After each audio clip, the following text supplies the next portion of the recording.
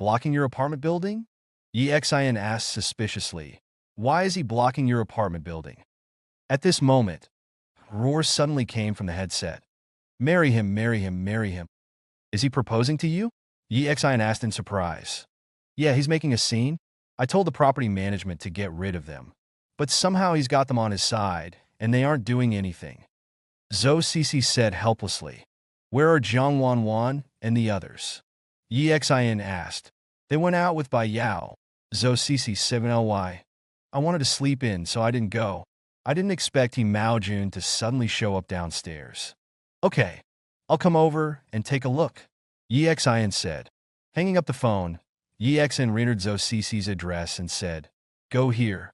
Zhang Wei nodded and quickly drove towards Zhou Cixi's community. About half an hour later, as soon as they arrived at the entrance of the community, they heard a commotion coming from inside. Locking the car, the two hurried towards Zhou Cixi's home.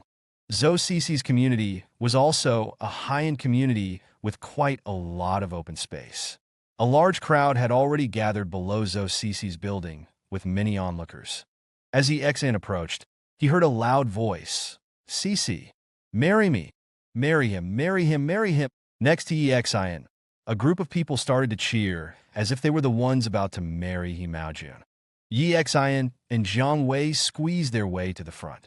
They saw the scene clearly. On the ground, countless roses were arranged in a heart shape, and many young men and women were kneeling. At the very front was a fat man in a suit. Because of the heat, he was already sweating profusely. He held a scroll in his left hand and a small box in his right. The box was open, revealing a dazzling diamond ring.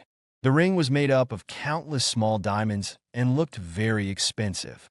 In front of them, Zhou Cixi stood there looking flustered. Cixi, this is the authentic Tang Yin painting I told you about. Don't you like collecting? This is as a betrothal gift. This is the most expensive diamond ring in Linhai, which I bought for 15 million. My sincerity is absolute. Mao Jun looked at Zhou Cixi expectantly and said, As long as you agree, I will definitely give you the most romantic wedding in the world. As he spoke, a burst of exclamations came from the surrounding crowd. How? How rich must one be to spend over 10 million on a diamond ring? Behind him, a girl also said, Zhou Cixi, just agree to marry my brother. You don't know how many women are dying to marry him. Only my brother is truly devoted to you. Girl, yeah, such a good family is hard to find. Don't be picky, just agree, an older woman in the crowd said. Immediately, another round of cheering erupted. Zhou Cixi was at a loss. She looked around anxiously, hoping Xin would arrive soon. I knew I shouldn't have come down, she muttered. Too many people were making a fuss earlier, creating quite a commotion. She wanted to come down and explain things to Mao Jun and ask him to leave. However, Mao Jun completely ignored her and continued his proposal, with the surrounding crowd cheering him on, making it difficult for her to leave. She pursed her lips and said to Mao Jun, I've already made it clear to you. I don't like you and I don't want to marry you. Can you please pack up and leave? I won't leave until you agree to marry me today, Mao Jun said. At the same time, he waved his hand and the surrounding crowd started cheering again. Seeing this, Xin touched his nose and walked out from the crowd. Because the middle area was empty, Xin's appearance naturally attracted a lot of attention. Many people looked at him. Who are you? At this moment, the woman who had previously called Mao Jun brother stood up and said, Can't you see there's a proposal going on here? Up ahead, Zhou Cixi also saw Xin. The nervous expression on her face relaxed inexplicably, and her whole body felt at ease. She didn't know when it started, but she had become completely reliant on Xin, believing that he could definitely help her resolve this situation. At the same time, Mao Jun also turned around. He looked at Xin, frowned, and said, It's you? Xin ignored him and walked directly towards Zhou Cixi. As everyone watched in surprise, he reached out and put his arm around Zhou Cixi's waist. Zhou Cixi was startled at first, then blushed slightly, but she very cooperatively took Xin's arm. Xin glanced at Mao Jun, then at the stunned onlookers and said with a smile, Let's go home. Whoa, she has a boyfriend. This is so awkward. Murmurs arose from the crowd, making He Maojuan's face extremely unsightly. He gritted his teeth and said, "Stop right there. Cece, don't pretend. He can't be your boyfriend. How could you possibly fall for a rapist?"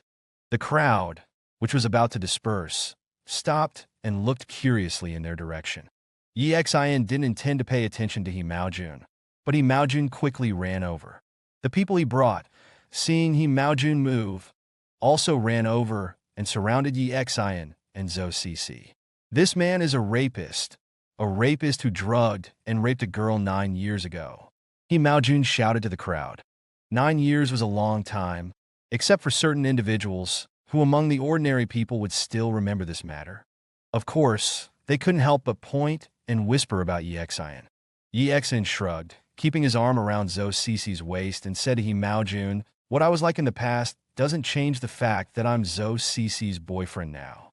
Get lost and don't harass Zhou Cece again." Damn it! These words almost made He Maojuan's nose crooked with anger. "Cece, don't be fooled by this kid. He's penniless. I investigated him. His dad is a nobody at Hanyu Group, doing nothing but collecting a meager salary. Yi Xian is just Lei Bin's assistant. That day, he must have been taking photos for Lei Bin. He himself has no money." He Maojun quickly said, "What I earn is enough for me. I like Yi Xian, that's all. Don't bother me again." Zhou Cece also spoke up. He Maojun was stunned and looked at Yi Xian in astonishment. Yi Xian gave him a helpless expression, as if to say, "She likes me. What can I do?" "Sister Cece, you can't spend your life with a man who has no ability." He Maojuan's sister quickly said, "Sister Cece, dump him and marry my brother." He Maojun took a breath and said to Yi Xian, "I'll give you 5 million. Leave Cece." Yi Xian raised an eyebrow and said with a smile, "I'll give you 100 million. Get lost immediately." Such empty words.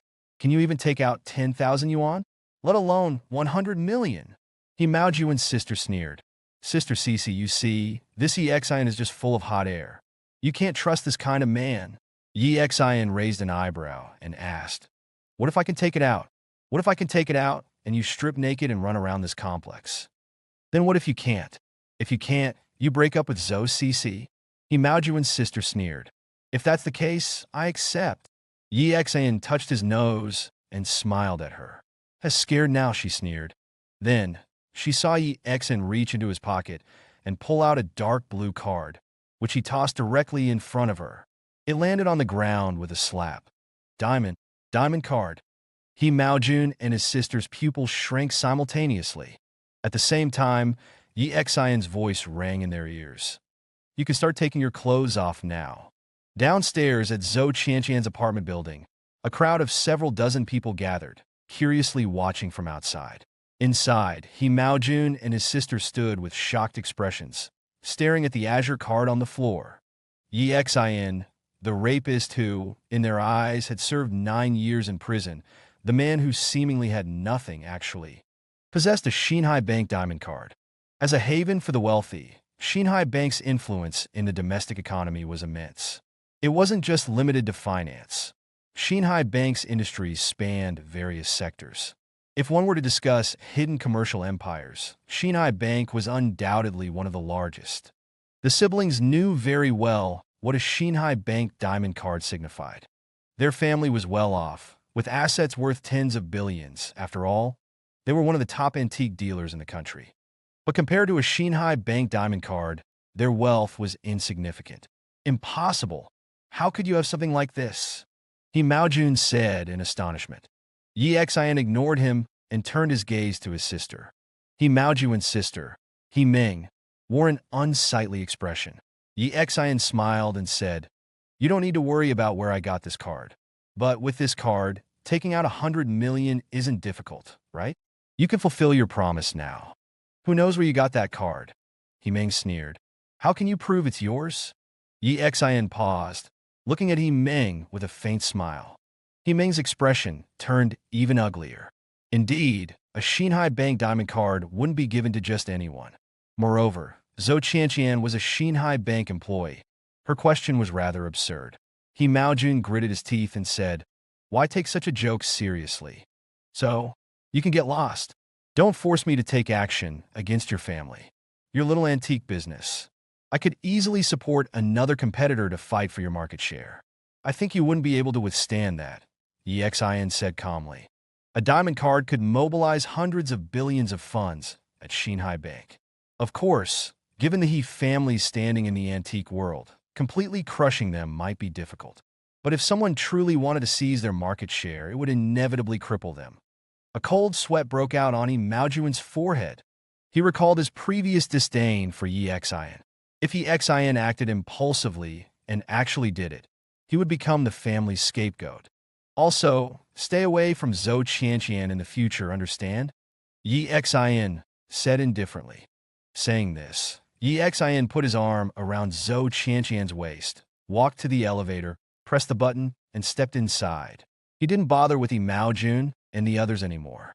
Someone like Yi Maojun, a businessman, knew how to weigh the pros and cons. After this incident, even if he was wary of him, he probably wouldn't harass Zhou Qianqian again. Inside the elevator, Yi Xian noticed Zhou Qianqian's face becoming increasingly red. "What's wrong?" Yi Xian asked. "There's no one here now," Zhou Qianqian said, looking down. "You can let go of me." Yi Xian was taken aback. He removed his hand from Zhou Qianqian's waist, touched his nose, coughed dryly, and changed the subject. "He shouldn't bother you anymore after this." "Thank you," Zhou Qianqian said, looking at Yi Xian gratefully. "Although I'm in charge of your business, since we met, you've always been the one helping me. You gave me a birthday present and such a valuable gift. And now you've dealt with Yi Maojun. I don't know how to thank you. We're friends." "It was nothing," Yi Xian said with a smile and a wave of his hand. "By the way, after we get back, there's one more thing I need to trouble you with." Zhou Qianqian asked. "What is it?" "Talk to Huang Liang. For any Shanghai Bank Industries in Linhai that are collaborating with the Yi family, terminate them as much as possible without affecting Shanghai Bank's interests," Yi Xian said. Zhou Qianqian was stunned, looking at Yi Xian in surprise. "Are you going to take action against the Yi family?" As they talked, the elevator arrived. They stepped out, and Yi Xian touched his nose, nodding. "I found out the truth about what happened 9 years ago. The Yi family was ruthless to me, so I won't show them any mercy." "But," Zhou Qianqian said worriedly, "the Yi family is vast and powerful. Their industries are all over the country. They have a huge commercial empire." Yi Xian smiled. "How do you know I don't have a commercial empire even bigger than theirs?" Zhou Qianqian looked at Yi Xian in astonishment. She didn't doubt his words. In her eyes, Yi Xian was incredibly mysterious. Even now, she couldn't figure out his background or why he had a Shanghai Bank diamond card. She had become accustomed to the shocks he brought her. After opening the door to his apartment, Yi Xian sat down and took out his phone, calling Laban again. Soon, Laban answered, "Hey, what's up, kid? I found out about what happened 9 years ago," Yi Xian said. Laban asked, "Who did it?" "Several families were involved, but the true mastermind was the Yi family. Contact them and find out how many assets I have worldwide. Also, contact Dr. Zhe and ask for his help," Yi Xian said calmly. "Then, take action against the Yi family." Laban mused. "Even so, it will be difficult to bring down the Yi family. Their foundation is very strong." "I know." Yi Xian touched his nose. "My exoneration is just a matter of waiting until the weekend. I've got control of the key witness. Everything I'm doing is to tell the Yi family that since they chose to target me, chose to sacrifice me, they should pay the price. I don't understand business, so I'll leave all that to you. Next week is the Yi family's annual summary meeting. Make sure they suffer the greatest losses this week. Make them cry their way to that meeting." On the other end, Laban licked his lips excitedly. "Don't worry, leave it to me. I'll make sure the Yi family cries." Meanwhile, in Linhai, at the Yi family residence, within the vast Yi family compound, several branches of the family lived. In one of the studies, Yi Zhongheng sat, flanked by Yi Zikan and Yi Ziyu. "Ziyu, go outside for a moment." Yi Zhongheng waved his hand. "Dad, you guys have to help me teach the Yi Xian a lesson. He showed off in front of me the other day. I was so angry." Yi Ziyu said. I know, Yi Zhongheng said. And dye your green hair back. It's an eyesore. It's art, Yi Ziyu protested. Yi Zhongheng glared at him coldly. Yi Ziyu shrugged. As long as you help me teach Yi Xian a lesson, I'll dye it back immediately. All right, go outside first. Your father and I have something to discuss. Yi Zikin patted his shoulder. Oh. Yi Ziyu nodded and left the room. After he left, Yi Zikin looked at Yi Zhongheng. Dad, how is it? Still can't reach him? Yes, Yi Zhongheng nodded. He said he'd call us last night after he finished, but he hasn't. I've called him a dozen times today, and he hasn't answered. I sent people to several of his residences, and he wasn't there. I'm afraid something's happened. Yi Zikin frowned. What should we do? Let's wait and see, Yi Zhongheng said. Maybe he just stayed up too late with a woman last night and hasn't woken up yet. Yi Zikin nodded. That's all we can do. Meanwhile, at the Liu family residence in Linhai, a white-haired old man looked at Liu Bai, whose head was wrapped in bandages. The old man looked quite elderly, but he was full of vigor and had a robust physique. This was Liu Yunshan, a highly respected figure in Linhai, and also a holder of a Xinhai Bank diamond card. Grandpa, you have to help me. That Yi Xian is Lei Bin's man. No matter what, you have to make him kneel and apologize to me, Liu Bai cried.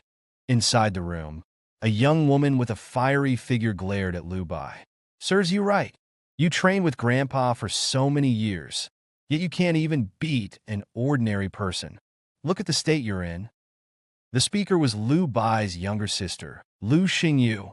She wasn't exceptionally voluptuous, but her figure was well-proportioned.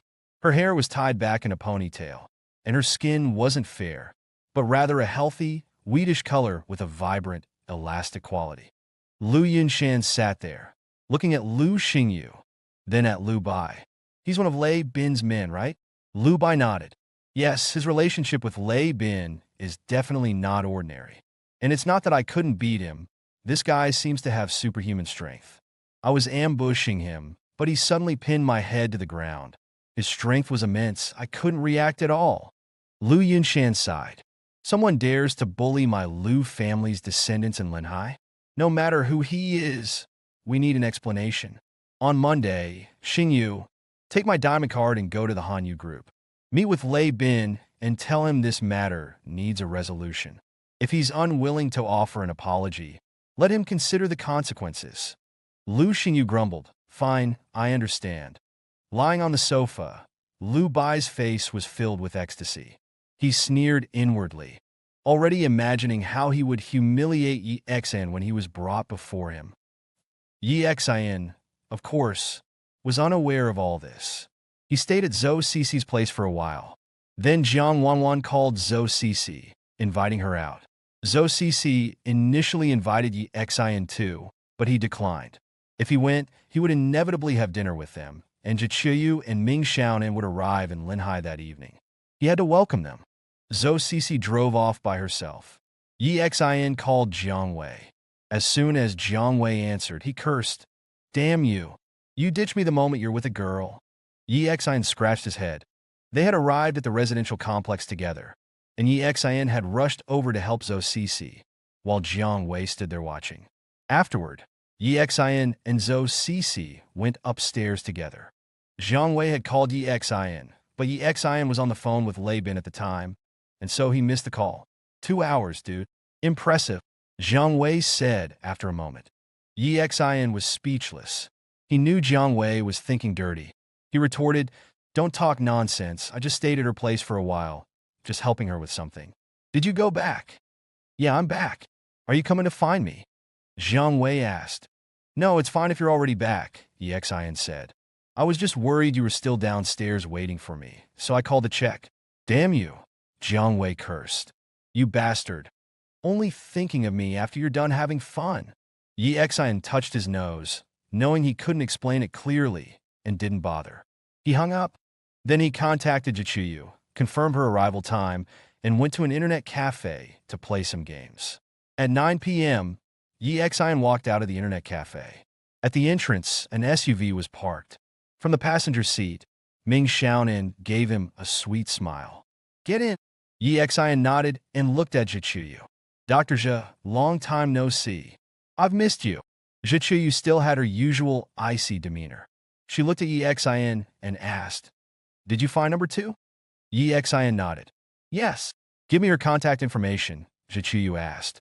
Exin shook his head. "That's not possible. Number two doesn't want to go back yet. She still has things to do." Zhichuyu started the car and glanced at Exin through the rearview mirror. "Since you found her, you should let her come back. The grudge from 3 years ago needs to be settled. Number 7 didn't die for nothing. None of those involved will escape. I'm in the city, and number 2 is in the city too. We'll cooperate and eliminate those people one by one," Exin said. Zhichuyu's cold face frowned slightly. Seeing Exin unwilling to say more, she didn't press further. Exin asked, "By the way, what brings you two to Yinjing this time?" Zhichuyu nodded. "The hermit has surfaced." Exin's eyes narrowed slightly, a hint of killing intent flashing within them. Really? For the Night Watchers, the name Hermit was their greatest pain. This person was the number 1 ranked assassin in the underground world, possessing terrifying strength.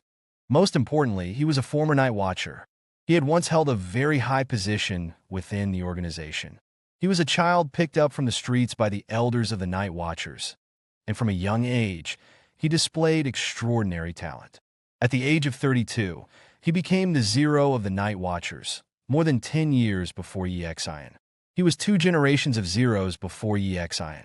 Later, for unknown reasons, he suddenly betrayed the organization and left, becoming an assassin and quickly rising to the top of the underground assassin rankings. He rarely made a move, but when he did, an important figure would inevitably fall. He was very mysterious. No one knew where he was or when he would strike. Thus, the underground world called him the Hermit. Of course, Exin knew his name. His name was Jian Xing. All Night Watchers knew his name. Every Zero had the mission to hunt down Jian Xing. It was the same for Exin and Lu Yang. During Exin's time as Zero, Jian Xing had acted a few times, disappearing without a trace after each operation, making him impossible to track. "Did he act in Linhai?" Exin asked. "No. This information came from a spy within the Red Lotus. Jian Xing is cooperating with Helan Tian. Their goal is to control the Wang family of Yinjing, specifically targeting a girl named Wang Jiechi, who is studying in Linhai," Zhichuyu explained. Exin's expression shifted slightly. The Wang family of Yinjing was a truly top-tier aristocratic family, different from families like Exin's. The Wang family wasn't just powerful in business. Their core members were also, to some extent, an underground organization. Exin asked in surprise, "Wang Jiechi?" Zhichuyu's lips curled into a cold smile. "Do you know her? I think I've met her once. She's an art student, right?" Exin asked. "Tsk tisk," Ming Xiaonan chimed in. "Dr. Zhou, you were right. Big brother Exin only knows how to hook up with pretty girls." Zhichuyu snorted. Exin felt awkward and quickly explained. "Misunderstanding, a huge misunderstanding. When I was in Linhai, I happened to meet Chen Meixian and her daughter from the Huanyu group. Her daughter invited me to be her model, and Wang Jiechi, being her best friend, was there too." "Oh, a mother-daughter duo?" Zhichuyu asked with a smirk. Exin was taken aback. "Dr. Zhe, you have to understand, you're the only one in my heart. It's just a pity that you've never paid any attention to me." Zhichuyu rolled her eyes. "I haven't felt it at all. If the goal this time is to control Wang Jiechi, the information from the Red Lotus suggests it's highly likely Jian Xing will personally act. The Wang family has sent a powerful expert, but we're still uneasy. If the Red Lotus succeeds in cooperating with or controlling the Wang family, it will be a big problem for us." "So?" Exin asked. Zhichuyu said, "Lu Yang is away on a mission and won't be back anytime soon. If Jian Xing appears, you'll have to act." "That's my mission anyway," Exin said, touching his nose. Yes, in his heart, he was still the Zero of the Night Watchers. As for Lu Yang, he was just a kid. Zhichuyu nodded. "By the way, did you find out the truth about what happened 9 years ago? Are you planning to take action against the Yi family?" "Yes," Exin nodded. "I'll give you my full support," Zhichuyu said calmly. Hearing Zhichuyu's words, Yi Xian chuckled. He had already obtained a list of several families involved in the incident from Yi Heng. For him, the real challenges were the two large families, the Yi family and the Zhou family. The Zhou family was relatively easier to deal with. They were backed by Red Lotus. However, the person in charge of Red Lotus in Linhai was Red Rose, and she was currently cooperating with Yi Xian. Getting Red Rose to ignore the Zhou family shouldn't be difficult. Without Red Lotus's support, the Zhou family would be easy to target. The real difficulty lay with the Yi family. Yi Xian wasn't aiming to bankrupt the Yi family. Completely ruining them was unrealistic, given their deep-rooted foundation. However, he wanted to make them truly regret and suffer within a week. He wanted to significantly reduce their assets, at the very least. Of course, the real moment of truth would be at the weekend, during the Yi family's annual summary. Unlike other companies, their annual summary was held in mid-June, and they usually invited representatives from many large companies in Linhai. At that time, Yi Xian would appear with Yi Heng and reveal the whole truth. That would be the moment to deliver the fatal blow. After Zhichuyu drove into a residential complex and parked in the garage, she said, "Come on up, Xiaonan, and I will be staying here for now." Yi Xian nodded and chuckled. "Is the house big enough? After I've settled things with my family, I'll move in with you guys." "Suit yourself," Zhichuyu replied. "Carry the things," Zhichuyu said after stopping the car. Her trunk was full of medical supplies, and Yi Xian helped her carry them upstairs. Their house was a Western-style house, quite spacious, so having Yi Xian stay wouldn't be a problem. After tidying up a bit, Zhichuyu sat down on the sofa. Yi Xian pondered and asked, "By the way, I heard from Qin Guosheng that you had some unpleasantness with those elderly folks. What happened?" "None of your business." Zhichuyu glared at him. Yi Xian scratched his head awkwardly. After staying with Zhichuyu for a while, Yi Xian left. He asked for directions to the exit and walked towards the gate of the complex. "Yi Xian," a voice called out from behind him just as he reached the gate. Yi Xian turned around and saw a beautiful long-haired girl skipping towards him. "Wow, it really is you. I followed you for a while, thinking I might have mistaken you." Yi Xian was also slightly stunned. The girl in front of him was Wang Jieqi.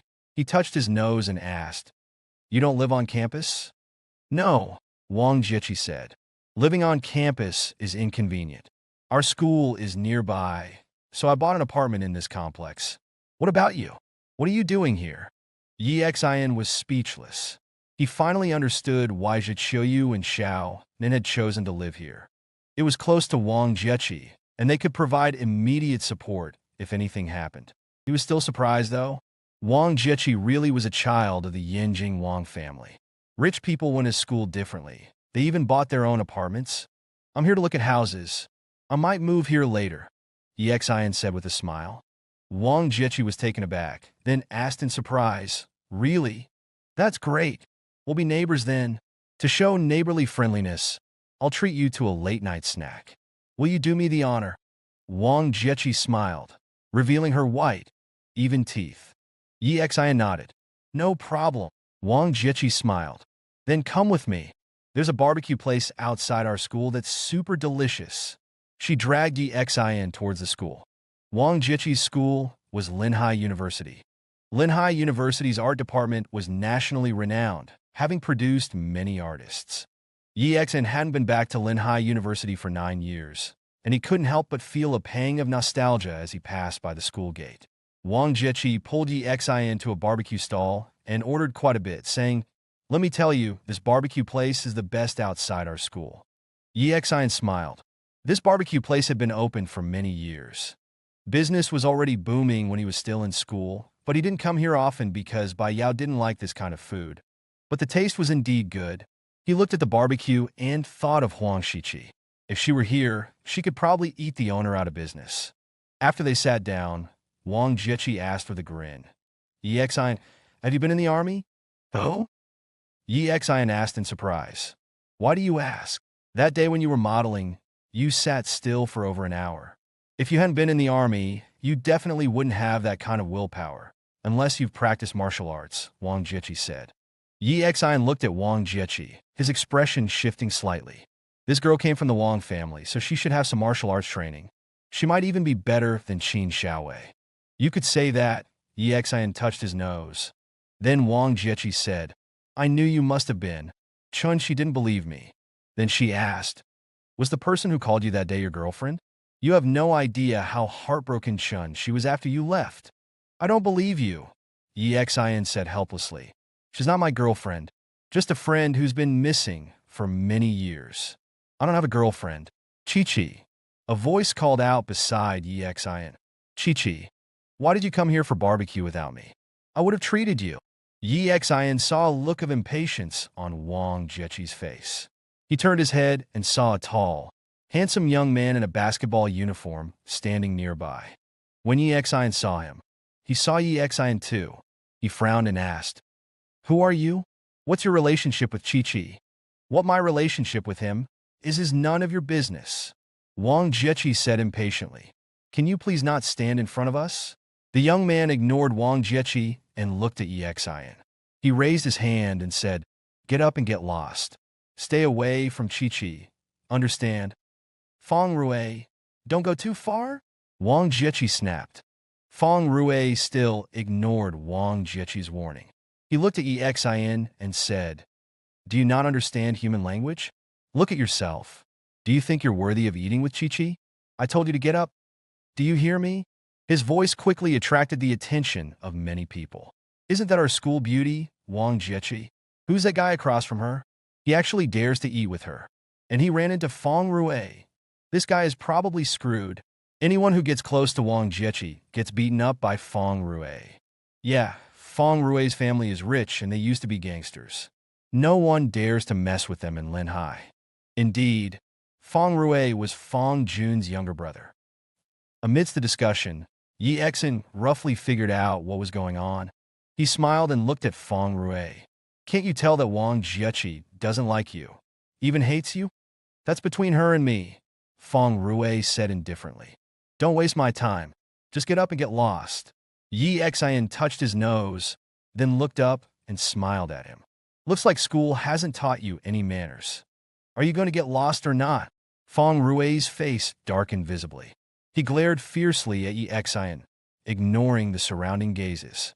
He picked up a nearby stool, pointed at Yi Xian, and asked, I'll ask you one more time.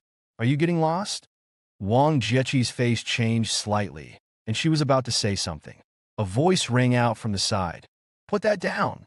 Yi Xian looked over and saw Feng Jun hurrying through the crowd. He grabbed Feng Rui's hand and said, hurry up and apologize. Feng Rui, as well as the onlookers, were stunned. Not far from the entrance of Linhai University, at a barbecue stall, Yi Xian and Wang Jiechi were sitting. Wang Jiechi looked at Feng Jun, who had rushed out, with surprise, unsure of what was happening. Yes, Feng Jun had just been playing basketball at Linhai University. After the game, he asked Feng Rui to go to the barbecue stall and order food while he put the ball in the car. He arrived a little late and saw Feng Rui in a conflict with someone. At first, he didn't think much of it. Them bullying people was a common occurrence. However, when he saw that the person sitting there was Yi Xian, he was terrified. In fact, after returning home, he had told his father, Feng Han, about this matter. Upon hearing that Yi Xian had some connection with Lei Bin, Feng Hanshan's reaction was different from the Liu family's. The Liu family wanted to go to Han Yu Group to confront them, but Feng Han didn't dare to provoke Lei Bin. Feng Jun was beaten by Feng Han and was told to go to Han Yu Group on Monday to apologize to Yi Xian. Now, before he could apologize, Feng Rui was about to hit Yi Xian with a stool. He thought of Liu Bai, who had attacked Yi Xian before, and knew that if Feng Rui made a move, the consequences would probably be no less severe than Liu Bai's. He quickly stepped forward to stop him. Feng Rui quickly apologized to Yi Xian. Feng Rui was stunned. He looked at Yi Xian and said, Brother, are you crazy? You actually want me to apologize to this idiot? How can you be so cowardly? Slap! Hearing his words, Feng Jun slapped him across the face and then quickly apologized to Yi Xian with a smile. Yi Xian, my younger brother is ignorant and doesn't know what to say. Please don't take it to heart. Yi Xian looked at the two brothers with a smile, saying nothing. Fong Jun's expression changed slightly, and then he whispered something in Fong Rui's ear. Fong Rui's face was shocked. He is EXIN. Fong Jun nodded and said, so apologize quickly, don't fucking talk back. We'll settle the score later. Don't provoke him now. Although it was noisy, and the two spoke softly to each other, EXIN still heard them clearly. EXIN smiled slightly in his heart, not paying much attention. Around them, many Linhai University students were watching. Fong Rui's face didn't look good, but he quickly said, EXIN, I'm sorry, I didn't know it was you just now. I was too impulsive. I hope you won't hold it against me. EXIN waved his hand and said, so much trouble just for some barbecue. Go somewhere else if you're not happy. The surrounding Linhai University students who were watching were stunned. Who was Fong Rui? The little tyrant of Linhai University. He didn't even care much about the school's teachers or principal, and now he was actually apologizing to EXIN. Moreover, the ordinarily dressed EXIN, sitting there, looked impatient. They couldn't help but wonder who EXIN really was. Of course, no one answered them. After apologizing, Fong Rui heard the surrounding discussions and felt that he couldn't stay here any longer, fleeing as he pulled Fong Jun away. At this time, the barbecue was also brought to the table. EXIN and Wang Jiechi didn't pay much attention and ate on their own. The farce was over, and the onlookers dispersed. After everyone left, Wang Jiechi looked at EXIN and asked suspiciously, EXIN, what do you do? Why is that Fong Jun afraid of you? These two brothers are notorious villains in Linhai. Their family used to have a gangster background. Why are they afraid of you? Saying this, Wang Jiechi smiled and said, tell me quickly, why are they afraid of you? Eat. EXIN wanted to brush it off. Wang Jiechi's eyes lit up slightly. She looked around and then whispered, you're not from the underground, are you? EXIN was surprised that Wang Jiechi actually knew about the underground's existence, but he showed a blank expression on his face and said, what underground? Tisk, boring. Wang Jiechi pouted. After they finished eating, Wang Jiechi went to pay the bill and said, let's go. Want to walk around the school? EXIN looked at the time. It was already past 10 o'clock at night. He shook his head and said, forget it, I should go home. If it weren't for someone constantly following them, EXIN wouldn't mind walking around the school with her for a while, but he really couldn't stand the feeling of being followed. In fact, from the moment they left the residential area, EXIN had sensed that someone was following them. He guessed that it was someone the Wang family sent to protect Wang Jiechi, so he didn't say anything. But he didn't like the feeling of someone watching his back. All right, then I'll go back too. We're going to be neighbors from now on, so let's add each other on WeChat. Let's get together for barbecue sometime. And invite Chinchi too, Wang Jiechi said with a grin. EXIN nodded, added her on WeChat, and after watching Wang Jiechi leave, he didn't go home. Instead, he took out his phone and called Huang Shiqi. He had to tell number 2 about the possibility of the hermit appearing in Linhai. The call quickly connected. The other end was noisy, and Huang Shiqi's voice came through. What's up? Where are you? I need to talk to you, EXIN said. I'm at the Flowing Fire Bar, Huang Shiqi said. I'll be right there. EXIN nodded. Soon he arrived at the Flowing Fire Bar. This was his 3rd time here. This time no one blocked the entrance and he walked into the bar. Inside, the lights flashed and loud music constantly blared. EXIN reached the entrance and looked around. He quickly spotted Huang Shiqi. Beside her were 2 men holding wine glasses. EXIN frowned slightly, silently sweating for those 2 men. Beautiful. Have a drink with us. Or add us on WeChat. EXIN quickly walked over and patted their shoulders. The 2 men turned around, frowned upon seeing EXIN, and said, something wrong? Nothing. Just stay away from my woman. EXIN smiled at them. Saying that, he put his arm around Huang Shiqi's waist, and Huang Shiqi naturally leaned against him. The 2 men frowned and said, lame. After they left, EXIN released Huang Shiqi and smiled. What would you have done if I hadn't come? Beat them up, what else? Huang Shiqi held her glass and said with a grin, what did you need me for? EXIN looked around, then called a waiter. We need another booth. They moved to a relatively secluded booth. EXIN then frowned and asked, why are you at a bar? Don't you hate these places the most? Is there a target here? Do you need me to take care of it? Small fry, I can handle it myself. What did you want to talk about? Because it was noisy, they had to speak very close to each other. Yi Xen exhaled, glanced around, and then leaned close to Huang Shiqi's ear and said, "The hermit has appeared. He's cooperating with Red Lotus and wants to target a little girl from the Wang family in Linhai." What? Huang Shiqi frowned. Is that true? Yes. Yi Xian nodded. Dr. Zhe and the others have also arrived in Linhai. She asked me for your number. Huang Shiqi frowned. You gave them my number? Yes, she probably has something to discuss with you. She might not be completely confident in protecting against the hermit and will probably ask for your help, Yi Xian said. Huang Shiqi calmly said, Before I get my revenge, I won't go back, and I won't have anything to do with anyone from the Night Watch. Yi Xian's expression shifted slightly. He felt that something was strange about Huang Shiqi. He pondered and asked, Number 2, are you hiding something from me? Huang Shiqi's expression flickered as she looked at Yi Xian. Meanwhile, in a private room on the second floor of the bar, a window was open. The second floor rooms at Flowing Fire Bar had soundproof windows. With the window open, one could enjoy the atmosphere of the first floor. Closed, it was very quiet inside. And from the second floor, one could see most of the first floor clearly. In this private room were Jiang Wanwan, Bai Yao, and others. At this moment, Jiang Wanwan opened the window and looked down. Suddenly, her eyes flickered, landing on Yi Xen and Huang Shiqi not far away. She saw the two talking intimately, and her brows furrowed involuntarily. This guy, as expected, is a pervert, actually coming here to find girls. Jiang Wanwan pouted and snorted. Seeing Jiang Wanwan muttering to herself, Bai Yao asked, What's wrong? Yi Xian is downstairs cuddling and kissing with a woman. This Yi Xian is really problematic. Jiang Wanwan grumbled. Her words made the girls in the private room curiously stand up and run to the window. Shuh. Because they were standing by the window, the people below could also see the second floor, which was undoubtedly an extremely beautiful sight.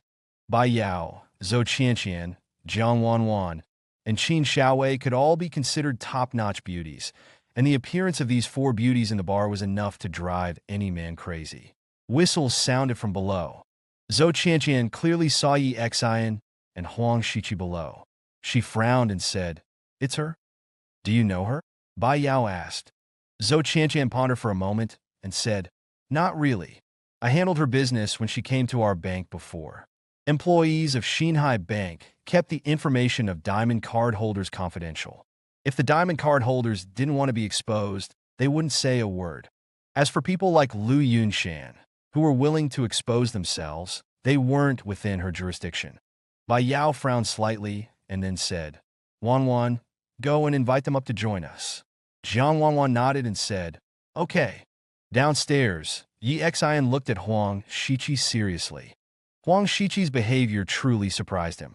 She showed a complete unwillingness to contact anyone from the Night Watchman. She was even a little unhappy that he gave Zhe Chuyu her phone number, which Yi Xian hadn't expected. This wasn't simply not wanting to go back, but rather some kind of resistance to the Night Watchman. Thinking of the hermit who had betrayed the Night Watchman, Yi Xian was a little worried about whether something had happened to her in the past 3 years. So he asked, Are you hiding something from me? Huang Shiqi paused, then wrinkled her nose and said in surprise, No, why would you suddenly ask that? Yi Xian knew Huang Shiqi's character very well. They had joined the Night Watchman at the same time and had been in the same squad for 6 years, until the incident 3 years ago. She wrinkled her nose when she lied. But Yi Xian also knew that she was very stubborn. If she didn't want to say something, she definitely wouldn't. He remembered the surprise on Qin Guoxing's face when he heard that he had found Huang Shiqi. Connecting this to the current situation, whether it was Huang Shiqi or the Night Watchman, they should both be hiding something from him. And since neither Huang Shiqi nor the Night Watchman had told him, it meant that the matter was related to him. He didn't press Huang Shiqi. He knew that if Huang Shiqi didn't want to talk, no matter how much he asked, she wouldn't. I just feel like you're acting a little strange, Yi Xian said. Then he put his hand on Huang Shiqi's shoulder and said, Number 2, remember, no matter what happens, I hope you can tell me. I'm stronger than you. I was the captain of our squad. When we return to the night watchman, I will still be your captain, and we will still be the strongest special forces squad of the night watchman. So I hope. If you have anything on your mind, you can tell me. I will bear it with you. Hearing Yi Xian's words, Huang Shiqi's eyes glistened with tears. She nodded and said, I know, but there really is nothing. Just as Yi Xian was about to say something else, a voice sounded behind him. Yi Xian, what are you saying about night watchmen? What strongest special forces? What captain? Yi Xian and Huang Shiqi's pupils constricted almost simultaneously. Yi Xian turned his head abruptly and found Jiang Wanwan standing by the booth at some point, looking at him curiously. Damn it! Yi Xian cursed in his heart. The bar was crowded and noisy, and he thought no one would be so bored as to listen to his conversation with Huang Shiqi. He hadn't paid attention to his surroundings just now, but he didn't expect someone to actually be that bored. Why are you eavesdropping? Yi Xian touched his nose and said. Jiang Wanwan sat down next to Yi Xian and said, Bai Yao and I are playing in the private room on the second floor. They saw you and wanted to invite you up to join us. I just came over and thought you were confessing to a girl, so I didn't interrupt. She then widened her eyes and said, Don't change the subject. Answer my question quickly. Yi Xian felt a headache coming on. Jiang Wanwan was extremely curious. Back in Jiangsheng, she had constantly pestered him because she was curious about how he had saved Jiang Zhenan. Of course, that's also how they became familiar with each other. Now that she had heard these things, she wouldn't stop until she got to the bottom of it. Yi Xian's head was pounding. He coughed dryly and said, Oh, you're overthinking it. Let me introduce you. This is Huang Shiqi, my best friend. We were just talking about the days when we worked night shifts as security guards together. I was the captain of the security team, and she was the best security guard in our team. Get out of here, Jiang Wanwan said. Yi Xian, I find you're really talking nonsense. This beautiful lady can handle business at Xinhai Bank, and she would go be a security guard with you? What's wrong with experiencing life? Yi Xian touched his nose. Tell me quickly. Jiang Wanwan tugged at Yi Xian's arm. Please just tell me. Who are you really? You're always so mysterious. Is there anything you can't say? Yi Xian's head was about to explode. He quickly changed the subject. Didn't Bai Yao and the others call us up to play? Let's go up. As he said that, he pulled Jiang Wanwan up, and Jiang Wanwan clung tightly to his arm as if hanging on him, saying, I'm not going up. Explain yourself first, I beg you. Beside them, Huang Shiqi couldn't help but smile at this scene. Then she also stood up and followed Yi Xian upstairs. Some men in the bar saw Yi Xian with two beautiful women, especially with one hanging on him, and their faces were filled with envy. Soon, they reached the second floor. Yi Xian asked, Which private room? I won't tell you. Tell me what you meant just now. Jiang Wanwan let go of Yi Xian's arm and pouted. If you don't tell me, then I'll leave. Yi Xian shrugged and pretended to walk downstairs. Yi Xian. Just then, the door of a private room suddenly opened, and Qin Xiaowei poked her head out and said, We're here. Yi Xian hadn't seen Qin Xiaowei for a long time, and he smiled and walked over. Jiang Wanwan stomped her foot in frustration and followed him into the private room. The private room was extremely quiet, with many fruit platters and other things. The windows were closed, and there was no sound inside. It was a karaoke-style room where they could sing. Bai Yao looked at Huang Shiqi beside Yi Xian, frowned slightly, and then said to Yi Xian, Thank you for the Zhou Rui matter. She knew that Yi Xian was the reason her engagement with Zhou Rui had been postponed. And now, the Bai family's choice was to seek the Yi family and abandon the Zhou family, which also meant that her engagement with Zhou Rui was over. After a brief introduction, they sat down on the sofa. Just as they sat down, the door of the private room was suddenly pushed open, and Bai Qi walked in with a bottle of wine, saying, Ladies, I brought you. As soon as he said this, he saw Yi Xian.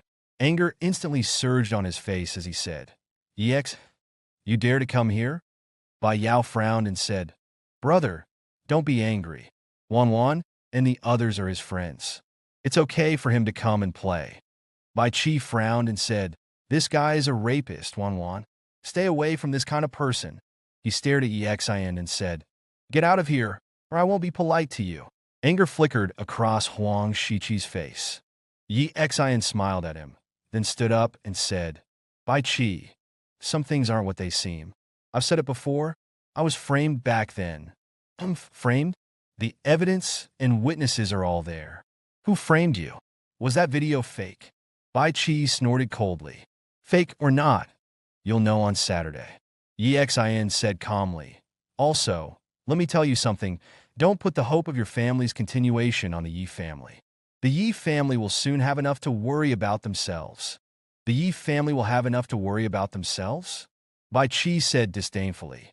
The Yi family is huge and powerful. How could they have enough to worry about themselves? Just because you, Yi Xian, returned to Linhai? Yi Xian raised his head and smiled faintly at him. Yes, just because of me. Yes, it's me. Yi Xian touched his nose and looked at Bai Qi. Bai Qi was slightly stunned at first. Then a look of disdain spread across his face as he said, This is the biggest joke I've ever heard in my life. You? What makes you think you can keep the Yi family occupied? Is it your father, who has no real power in the vast universe group? Or is it you, fresh out of prison? Yi Xian smiled and said indifferently, You'll know on Monday. I'm just reminding you, if you have a brain, go and see what industries your family has conflicts with the Yi family, and find a way to seize their market share in the next week. These markets should be enough for your Bai family to survive this crisis. Having said this, Yi Xian added faintly, in the next week, Linhai will be reshuffled. This was also a reminder from Yi Xian. He didn't have much hatred for the Bai family. From the information revealed by Yi Heng, Bai Xian was also one of the victims. The Bai family wasn't involved in the incident at the beginning, and everything they did later was only because Bai Xian was drugged and raped. Listening to Yi Xian's confident tone, Bai Qi still didn't believe him. The Yi family's current status in Linhai might not be as good as the Lu family's, but in terms of business, they were extremely large. Wanting to move against them, and within a week, was almost impossible. You're good at bragging. Bai Qi sneered. Seriously, Yi Xian, how can you even say such things? Beside him, Bai Yao pursed her lips and said, Brother, Yi Xian has a new Ocean Bank diamond card. Bai Qi was startled. He subconsciously looked at Bai Yao, and then at Zhou Cixi. Zhou Cixi nodded at him. Bai Qi looked at Yi Xian in disbelief. After a while, he gritted his teeth and said, Even if he does, so what? The Yi family doesn't rely that much on New Ocean Bank, and their business dealings with them are limited. Yi Xian waved his hand. I don't want to prove anything to you. It's your Bai family's business anyway. If I were you, I wouldn't be arguing with me here, but would go back and check my company's business to see how much conflicts with the Yi family. As for the rest, we'll see on Monday. Bai Qi's face flickered with uncertainty. At this time, Bai Yao looked at him and said, Brother, just trust Yi Xian. He really will do it. He said before that he would make it impossible for Zhou Rui to hold the engagement banquet with me. And the next day, the Zhou family encountered big trouble. Did Yi Xian cause the Zhou family's downfall? Bai Qi asked, his gaze fixed. Bai Yao nodded. This time, Bai Qi was truly shocked.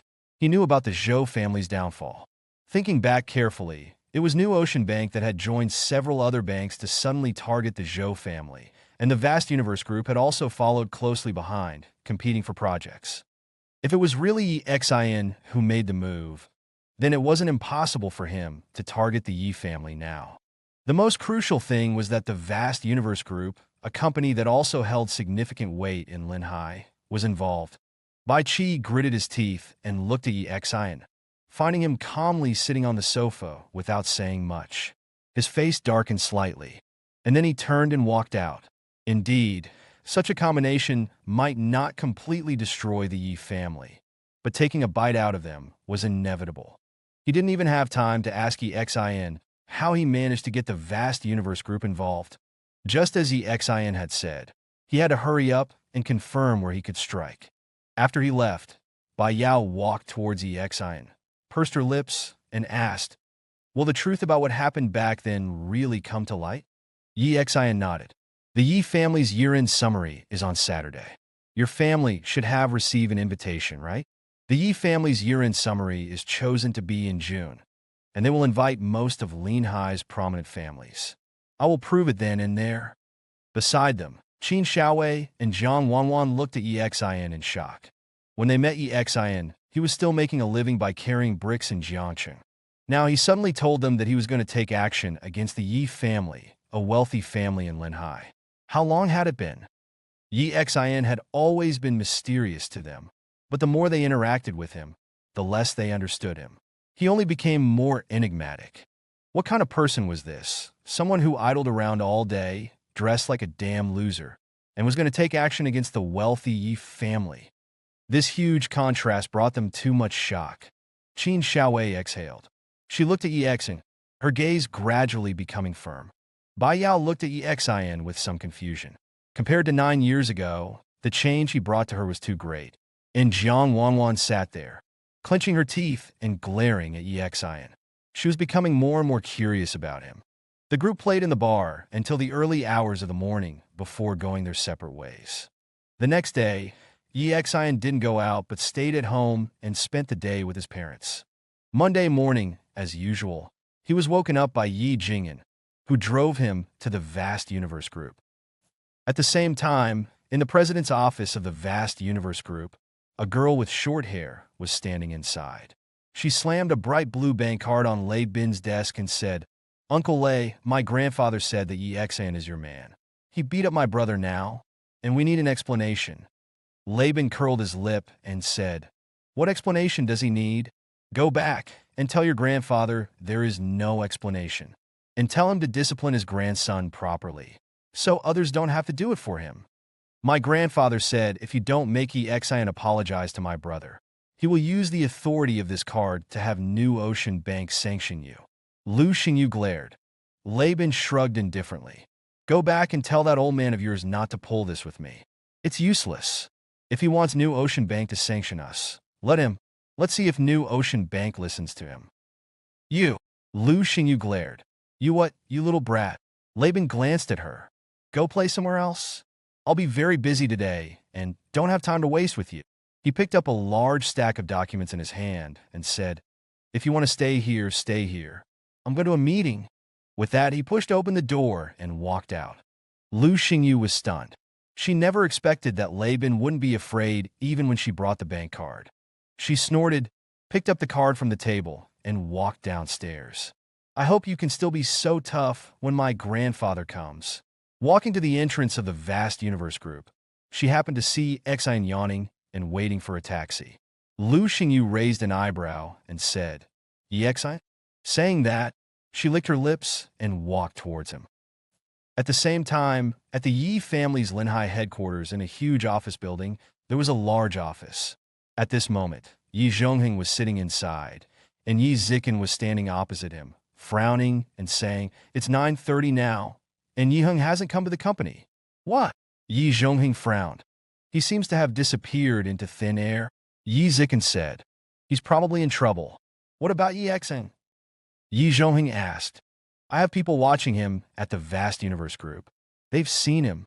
Yi Zikin said, "He's perfectly fine. It's probably the assassin Yi Heng hired that had a problem." Yi Zhongheng stood up, took off his glasses, and frowned slightly. "Ring, ring, ring." As they were talking, the phone on his desk suddenly rang. He glanced at Yi Zikin and then answered the phone. "Hello, Chairman." An urgent voice came from the phone. "New Ocean Bank, along with several other banks, have simultaneously terminated their cooperation with us and are urging us to repay our debts." Yi Zhongheng frowned. "What's going on?" "I don't know. They called as soon as I got to work this morning." The voice on the other end said, "All right, quickly communicate with New Ocean Bank and ask what's going on. I have to organize the morning meeting," Yi Zhongheng said. After he hung up, the phone rang again. "Hello." He answered the phone again. "Chairman, it's bad. The Vast Universe Group suddenly made a move on several projects we're competing for, raising prices. At the same time, their competing clothing and jewelry businesses have suddenly started to cut prices across the board. They want to start a price war with us." An anxious voice came from the phone. "Why so suddenly?" Yi Zhongheng's heart lurched, and a sense of unease suddenly arose. "I don't know." The voice on the other end said, "Summarize the information and report it to me at the morning meeting," Yi Zhongheng said in a calm tone. Having been in charge of the Yi family for many years, he had faced many business problems. Although he felt uneasy, he wouldn't lose his composure. He hung up the phone, and it rang again. Then, one call after another rang. With each ring, the solemnity on his face deepened. Inside the Yi family's headquarters, the company's executives began to gather in the conference room. Most of the top brass were Yi family members. In this family-run business, climbing to the top was impossible for anyone outside the family. They had all received calls summoning them to an immediate emergency meeting.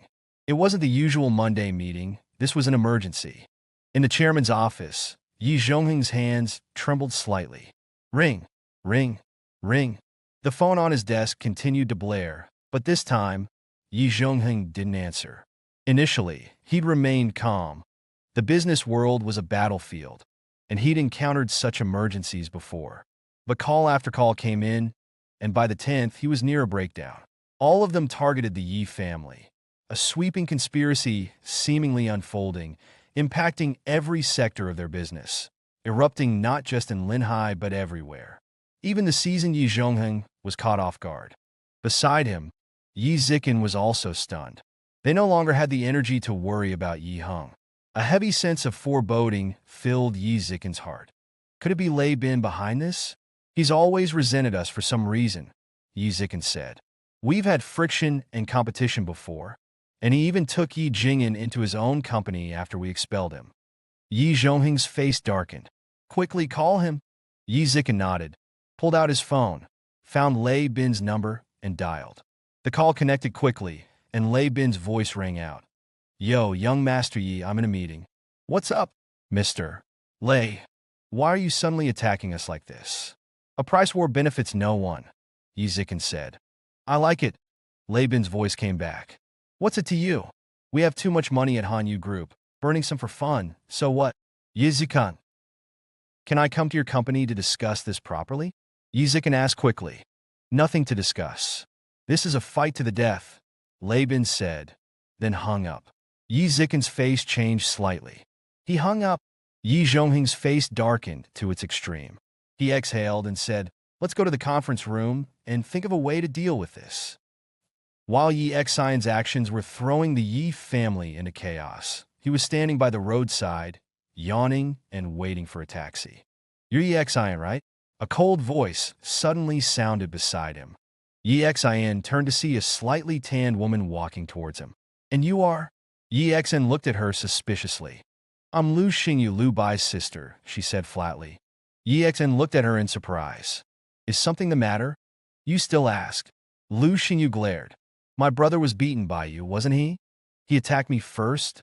I was just defending myself, Yi Xian said, glancing at her. He found there wasn't much to see.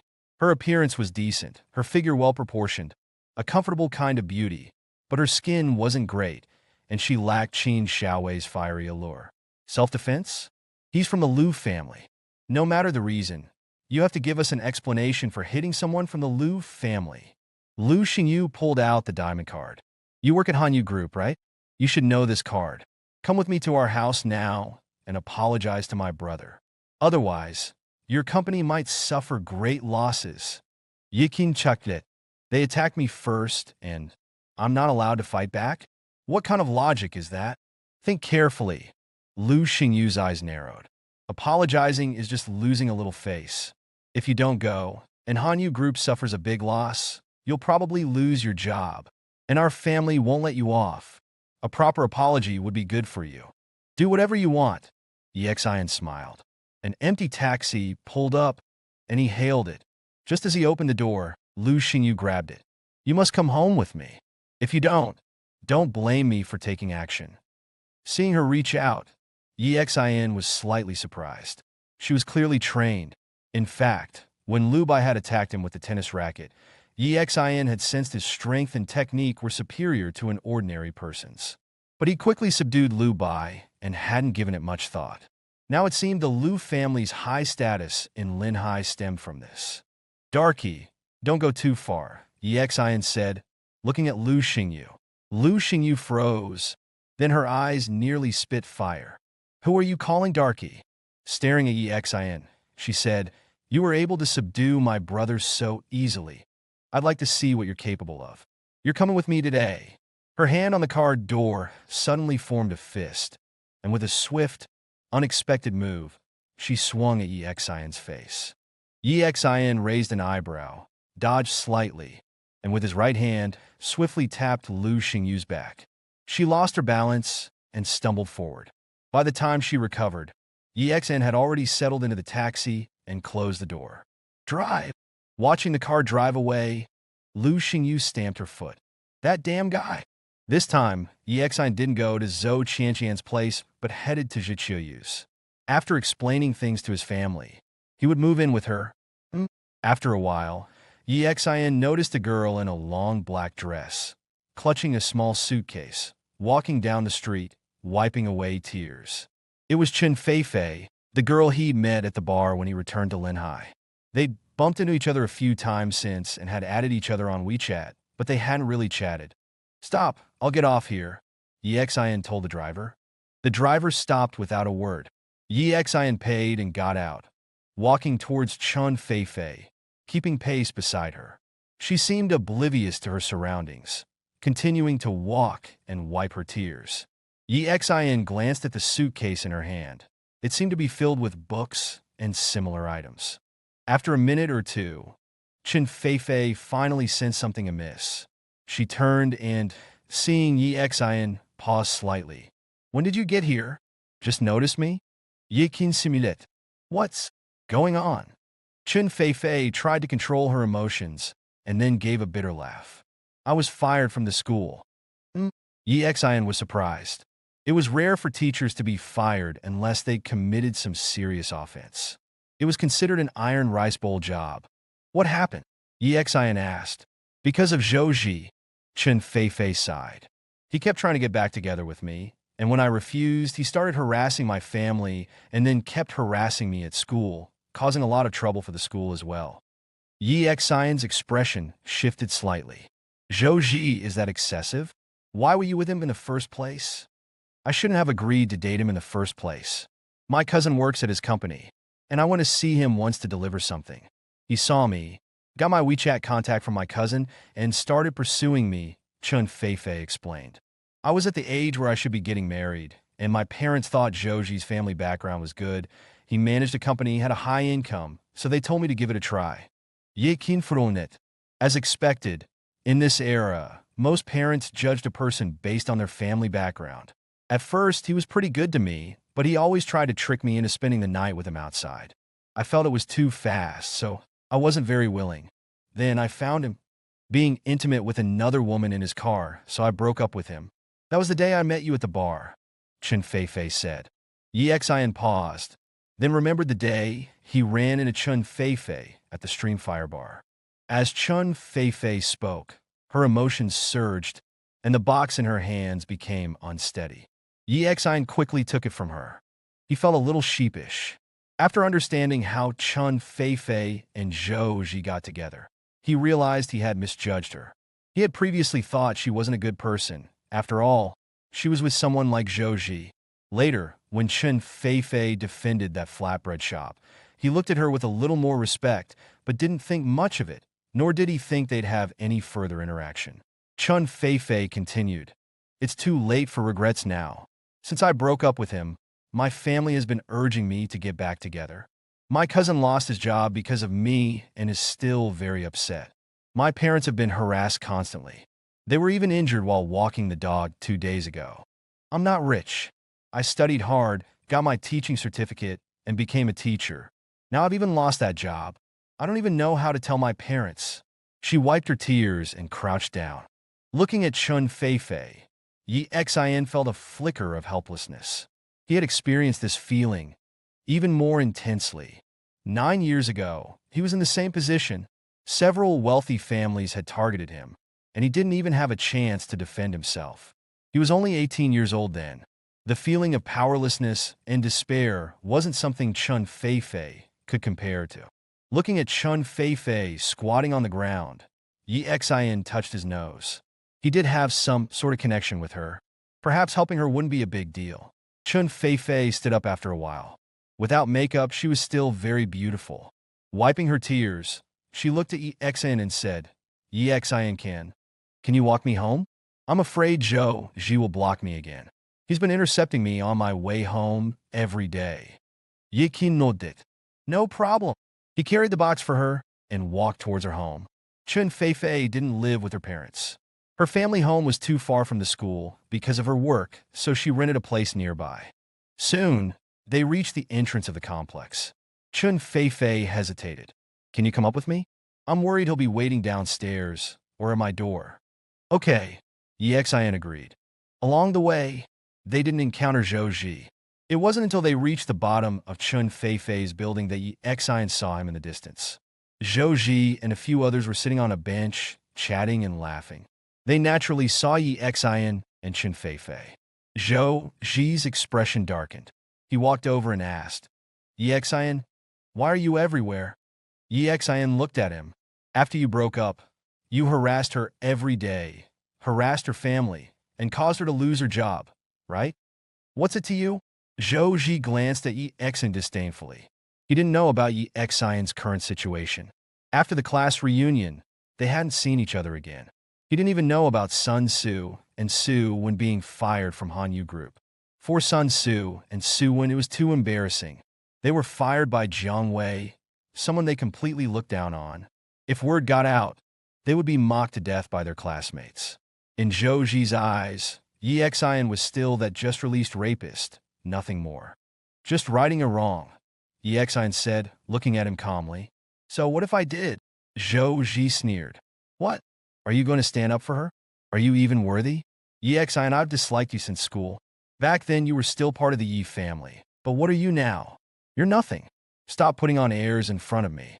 And no matter how you met Chun Feifei, stay away from her. As he spoke, the people behind him moved closer. Zhou Ji sneered. This time, I'll teach you a lesson. Beat him up. Slap.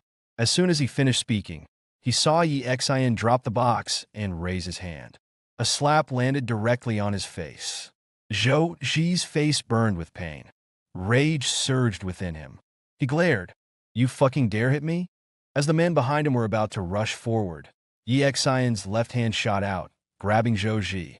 Another punch landed squarely on Zhou Ji's face, right in the nose. Zhou Ji saw stars. His nose was caved in, and blood and tears flowed. Beside Yikin, Chan Feifei covered her mouth. She hadn't expected him to just attack Zhou Ji without a word. Seeing Zhou Ji's miserable state, she felt a sense of release. She had been driven almost mad by him recently. Someone behind Zhou Ji came to help. As he rushed forward, Yi Xian glanced at him and kicked.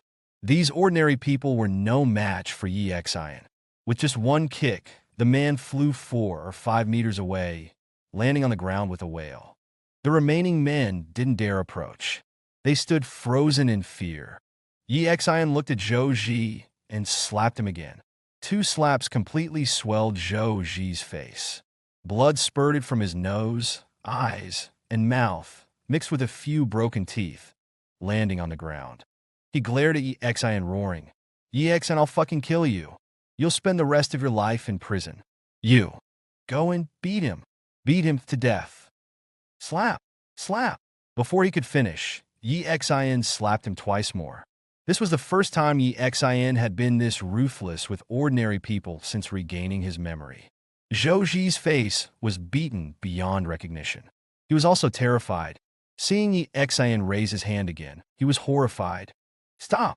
Just then a shout rang out. Yi Xian turned and saw several security guards rushing over, batons in hand, pointing at him. Yi Xian frowned, released Zhou Ji, and kicked him to the ground. He said calmly, Don't harass Chun Feifei and her family again, or you won't get off so lightly. The people Zhou Ji brought were cursing inwardly. Zhou Ji was beaten to a pulp, and he called that getting off lightly. A property manager rushed out from the crowd. He helped Zhou Ji up. Mr. Zhou, are you okay, Mr. Zhou? Chun Feifei hurried to Yi Xian's side. The property management in our complex is Zhou Ji's company. He manages the property department of the Zhou family business. Yi Xian's heart stirred. No wonder Zhou Ji could cause trouble in the complex repeatedly and still swagger around. The property management belonged to his company. Zhou struggled to his feet, spitting out blood. He was furious. Yi Xian had actually hit him. He was seething with rage, and the arrival of the property staff gave him some confidence. Yi Xian, I'll fucking kill you this time. You'll spend the rest of your life in jail. You go and beat him. Beat him too. Yi Xian cut him off. He touched his nose. Seems like the lesson wasn't enough. Huh. Everyone was stunned. In the next instant, Yi Xian darted forward and kicked Zhou Ji in the chest. Bah! Zhou Ji flew again, 4 or 5 meters away, crashing heavily onto the lawn. His eyes turned cold as he looked at the security guards. Anyone fucking dare move and see what happens. In that instant, Yi Xian's zero aura exploded. Everyone felt a suffocating fear. No one dared to move. They stared at Yi Xian in terror. Yi Xian turned, picked up the box, and said to the stunned Chun Feifei, "Let's go." Chun Feifei lived in a small studio apartment. She sat on the sofa, a conflicted expression on her face, glancing towards the bathroom from time to time. Inside, Yi Xian was washing his hands. They were stained with blood from the fight with Zhou Ji. After the brief rush of satisfaction and release of hatred, worry crept onto Chun Feifei's face. In her eyes, Zhou Ji was a powerful and influential man. He managed a property company and had the backing of the formidable Zhou family, someone she couldn't afford to offend. She didn't know who Yi Xian was, but judging from Zhou Ji's words, he was just an ex-convict with no background. She worried that Zhou Ji would retaliate, or as he had threatened, sue Yi Xian and send him back to prison for life. When Yi Xian came out, Chun Feifei pursed her lips and said, "Yi Xian, thank you, but what if Zhou Ji really sues you?" "It's fine, let him sue." Yi Xian shrugged indifferently. "It won't affect me. As long as your family is willing to testify that he harassed you, I won't have any problems." He looked at Chun Feifei and asked, "What about you? After this lesson, Zhou Ji probably won't dare to harass you anymore. What are you going to do? Go back to school?" Chun Feifei hesitated. "I don't want to go back. This incident has disheartened me. After yesterday's notice, I submitted my resume online. I have an interview at 11 o'clock. I can't earn much at school anyway. Might as well work for a big company." Yi Qin nodded. That was an option. He thought for a moment and asked, "Which company?" "Huanyu Group. I'm interviewing for an administrative position." "It should be no problem," Chun Feifei said. Yi Xian was taken aback. He touched his nose and said, "All right, then I wish you success. If there's nothing else, I'll be going." Although he was relatively familiar with Chun Meixian, it wasn't to the extent where he could just get someone hired. If it were Hanyu Group, he could have put in a word since it was his own company. Chun Feifei nodded, then hesitated again. "Yi Xian, after my interview, can I treat you to a meal sometime? I want to thank you properly." Yi Xian turned and smiled at her. "Sure." Chun Feifei blushed. "Then I'll call you." Yi Xian nodded and left. Just as he reached the bottom of the stairs, his phone rang. He glanced at the unfamiliar number and answered, "Hello." Silence. "Speak," Yi Xian prompted again. More silence. Exasperated, Yi Xian said, "Are you crazy?" He was about to hang up when a hoarse voice suddenly came from the phone. "Zero." Yi Xian's expression changed, his tone turning icy. "Who is this?" Silence again, as if the person on the other end was thinking. After a long pause, the voice said, "The Hermit." This day was destined to be an extraordinary one for Linhai. The Yi family was in chaos and anxiety. The stock prices of almost all their listed companies were plummeting. In just one morning, the Yi family's total market value had evaporated by tens of billions. At the Bai family headquarters, Bai Qi sat in his office, watching the stock market on his phone, his face a mixture of excitement and shock. Yes, others didn't know what caused the current chaos in the Yi family, but he did. Yi Xian had actually done it, taking a huge bite out of the Yi family. And this was only Monday. Who knew how much more would be lost before the Yi family's year-end summary? Because he had prepared in advance and joined the fray, he was likely to be the first beneficiary of the Yi family's turmoil. He was both excited and shocked. He couldn't understand how Yi Xian, after 9 years in prison, had managed to do this. Yi Xian, opposite him, By Xn sat with a melancholic expression, murmuring his name.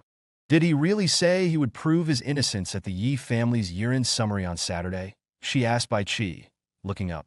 Bai Qi nodded. That's what he said. Bai Xn pursed her lips and exhaled. Then I'll go too. Give me a ticket. Meanwhile, at the Liu family residence in Linhai, Liu Xingyu stormed into her home, fuming. The Liu family didn't live in a modern building, but in a large courtyard house, though the interior was modernly furnished. The sprawling courtyard, located in Linhai, was worth several billion. Inside the courtyard was a huge room, called the training room. Liu Xingyu marched into the training room, still cursing. Inside, Liu Yinshan sat cross-legged.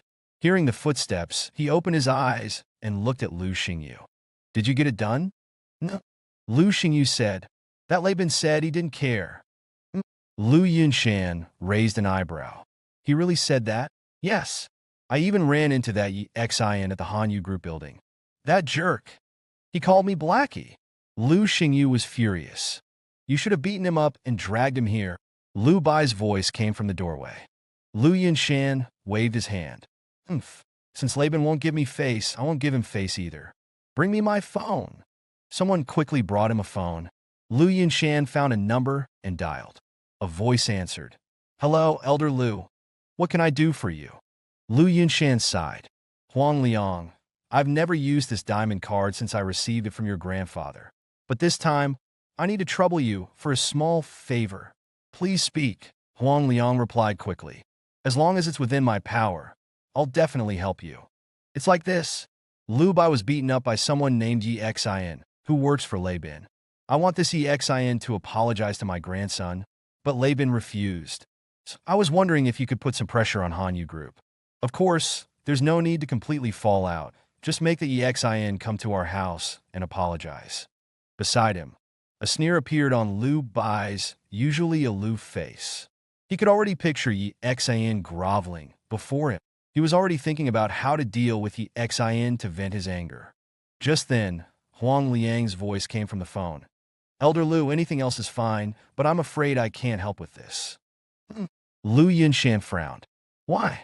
I can't disclose the specific reason, but I really can't help with this matter, Huang Liang said. Beside him, Liu Xingyu and Liu Bai, who had also heard the conversation, stood there stunned. Meanwhile, at the entrance of Chun Feifei's apartment complex, Yi Xin held the phone to his ear, his eyes blazing with killing intent.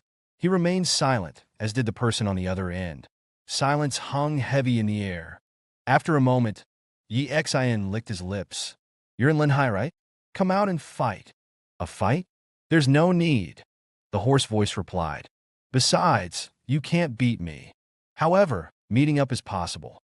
I want to chat with you, chat about the night watch. The hoarse voice continued. Jian Xing. Yi Xin touched his nose and said, I don't mind chatting, but I can't listen to you saying I can't beat you. Yi Xin licked his lips and said, stop bragging on the phone. If you have the guts, let's meet in person. We'll see if I can hack you to death. Jian Xing's hoarse voice rang out. Yi Xin, do you really think the night watchmen are that great? Have you ever thought about why the operation 3 years ago, with you, number 2, and number 7, which was supposed to be so secretive, ended up surrounded by Red Lotus and other forces? Trying to sow discord, huh? Yi Xin said with a smile. Jian Xing, I'm not like you. This rhetoric of yours is useless. Don't bullshit me. How about we pick a place and fight it out? Jian Xing was silent for a moment. Then he spoke again. I'm not trying to sow discord, and I don't consider myself a traitor to the Night Watchman. It's just a different path. You understand it as betrayal. Blood Lotus isn't wrong either. They think submission is a way out. Including Voyager, they're not wrong either.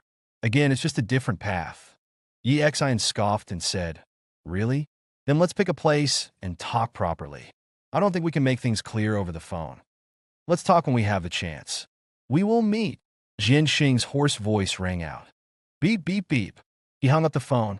Yi Xin sneered and quickly dialed Zhiqiyu's number. Jian Xing just called me. Track his location quickly. You won't find him.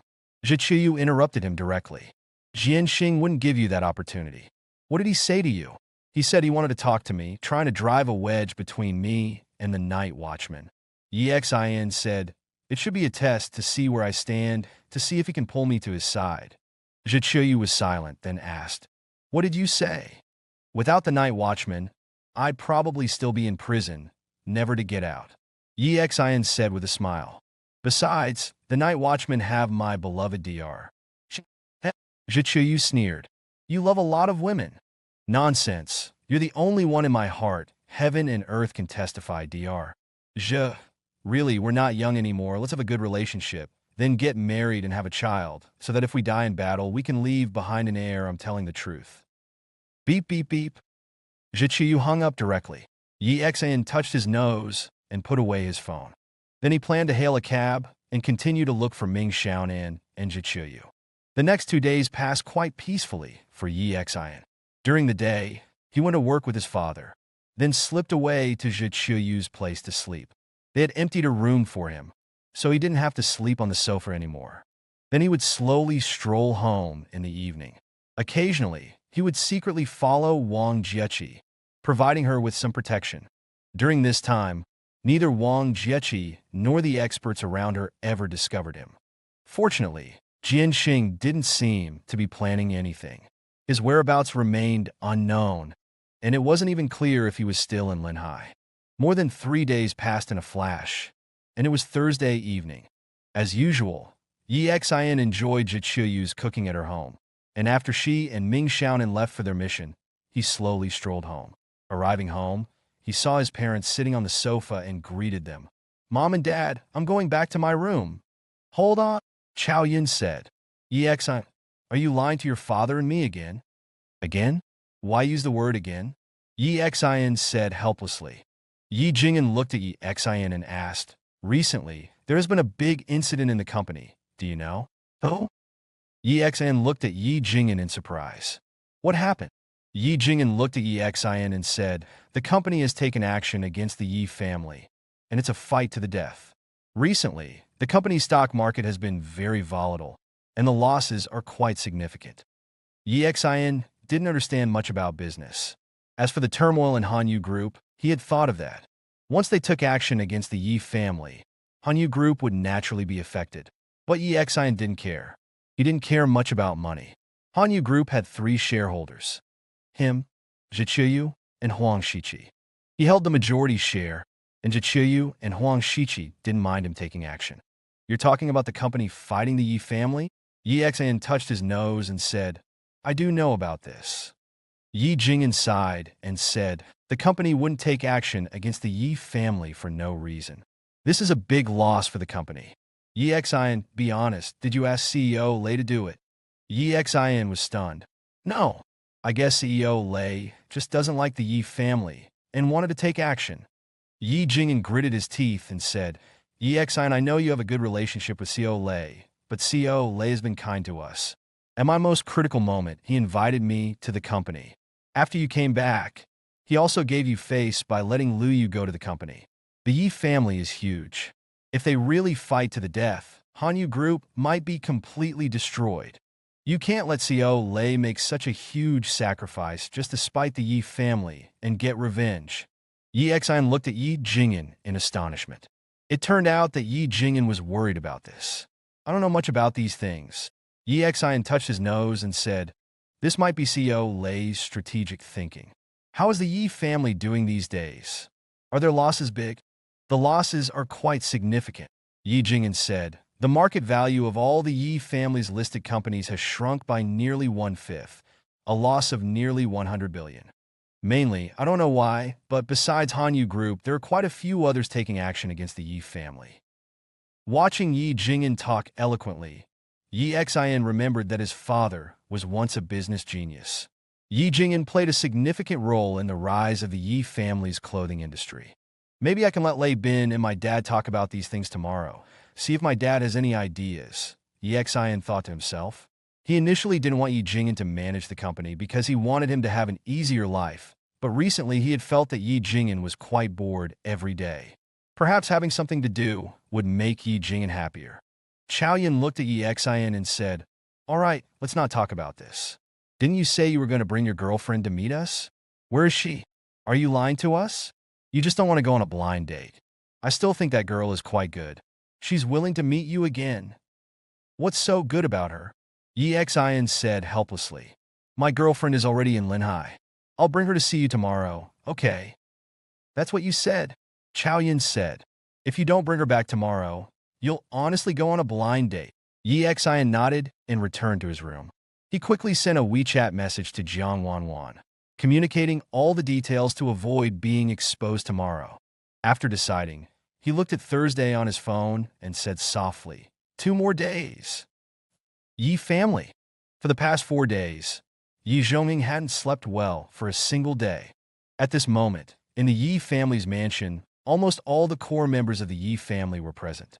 In the main seat sat a white-haired old man, the current highest-ranking person in the Yi family, Yi Yongsheng. Yi Yongsheng was already over 80 years old, but as a wealthy man, he was very well maintained and still looked energetic. Apart from his white hair, he looked only in his 60s. He sat there with an air of authority. Beside him sat Yi Zhongheng, and there were also 2 other men. These were the 3 heads of the Yi family's 3 main branches, and also the largest shareholders of the Yi family's various businesses. In addition, there were many middle-aged people in the room, and at the very end were the 3rd generation of the Yi family, Yi Zikin, Yi Huan, Yi Ziyu, and so on. All right, let's begin. At this moment, Yi Yongxing spoke. Zhongheng, tell us first, what exactly is going on with this turmoil? Yi Zhongheng had thick dark circles under his eyes. As the current head of all Yi Corporation businesses, he'd barely slept in the past 4 days, and an overwhelming fatigue clung to him. He'd been desperately negotiating with various companies, discussing countermeasures. But everyone remained firm, showing no signs of relenting. No matter how hard he tried, he couldn't stop the Yi family's falling stock prices. Hearing Yi Yongxing call his name, he sighed and glanced at the others. Everyone should know the situation by now. Since Monday, starting with the Hanyu Group and Xanhai Bank, along with several other banks, we've been under a full-scale attack, an encroachment on almost all of our family's industries. We've communicated with many of them, but they've either refused or remained unyielding. He sighed again, and we still don't know the specific reason. The Yi family members fell silent. Yi Zhongheng continued, we don't know how long this will last. Everyone involved is losing money. It's a burn-off right now to see who breaks first. Below, Yi Huan sat calmly, his hand wrapped in bandages. The cut he received from the glass at Hai Di Lao hadn't healed yet. He didn't seem overly concerned about what Yi Zhongheng was saying. He knew he'd never truly inherit the family business. Although he was nominally the second heir, he knew that the real power would definitely go to Yi Zikin. So he remained indifferent, just sitting there, calmly observing. Yi Zhongheng said, our guess is that this is a joint effort orchestrated by the Hanyu Group. There's always been friction between us and them. Some companies we cooperate with have been helping us these past 2 days. Is Lei Bin crazy? To Yi Zhongheng's left, a member of the Yi family's second branch frowned. This doesn't benefit the Hanyu Group at all. Their market value has also been declining recently. I don't know what he's thinking. Ye Zhongheng post. I have a bold theory. Oh. Everyone looked at him. Yi Zhongheng said, I know it's unlikely, but I can't help but think that Lei Bin has some connection to Yi Jinggan, who was expelled from our family. Yi Jinggan works for him, and it was after Lei Bin took control of the Hanyu Group that Yi Jinggan joined them. Recently, Yi Xian, the one who was imprisoned 9 years ago for rape, returned to Linhai and smoothly joined the Hanyu Group as well. He pondered for a moment.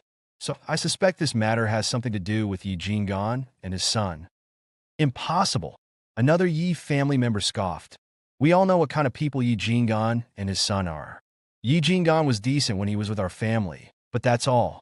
We know his background clearly. As for that Yi Xian, after 9 years in prison, he probably only got a job at the Hanyu Group through Yi Jinggan's connections. How could Lei Bin risk the entire Hanyu Group for such a father and son? Exactly, another person added. And Lei Bin doesn't have the authority. He doesn't seem to have any shares in the Hanyu Group, does he? That's what we're puzzled about, so it's just speculation, Yi Zhongheng said. Otherwise, I can't think of any reason why Lei Bin would target us. What about Xanhai Bank? Someone else asked. We're completely in the dark there, Yi Zhongheng replied. After this incident, we contacted Huang Liang, but he completely ignored us. Yesterday, we sought help from Old Man Liu of the Liu family, hoping he would use his diamond card privileges to get Xian High Bank to stop targeting us, but they refused. None of the news from Yi Zhongheng was good. As he spoke, everyone's hearts sank. They were all in the same boat as the Yi family. If the Yi family's business shrunk, they would be affected as well. At this moment, Yi Yongxing sighed and said, "In any case, this is the situation. Now we either downsize, abandon some less important industries, sell those off to protect our most important ones, or we fight to the death. But the likely outcome of a death match is mutual destruction. Lei Bin is acting like a mad dog right now, completely reckless. So let's vote." Everyone's expression darkened. But at this juncture, the majority voted to downsize, to abandon some less important assets. All right, the resolution passes. Yi Zhongheng sighed. The second matter is the year-end summary meeting to be held the day after tomorrow. Should we still proceed? The invitations have mostly been sent out.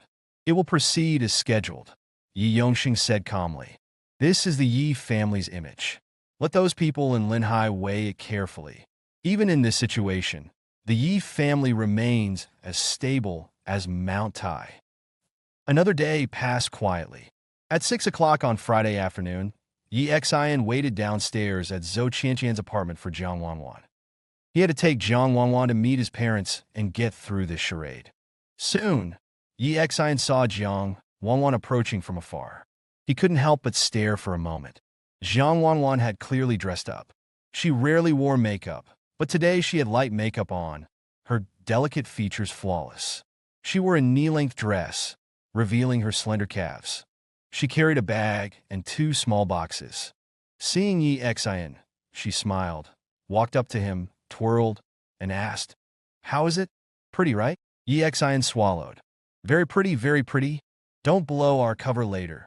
"Don't worry," Jiang Wanwan said, handing him the 2 small wooden boxes, then taking his arm. "Let's go see Mom and Dad."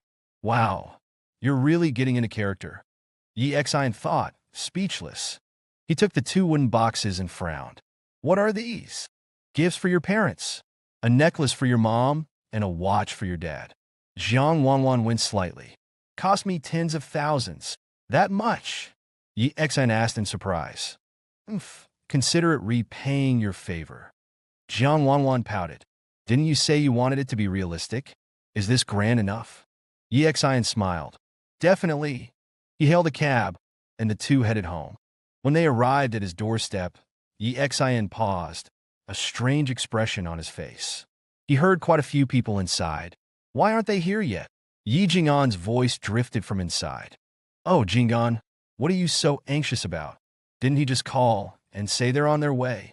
That was Yi Xian's grandmother's voice.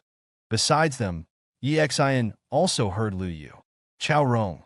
There were at least 7 or 8 people in the house. He was going crazy. He thought he was just bringing Jiang Wanwan to meet his parents, but he hadn't expected them to bring over most of their relatives. "What's wrong? I'm not shy. Are you getting shy now?" Jiang Wanwan asked, noticing Yi Xian had stopped. Yi Xian looked at her helplessly. "It's a bit much. There seem to be a lot of people in my house." Jiang Wanwan pouted. "So what?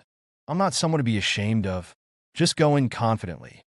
As she spoke, Jiang Wanwan straightened, a gentle smile replacing her playful expression. Her entire demeanor shifted from mischievous to graceful and virtuous. Yi Xian was stunned. The first time he met Jiang Wanwan, she was quiet like an icy goddess. After getting to know her privately, he discovered she was completely different, playful and mischievous. Now, meeting his parents, her demeanor had transformed into gentle elegance. What a waste of talent not to be an actress, Yi Xian thought, then sighed. He led Jiang Wanwan to the door. He unlocked it with his key, and as the door opened, the room fell silent. Everyone inside looked towards the entrance, including Chao Yun, who was busy in the kitchen. Seeing Jiang Wanwan enter, arm in arm with Yi Xian, everyone froze for a moment. "So beautiful," Lu Yu murmured. Yi Xian felt a little apprehensive. Although he had been married before, his marriage to Lin Qingxue had been entirely arranged by Lin Yaowen, with no involvement from him. Bringing a girlfriend to meet his parents was a first. Moreover, this girlfriend was fake. With so many relatives at home, how embarrassing would it be if they were exposed? Looking at the stunned faces around him, Yi Xen felt awkward. Zhang Wanwan, however, appeared composed and elegant. She released Yi Xian's arm and said, "Hello, uncles and aunts. I'm Yi Xian's girlfriend, Zhang Wanwan, from Jiangcheng." She smiled warmly and bowed, the picture of a refined young lady. As she spoke, everyone snapped out of their daze. Chao Yun hurried from the kitchen doorway, saying, "Come sit, come sit." They ignored Yi Xian completely, pulling Zhang Wanwan to sit on the sofa. Chao Rong said, "What a beautiful young lady. Yi Xian is so lucky." Indeed, everyone's attention was focused on Zhang Wanwan, completely ignoring Yi Xian. They bombarded her with questions. For Yi Jing'an and his wife, with the stigma Yi Xian carried, finding a girlfriend was difficult enough, let alone someone so beautiful. She also seemed gentle and virtuous, a true lady. Regardless of the future, this first impression left the entire family extremely satisfied. They chatted with Zhang Wanwan, asking her all sorts of questions. Zhang Wanwan didn't show any impatience, answering their questions with a constant smile. She also volunteered that she had graduated from Linhai University and was very familiar with Linhai. Hearing that she was a Linhai University graduate, Yi Jing'an and his wife were even more pleased. A highly educated woman. Ahem. Yi Xian coughed. "Can you guys acknowledge me too?" Lu Yu smiled at Yi Xian. He walked over and handed 2 boxes to his parents. "These are gifts from Wanwan." "Oh, you shouldn't have," Chao Yun said quickly. "Just coming is enough. No need for gifts." Hypocrite, Yi Xian thought. Despite her words, Chao Yun's face was wreathed in a satisfied smile. Zhang Wanwan said, "I'm sorry. Yi Xian told me it was just to meet his parents. I didn't know everyone would be here, so I only brought 2 gifts. I'll make it up next time." "No need, no need," Chao Rong said. "Open them and see." Chao Yun nodded, wiped her hands, and opened the exquisite box she held. Inside, a silver necklace shimmered, a diamond sparkling brilliantly. It was clearly not cheap. "Oh, this is too much," Chao Yun said quickly. "It's fine," Yi Xian said with a smile. "Wanwan is very well off, Mom. Just accept it." Yi Jing'an opened his box to reveal a gold watch. Lu Yu noticed the logo on the box and said, "Cartier." Many people looked at her. Lu Yu swallowed.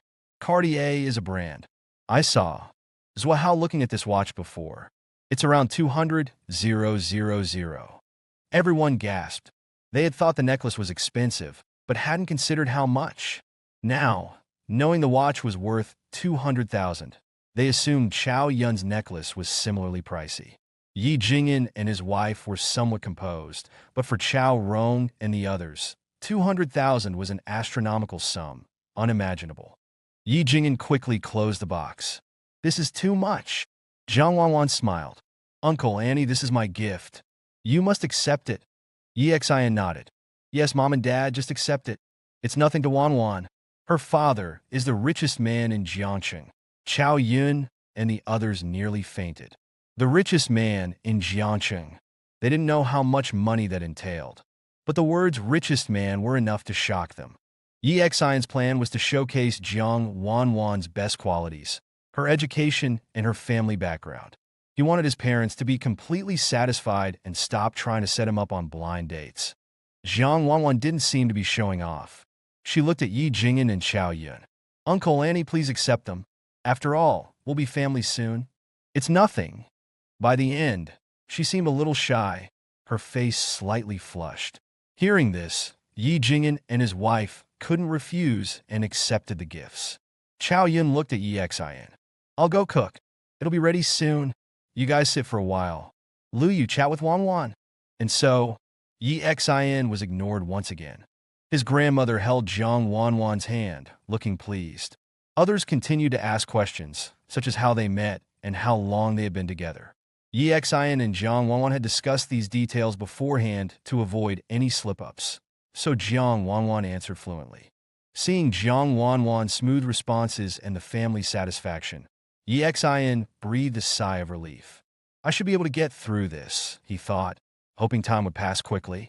Yi Jing'an quietly went to the kitchen and said to the busy Chao Yun, "What do we do? She gave such expensive gifts. The things we bought are simply too insignificant." The couple had spent over 20,000 on a necklace and planned to give a red envelope as well. For an average family, this was quite a lot, but they hadn't expected such extravagant gifts from Jiang Wanwan. This made them feel awkward. It seems their relationship is quite good. Wanwan seems to want to be with Yi Xian for life. How about we give her the heirloom from Mom? Chao Yun suggested. No, that's for Yi Xian's wedding. They seem good now, but what if something happens? Yi Jing'an asked. The couple was in a dilemma. Dinner was a harmonious affair. Afterward, Chao Rong and Yi Xian's grandmother continued chatting with Jiang Wanwan, utterly delighted with her. Seeing that everything was going smoothly, Yi Xian was relieved and returned to his room, finding the Desert Star. Jiang Wanwan had done him a huge favor, and he wouldn't be stingy. Yi Xian didn't care much about money. No matter how expensive the Desert Star was, he didn't mind. He had just taken it out when the door opened. Jiang Wanwan poked her head in, saw Yi Xian, playfully stuck out her tongue, and entered the room, closing the door behind her. So, are you satisfied with my performance? Jiang Wanwan plopped down on the bed, grinning. Satisfied, very satisfied, Yi Xian laughed. They let you in? Yeah. Jiang Wanwan nodded. By the way, how are you going to thank me? Yi Xian smiled. I've already prepared a gift for you. Here. He handed her the box. You really got me a gift? Jiang Wanwan was surprised and took the box. She opened it. The next moment, looking at the dazzling necklace inside the box, Jiang Wanwan froze. The Desert Star? You know it? Yi Xian asked, surprised. I saw it on TV. Jiang Wanwan said. I heard Sister Qianqian say that CEO Lei Bin bought it at the auction, right? Yeah, CEO Lei gave it to me. Yi Xian said. Do you like it? Jiang Wanwan was stunned again. She looked at Yi Xian, asking in astonishment. You mean, you're giving this to me? Jiang Wanwan looked at Yi Xian, her eyes full of disbelief. She knew the value of the Desert Star. This necklace was one of the most expensive in the world, each diamond on it worth a fortune. Are you really giving it to me? Jiang Wanwan asked, swallowing hard. She was the daughter of Jiangqing's richest man. Her family wasn't short of money, but spending 150 million on such an expensive necklace was still unlikely. She never expected Yi Xian to give it to her. For a moment, many thoughts flashed through her mind. I'm really giving it to you. It's useless just sitting here with me, Yi Xian said, shrugging indifferently. He truly didn't care much for these things. Jiang Wanwan pursed her lips. Knock, knock, knock. Just then, a knock came at the door, followed by Chao Yun's voice. Can I come in? Jiang Wanwan closed the box. Yi Xian smiled and said, Come in. Chao Yun pushed open the door and said to Jiang Wanwan, Wanwan, come here for a moment. Annie has something to tell you privately. Jiang Wanwan looked at Yi Xian. He smiled and said, Go ahead. Jiang Wanwan let out a breath, put away the Desert Star box, and followed Chao Yun out. Yi Xian also went to the living room. He didn't know what Chao Yun and Jiang Wanwan talked about, but when they came out of the room, Jiang Wanwan's pretty face was flushed, and she had another box in her hand. He could guess that it was a gift from Chao Yun to Jiang Wanwan, so he didn't ask. After staying at home until past 10, Chao Rong, Lu Yu, and the others left one after another. Jiang Wanwan also got up to say goodbye to Yi Xian's parents. I'll see her off, Yi Xian said quickly, seeing that Jiang Wanwan was about to leave. Okay, be safe. Chao Rong nodded. From the moment they left the room, Yi Xian's nerves had been tense. Only after they entered the elevator did he let out a long breath and say, Damn, I finally got through that. The gentle and virtuous aura around Jiang Wanwan disappeared in an instant. She looked at Yi Xian smugly and said, Of course. Who do you think I am? I guarantee your whole family is very satisfied. Yi Xian coughed and looked at the box in Jiang Wanwan's hand. What did my mom give you? I saw your face was red when you came out. Jiang Wanwan quickly put the box away. Don't tell me you want to take it back, Yi Xian said speechlessly. I gave you the Desert Star. Do I still care about this small gift? I'm just curious. I won't show you unless you tell me who you are. Jiang Wanwan pouted. You still haven't told me. What were you and Huang Shiqi talking about before, about Night Watchmen? Who are they? Tell me clearly. Yi Xian spread his hands. Then I won't look. Oomph. Jiang Wanwan snorted.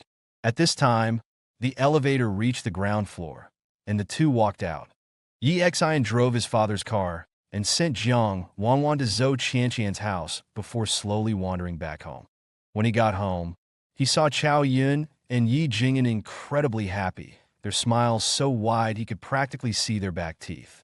Seeing Yi Xian return, Chao Yun quickly said, Yi Xian, our whole family really likes Wanwan. You have to treat her well in the future. Also, you're about the right age to get married. Now that the relationship is confirmed and you've been dating for so long, find a time for both parents to meet and discuss a date to get married soon. Yi Xian was dumbfounded. He coughed quickly and said, No rush, no rush. Why no rush? Yi Jingyan said, A good girl like Wanwan isn't easy to find. She must have many, many suitors. It's better to get married early for peace of mind. Yi Xian. He coughed and said, I'll discuss this with Wanwan. Well, Mom and Dad, I'll be moving out tomorrow. Okay, don't come back if you don't have to. It's best to get pregnant and married soon. Chao Yun said. Yi Xian couldn't help but roll his eyes. This was truly his mother.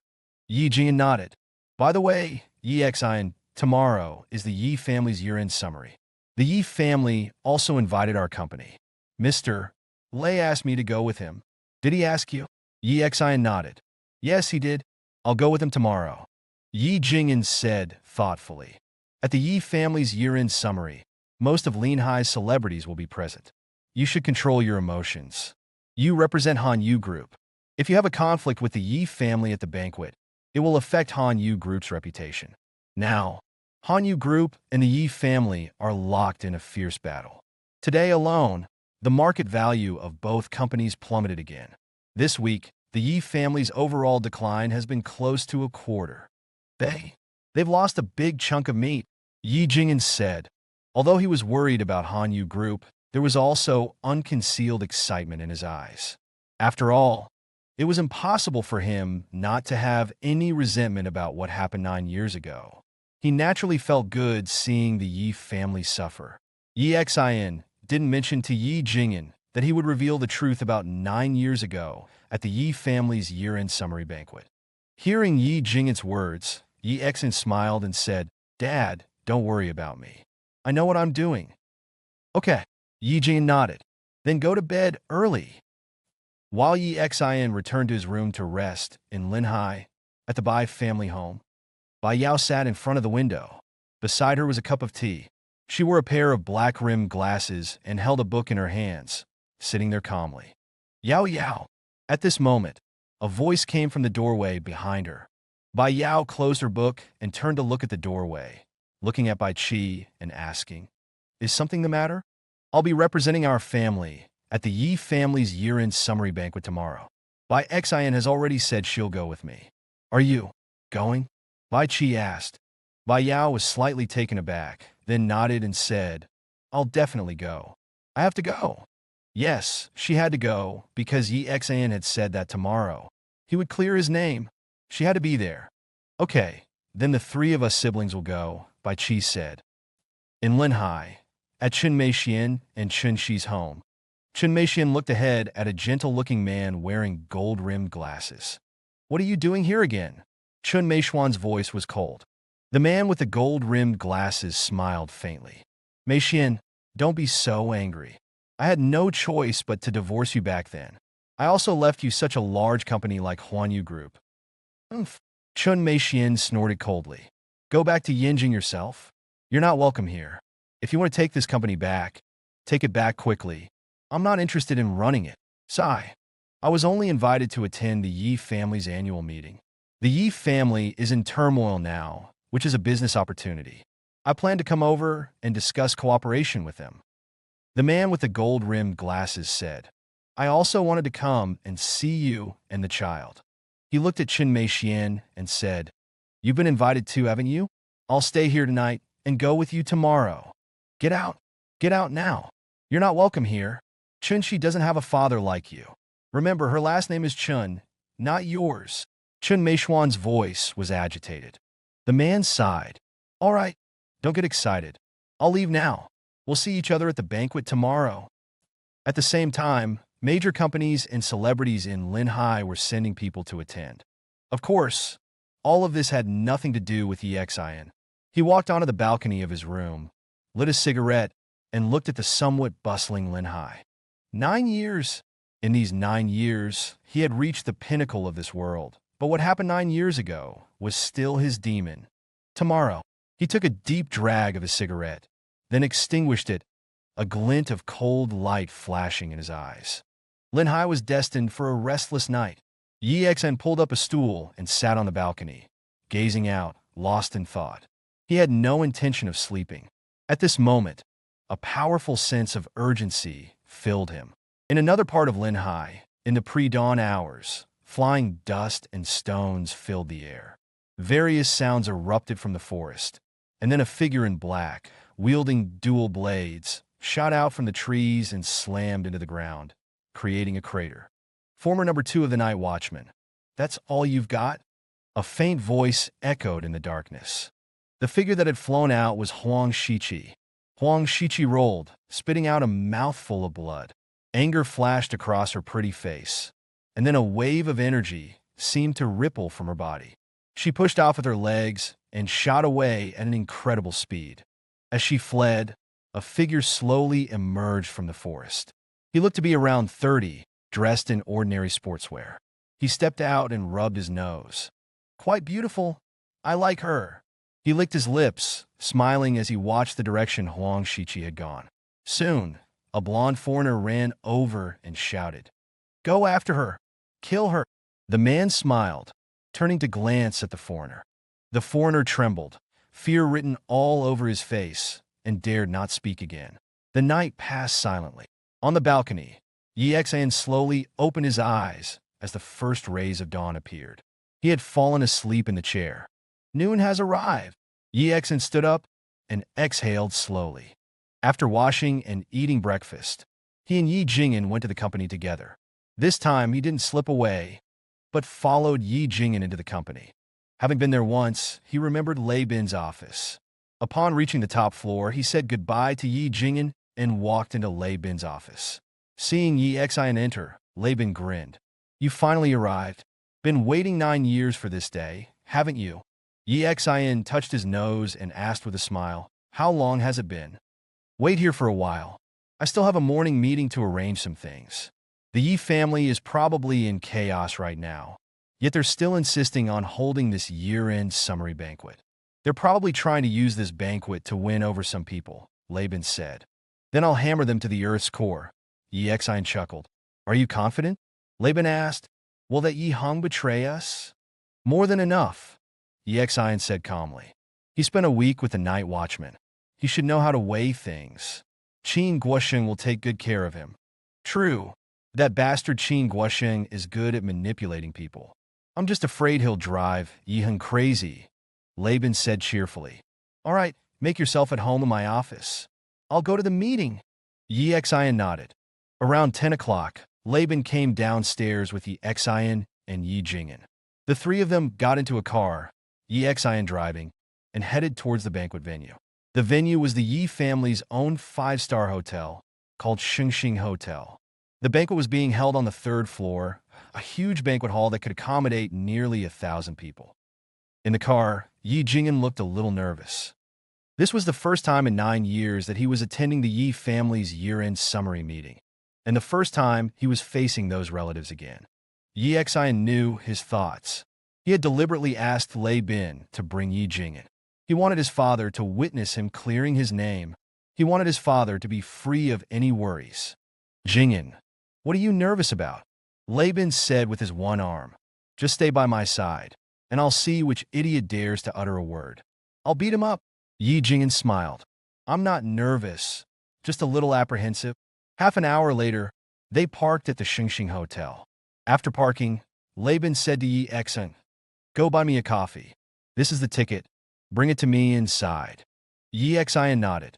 He wasn't actually going to buy coffee, but to meet with Qin Guosheng. Qin Guosheng had already arrived with Yi Heng.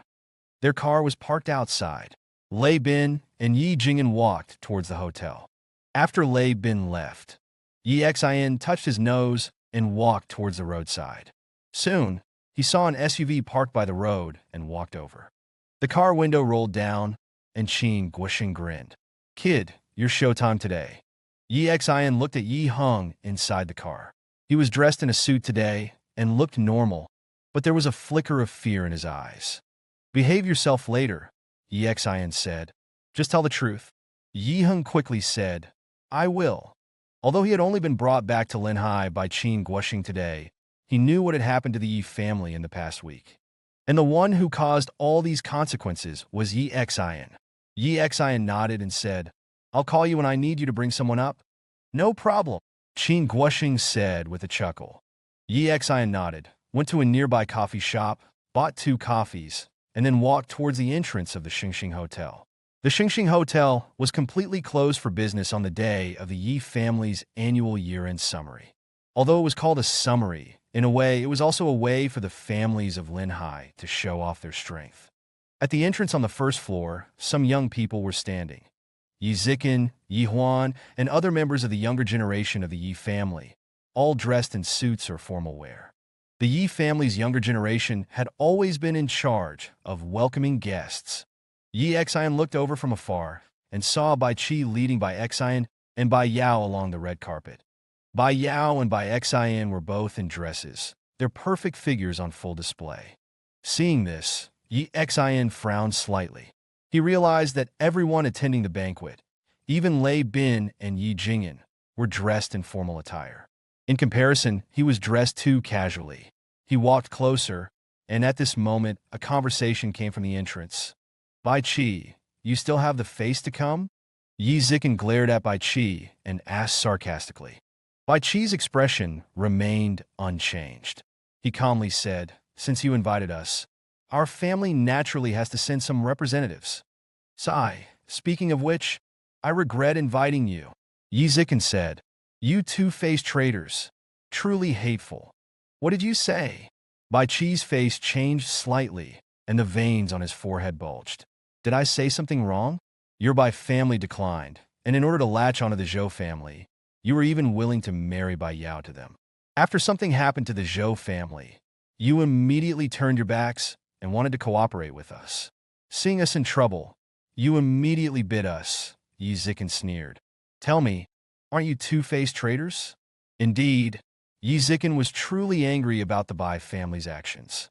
He sneered, "Bai Qi, our Yi family is big and powerful. We can withstand some tossing and turning. But you, after swallowing so much from us this time, when this matter is over, you will spit it all out and even pay extra." Bai Qi was furious. Bai Yao quickly pulled him and said, "Brother, don't bother with him. Give us the invitation so we can go in." Yi Zikan then looked at Bai Xian and said, "Hey, even Bai Xian came out. Aren't you embarrassed about what happened 9 years ago? Now that you're married, you're still coming out to embarrass yourself. I feel sorry for the guy who married you. How green must his hat be? Everyone with money in Linhai knows that Yi Xian took Bai Xian's virginity." He then scoffed and said, "If I were you, I would hide at home every day and never go out." Beside them, the young people responsible for reception at the Yi family all laughed along. Hearing this, Bai Xian trembled slightly, while Bai Qi was so angry he saw stars. He clenched his fists and roared, "Yi Zichen, fuck you." Although he cursed and his fists were clenched tight, he didn't dare to make a move. He knew that although his family seemed to have gained some benefits from the recent turmoil in the Yi family, these benefits hadn't been fully absorbed yet. Besides, a dying camel is bigger than a horse. For the sake of his family, he didn't dare to throw that punch. Seeing Bai Qi's furious yet helpless look, Yi Huan sneered from the side but didn't say anything. Yi Zichen, on the other hand, wore a look of disdain. He looked at Bai Qi and said, "I just like the way you look when you can't stand me, but can't do anything about it. Hit me." Bai Xian's eyes were red. She wanted to turn and run, but she also wanted to witness the truth of what happened 9 years ago. So she could only stand there, her body trembling slightly. Bai Yao stopped her and said to Bai Qi, "Brother, don't bother with them. Let's go in." Bai Qi's face was grim. He threw the invitation to Yi Zichen and turned to walk into the hotel. Yi Xian watched from the side. He didn't speak or try to help. Only the coldness in his eyes deepened. "Let's see how long you can be smug," Yi Xian said calmly in his heart. Looking at Bai Xian's aggrieved back, he slowly exhaled, carrying his coffee towards the entrance. As he approached, the Yi family members at the entrance all saw Yi Xian. Yi Huan's pupils constricted slightly, not daring to look any further. He had suffered several losses at Yi Xian's hands and had witnessed Yi Xian's ruthlessness when dealing with Liu Bai, which led to a trace of fear towards Yi Xian in his heart. "What are you doing here?" Yi Zichen asked with a cold snort when he saw Yi Xian. "Attending your annual meeting." Yi Xian shrugged, smiling. "All right. I heard your Yi family's market value has dropped by nearly a quarter recently. Does it hurt?" Yi Zichen narrowed his eyes and sneered. "So what if it dropped by a quarter? We still have hundreds of billions in assets. Someone like you wouldn't understand what that means." Yi Xian touched his nose and said, "Oh, is that so? Then I wish you all the best in continuing to lose more." With that, he took out his invitation, tossed it to Yi Zichen, and, too lazy to waste his breath, prepared to walk inside. Just then, Yi Zichen sneered, stepped forward, and blocked Yi Xian's path. "Sorry, our Yi family's year-end summary meeting is a place for high-end people, not a place for bottom-feeders like you, let alone a rapist. Your presence would lower the class of this banquet." Yi Xian frowned slightly. Before he could speak, a voice sounded from behind him. "Exactly. Is this a place for trash like you?" Yi Xian turned around and saw 3 people approaching. He was familiar with 2 of them, Liu Bai and Lu Xingyu. Besides them, there was an old man in a long gown. Although he was old, he looked vigorous, and his eyes were very calm, unlike the usual elderly, whose eyes carried a trace of cloudiness. Moreover, there was a natural aura emanating from him as he walked. "Grandpa Liu." Yi Zichen hurried forward and greeted the old man politely. Lu Yunshan looked at him with satisfaction, then turned his gaze to Yi Xian and asked, "You're Yi Xian?" Yi Xian touched his nose and nodded. Liu Bai said, "Grandpa, it's this kid. He's the disgrace of the Yi family from 9 years ago, and he's the one who beat me up like this." Lu Yunshan looked at Yi Xian and chuckled. Young people these days are really ruthless. Yi Xian shrugged indifferently without replying. "People who have been in prison sure have personality," Lu Yunshan said. "Shouldn't you give me an explanation for beating my grandson?" "What kind of explanation do you want?" Yi Xian chuckled and asked. "Like apologizing to my grandson properly," Lu Yunshan said calmly. Liu Bai sneered. "Exactly, kneel down and apologize to me. If I'm satisfied, maybe this matter will be over. Otherwise, you need to understand this is Lin Hai." Lu Xingyu frowned and looked at Yi Xian without speaking. Lu Yunshan just looked at Yi Xian calmly, apparently agreeing with Liu Bai's words. Yi Xian touched his nose, glanced at Liu Bai, and said, "As expected, poor upbringing leads to a brain-damaged child." Yi Xian's words surprised the Yi family members. They never expected him to dare to provoke Lu Yunshan like this. Who was Lu Yunshan? In Lin Hai, he might not be among the richest, but he was undoubtedly one of the most influential people, and no one wanted to offend him. Yi Zichen and the others had a sneer on their faces, watching Yi Xian as if waiting for a good show. "Young man, don't speak so harshly," Lu Yunshan chuckled. "Don't think that having some fighting skills means you can look down on everyone." Yi Xian glanced at him, chuckled, and didn't bother to respond. He was a man of action, not words. Of course, with so many people present, he couldn't make a move. So he ignored them, picked up his coffee, and continued towards the hotel. Seeing him walk in, Yi Zichen quickly went to stop him, but Yi Huan said, "Brother, let him in if he wants to. He's an employee of the Hanyu Group. Look at his clothes. They're not even as good as our hotel waiters. He'll be the one embarrassed, along with the Hanyu Group." We're already competing with the Hanyu group, and being able to damage their image isn't a bad thing. Yi Zichen pondered, then sneered. That's true. He and Bai Xin are both in the banquet hall. We'll bring this up later. They exchanged glances. For so many years, because of the air issue, they had been at odds with each other. But because of Yi Xion's appearance, they were now on the same side. Beside them, Lu Xingyu frowned, then went to support Lu Yunshan and walked into the hotel. Yi Xian took the elevator directly to the third floor. Soon he arrived. The place was filled with tables, and many people were already inside. Most of them were dressed formally, and Yi Xion's attire indeed attracted a lot of attention. The incident 9 years ago had indeed caused a great uproar, especially within the wealthy circles. Most of them knew about the Yi family member who had drugged and raped a girl from the Bai family, and they had mostly seen Yi Xion's picture. Seeing Yi Xion walk into the banquet hall, many people started whispering, "I heard this guy was back. I thought it was a joke. Wasn't he sentenced to life imprisonment? I don't know what happened. Probably he's familiar with Lei Bin, and Lei Bin bailed him out. Yeah, look, he went straight over and sat with Lei Bin. Yeah, I just saw that Bai family girl from 9 years ago is here too. This is going to be interesting." Amidst the discussions, Yi Xion walked through the crowd, heading straight ahead. The seating arrangement for the Yi family's year-end summary was hierarchical. The closer one was to the center stage, the higher their status in Linhai. For example, top-tier companies like the Hanyu Group were seated in the frontmost positions. Of course, the very front was mainly occupied by members of the Yi family. Yi Xian made his way through the crowd and arrived in front of Lei Bin and Yi Jing'an. Yi Jing'an's brows were furrowed, and his face was grim. Clearly, the whispers around him made him uncomfortable. Yi Xian exhaled and silently said in his heart, "Dad, just wait a little longer. Just a little longer, and the truth will come out." He walked to the table, pulled out a chair, and sat down. To Yi Xion's surprise, the people sitting at this table were all familiar to him. Besides Yi Jing'an and Lei Bin, there were representatives from Xinhai Bank, Huang Liang and Zhou Qianqian, Chen Meixian and Chen Shi from Huanyu Group, and a middle-aged man with gold-rimmed glasses whom Yi Xian didn't recognize. Chen Meixian and Chen Shi both looked unhappy, just sitting there coldly.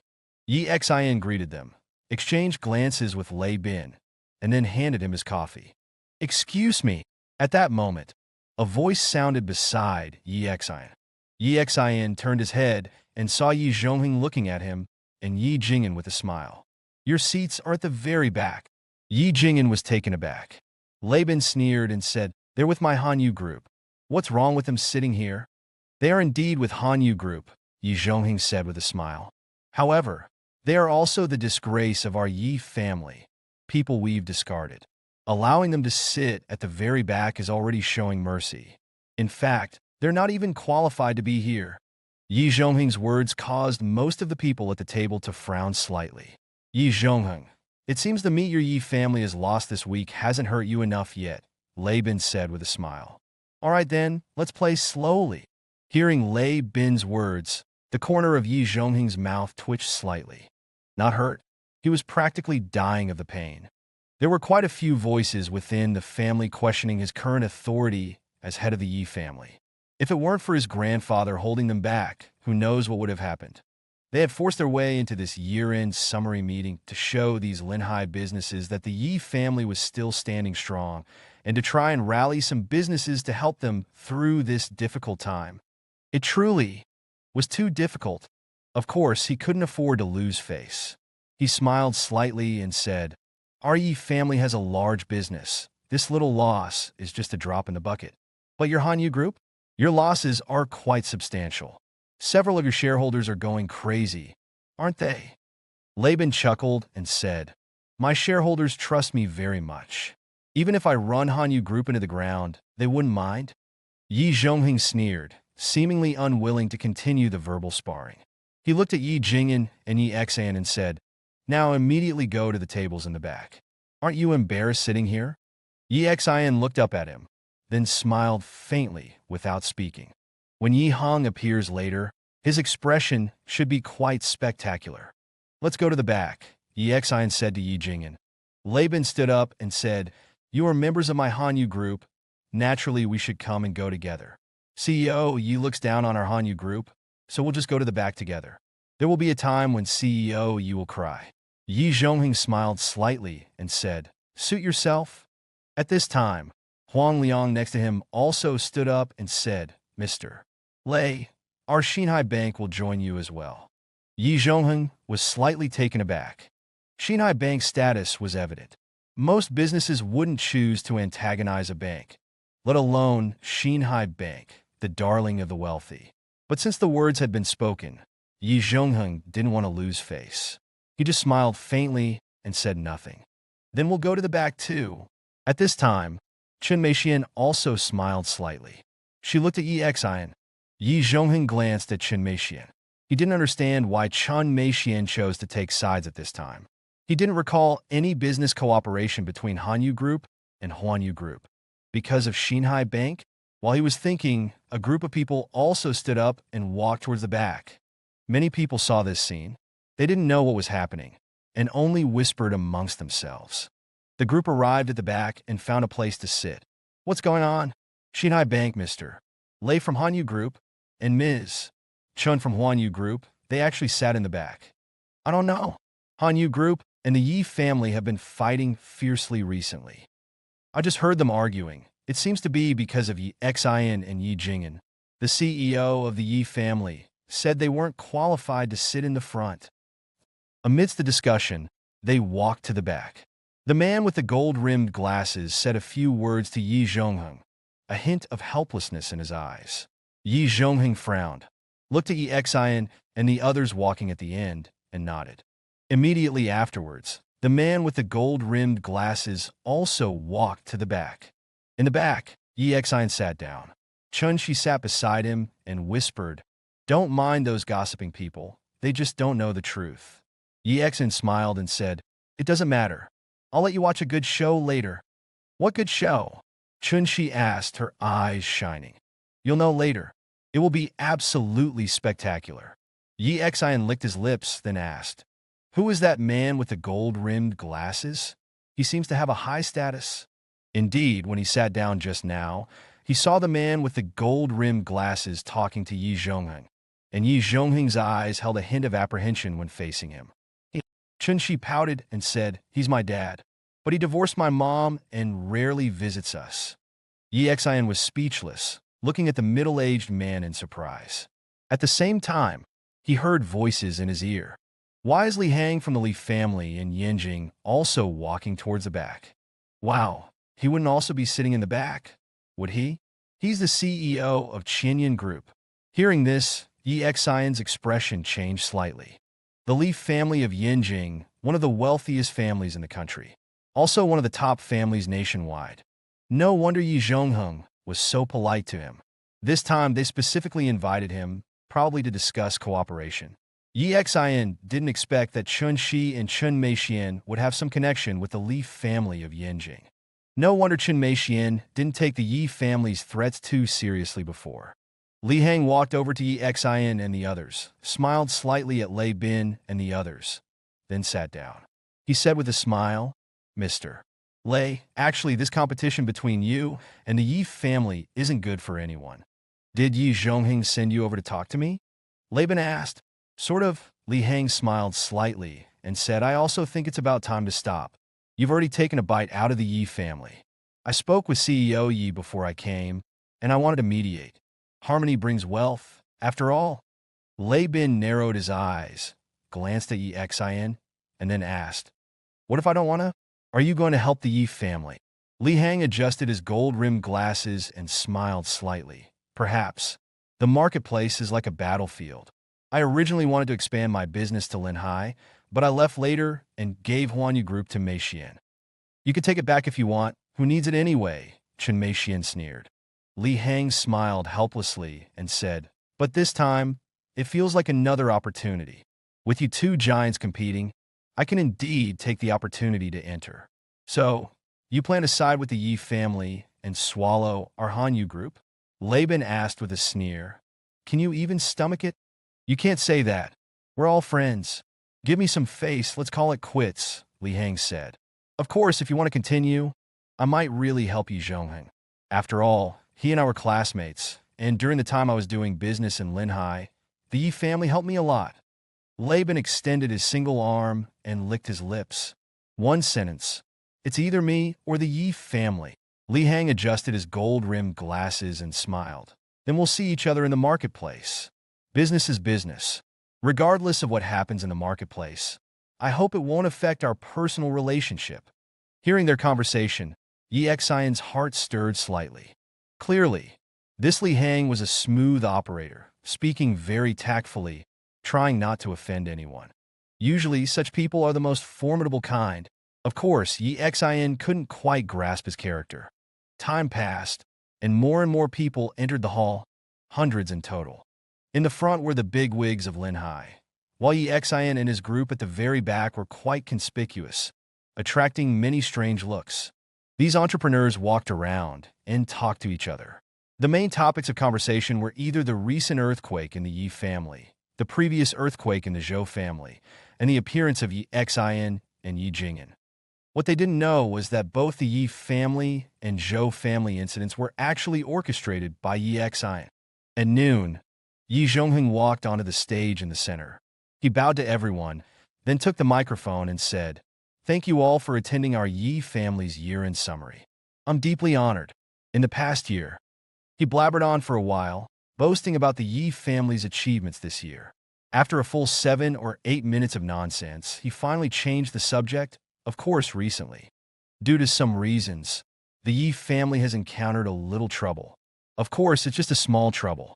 Regarding this trouble, I'll take this opportunity to announce a few things. First, our Yi family will be entering into a comprehensive real estate partnership with Qianyan Group of the Yanjing Li family. As his voice fell, the scene erupted in an uproar. As expected of the Yi family, they actually managed to secure a partnership with Qianyan Group. With this partnership, those businesses targeting the Yi family will probably have to think twice. Hanyu Group is probably in trouble now. Amidst the discussion, many people looked at Li Hang. Li Hang smiled slightly without saying much. Some people also looked at Lei Bin, who sat there with a calm expression. Yi Zhongheng smiled slightly and said, "Everyone knows the foundation of our Yi family. If you want to take a bite out of the Yi family, you must be prepared to be swallowed whole. Of course, I also welcome all entrepreneurs and businesses in Linhai to discuss cooperation with our Yi family at this annual meeting." Seeing the crowd's reaction, the Yi family members sitting in the front breathed a sigh of relief, including Yi Zikan. He sneered and turned to look at Yi Xian in the back row. Having said this, Yi Zhongheng sneered, looked towards the back row, and said, "Of course, I have to mention one thing here, and that is CEO Lei of our Hanyu Group." Lei Bin's eyebrows twitched slightly. Yi Zhongheng continued, "CEO Lei, you can't just let anyone into your company." Beside Lei Bin, Yi Xian frowned slightly. Yi Zhongheng continued, "Let me introduce the two people next to Lei Bin. This one is the man who drugged and raped Miss Bai Xian of the Bai family 9 years ago in Linhai. He served 9 years in prison. After he got out of prison, CEO Lei's Hanyu Group actually recruited such a person into the company. This is truly damaging to the company's image." As the voice of Yi Zhongheng rang out, many people turned their gazes towards Yi Xian and his group. For the Yi family, the purpose of this year's annual meeting was to win over some businesses and elevate their own image. If possible, he would naturally try to tarnish the reputation of his rivals, namely the Hanyu Group. The fact that Yi Xian and Yi Jing'an worked at the Hanyu Group was certainly worth making a big deal about. Yi Jing'an noticed everyone's gaze, and his face suddenly turned pale. Wide eyes. In these 9 years, he had endured too much. But when faced with such a large-scale event, with most of the attendees being prominent figures in Linhai, and all their gazes focused on him, Yi Jing'an felt immense pressure in his heart. Because of Yi Xian's incident, he had refrained from competing or striving for anything for 9 years, losing many relatives and friends. He thought he had gotten used to it, but when old matters were brought up again and everyone looked at him with strange gazes, he still found it hard to maintain composure. Beside him, Yi Xian's expression was cold. He held his father's hand and said calmly, "Dad, don't mind the gazes of these idiots." On the stage, Yi Zhonghen continued. President Lei, surely you're aware of this matter? It caused quite a stir back then. We, the Yi family, directly removed these despicable people from our family tree. We should apologize to everyone. After all, they bear the Yi surname and come from our family, albeit a collateral branch. To think our Yi family produced such scum. But after we removed them from the family tree, not only did President Lei take them in, but Yi Jingyan even became the company's vice president. And Yi Xian was recruited into the Hanyu group as soon as he returned to Linhai, Yi Zhonghen said.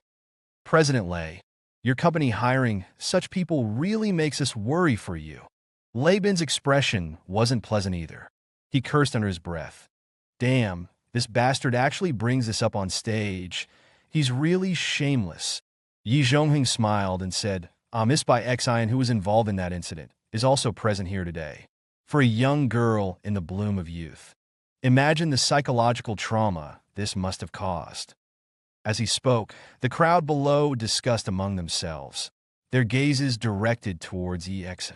Sitting in the front row, Lu Bai's face bore a hint of a sinister smile. He was seated with Yi Zikan, Yi Huan, Fang Jun, Fang Rui, and other top-tier, rich second generation from Linhai. This table of people all had some grudges against Yi Xian to varying degrees. Seeing Yi Xian being cornered, they were all secretly delighted. It's a pity Bai Xian didn't go on stage to say a few words. If she had gone up, it would have been even more exciting, Yi Zikan said with a sinister smile.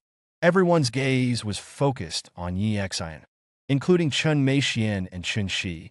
They furrowed their brows as they looked at Yi Xian, their faces showing a hint of worry. Zhou Qianqian's face was tense with anger. She looked at Yi Xian, biting her lip.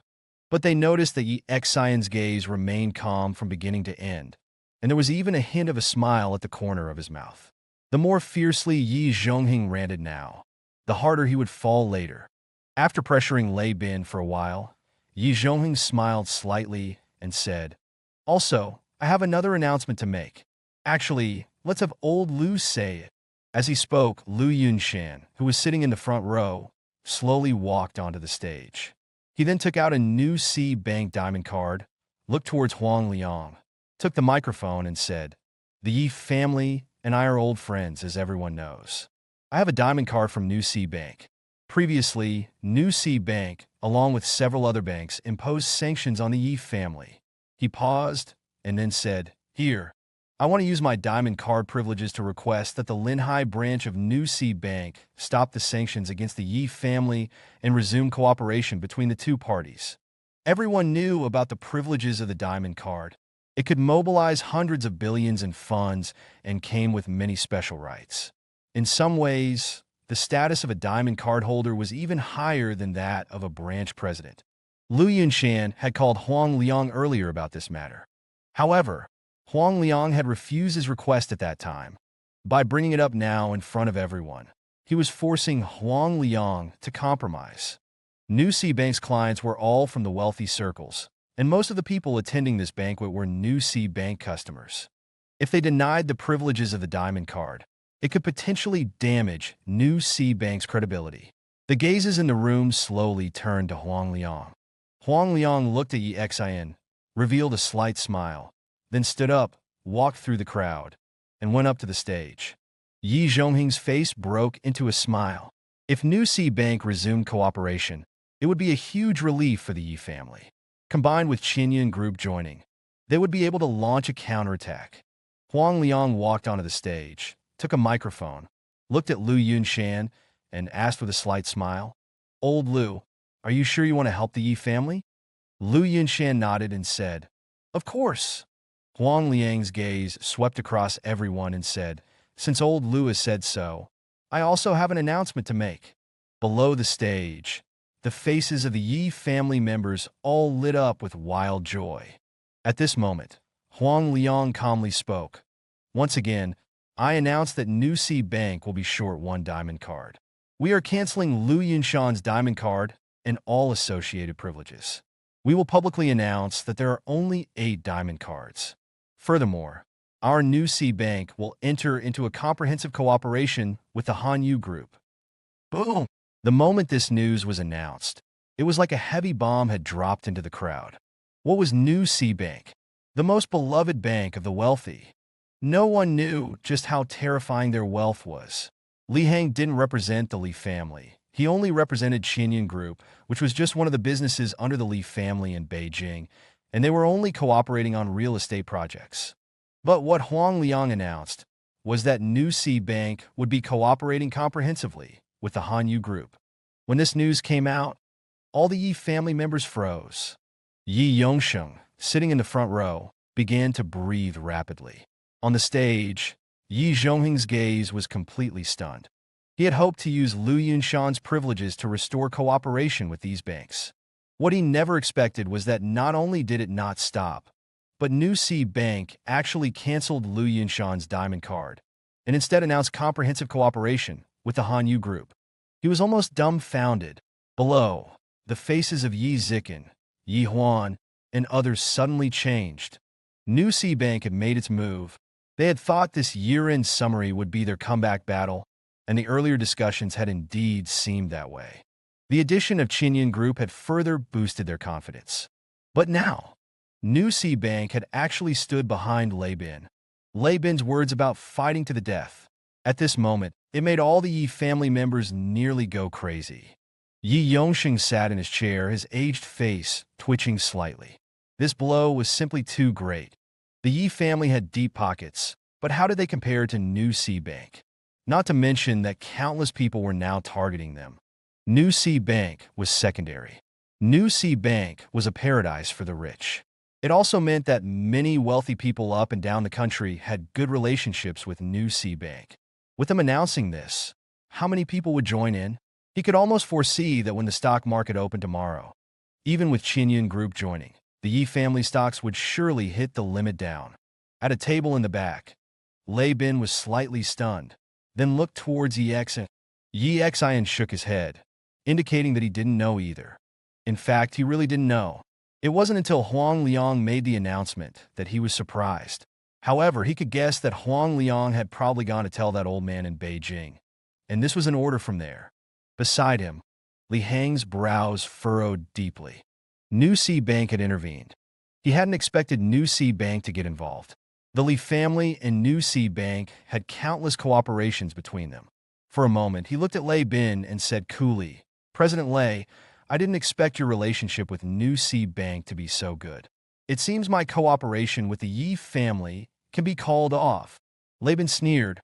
This guy was indeed a fence-sitter. Chen Meishuan's face was shocked. She swallowed and said, "The Yi family is really finished now, isn't it?" "Not necessarily finished," Li Hang said. "The Yi family still has their foundation. Their own funds are very abundant. Decline might be inevitable. It's just a question of how long this decline will take." The people around were discussing heatedly. Countless words fell into the ears of the Yi family members. They had hoped to use this year-end summary to turn things around, but now it seemed to have become a signal announcing the decline of the Yi family. Beside them, Yi Xian rubbed his nose and said, "Not finished yet? Then let me be the last straw that breaks their back." Saying this, he took out his phone, found Qin Guosheng's WeChat, and said calmly, "You can bring them in now." The scene was filled with chaos. Everyone in the Yi family now had panic written across their faces. The complete involvement of Xinhai Bank had left the entire Yi family at a loss. On stage, after Huang Liang made his announcement, he handed the microphone to someone beside him and slowly walked down from the stage. Only Lu Yunshan, with his flushed face, and Yi Zhongheng, with his pale complexion, remained. Lu Yunshan's elderly face was now completely red. This time, he had lost tremendous face in front of all of Linhai's wealthy elite. Both he and Yi Xian had trained ears, and despite his advanced age, his hearing was still very good. Unable to maintain his composure now, he looked around and sheepishly walked down from the stage. Only Yi Zhongheng remained standing up there, momentarily stunned and unsure what to do. Huang Liang's bombshell had dropped right into the crowd, triggering countless discussions. Bang! At that moment, the third-floor door was suddenly kicked open, crashing against the wall with a heavy sound. This made the discussing voices gradually quiet down, and the scene fell into silence. At the doorway stood a middle-aged man who appeared somewhat nervous, his expression uneasy as he looked into the hall. It was Yi Hung, who had been called up by Qin Guosheng. Qin Guosheng and the other night watchman hadn't come up, and Yi Hung didn't dare leave on his own. On stage, Yi Zhongheng looked toward the door and froze when he saw Yi Hung. Below, some of the Yi family's senior members also froze. Yi Hung, who had disappeared for a week, had suddenly appeared. Yi Zichen looked toward Yi Zhongheng on stage, and Yi Zhongheng also glanced at him. At that moment, both father and son felt a sense of unease rise in their hearts. Just then, everyone noticed that among those seated, Yi Xian had also slowly stood up. He made his way through the crowd, walked up to Yi Hung, and said calmly, "Let's go." Not far away, Bai Yao sat there. When she saw Yi Xian stand up and walk toward Yi Hung, her expression slightly changed. "Is he going to begin?" Bai Qi said. Bai Xian's body also trembled slightly. Since entering this place, when Yi Xian also appeared here, she too had been bearing enormous pressure. But she had been enduring it all, because Bai Yao had said that on this day, Yi Xian would clear his name from 9 years ago. As one of the parties involved, she needed to witness all this personally. Moreover, she had too many complex emotions in her heart that she had never mentioned to anyone. Looking at the person slowly making his way through the crowd in the distance, the one who in her memory was still a spirited youth, but had now become a man, her eyes became misty with tears. At Yi Xian's original table, Yi Jing'an was also dumbfounded. He knew Yi Hung, but he didn't know why Yi Hung had appeared at the door at this time, or why Yi Xian had gone over. Others also wore puzzled expressions. Only Lei Bin's lips curled into a slight smile as he said softly, "The main show is about to begin." When She heard his words, remembering how Yi Xian had told her to watch the show earlier, her eyes also revealed a hint of excitement. Everyone was seated, making Yi Hung and Yi Xian particularly eye-catching as they walked toward the center of the stage, with everyone watching the two of them. Yi Xian's gaze was calm, while beside him, Yi Hung felt somewhat nervous. Yi Zhongheng's heart skipped a beat at this moment. He sensed something was wrong. Yi Hung had hired people to deal with Yi Xian, then disappeared for a week, and during this time, nothing had happened to Yi Xian. When the family had its crisis, he had no time to investigate Yi Heng's matter. And now, Yi Hung appears after being missing for a week, with Yi Xian standing beside him, walking toward him. Yi Zhongheng wasn't stupid. He knew that Yi Hung had been deeply involved in the events of that year, and now that he was walking over with Yi Xian, he knew something was about to happen. If this matter, this scandal were to be exposed, combined with the earlier series of events, it would likely be a devastating blow to the Yi family. His reaction was swift. He quickly barked, "Yi Hung, you've been absent from work for days, yet you dare come to the annual meeting. Go back and reflect on your actions immediately. And Yi Xian, you rapist, our Yi family's annual meeting is no place for scum like you. Get out." As Yi Xian walked, he raised his head, looking intensely at Yi Zhongheng, a cold smile appearing at the corner of his mouth. Seeing Yi Xian smile, Yi Zhongheng felt his scalp tingle. "You lot quickly drive them out," Yi Zhongheng shouted. As a large family, they kept quite a few bodyguards, and now he hurriedly yelled at several of them. Those called didn't hesitate at all, quickly pushing through the crowd and charging toward Yi Xian's direction, blocking the path of Yi Xian and Yi Hung. At this moment, Yi Xian's eyes glanced coldly at the several bodyguards, and from Yi Xian's body, an aura naturally burst forth, causing the 4 people standing in front to involuntarily step back. Then, they watched as Yi Xian, leading Yi Hung, walked past them, and they didn't even dare think about laying hands on them. On stage, seeing that they hadn't stopped Yi Xian, Yi Zhongheng roared, "What are you doing? I told you to drive them out. Don't you understand? I pay you so much money every year. Is it for you to do nothing?" He started cursing outright. He had completely lost his composure. He knew what it would mean for the Yi family if the truth was exposed, and he couldn't care about maintaining his image. But those bodyguards still didn't dare move. Yi Xian's earlier glance had been too frightening, as if they would die if they made a move. At this moment, Yi Xian led Yi Hung onto the stage.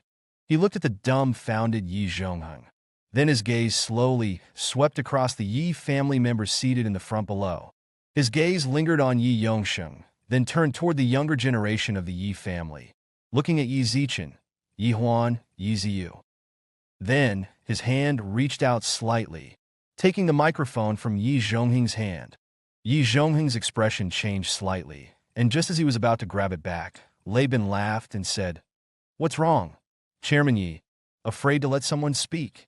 Yi Zhongheng didn't dare let Yi Xian speak, but just as he was about to move, he found Yi Xian's hand gripping his shoulder, and suddenly he felt he couldn't move at all. Then, he saw Yi Xian smile slightly and raise the microphone in his hand. Next, Yi Xian began speaking. "Here, everyone believes I'm a rapist, that 9 years ago, I drugged and raped Miss Bai Xian of the Bai family." As he spoke, his gaze turned toward Bai Xian, a flash of apology passing through his eyes. Then he continued, "I went to prison, then my father was fired from the Yi family. He had created countless wealth for the Yi family, but after leaving, the Yi family kicked him while he was down, until he joined Han Yu Group. Below, the Yi family members furrowed their brows as they heard Yi Xian speak. Bang! Yi Yongsheng suddenly slammed the table and said, "You impudent youth! What are you trying to do? You have no right to speak here. You bodyguards, all of you go up there and throw him out." Yi Xian suddenly looked at him and sneered. "Yi Yongsheng, are you afraid?" Yi Yongsheng's mouth twitched slightly. Then he pointed at all the bodyguards and said, "All of you, get him down now. Don't move." At this moment, Lei Bin stood up from his seat, walked to the front of the stage, and said with a sneer, "Let him finish speaking." Yi Xian smiled slightly and continued, "My father lost all his relatives and friends. Because of me, he couldn't hold his head up in front of relatives and friends. But is the truth really as you all say?" His gaze was calm as he looked at Yi Hung and said quietly, "Let this person involved tell you all about it properly."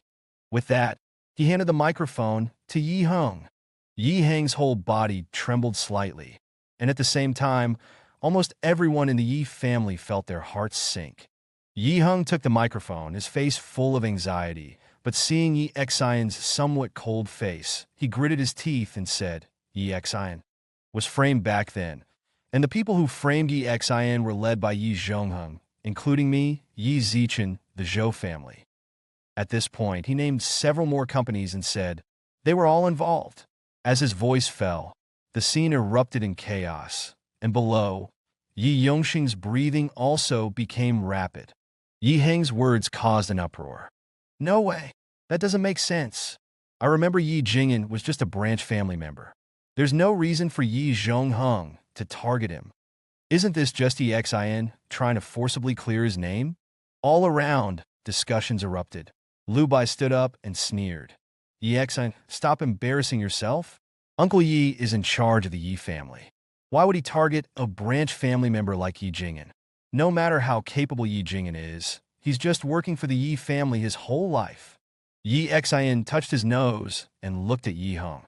Yi Hung looked nervous. When he saw Yi Xian looking at him, he jumped and quickly said, "It's because Yi Jing'an performed exceptionally well at the time. Old Master Yi Yongsheng planned to incorporate his branch into the main family and reward him with 3% of the shares."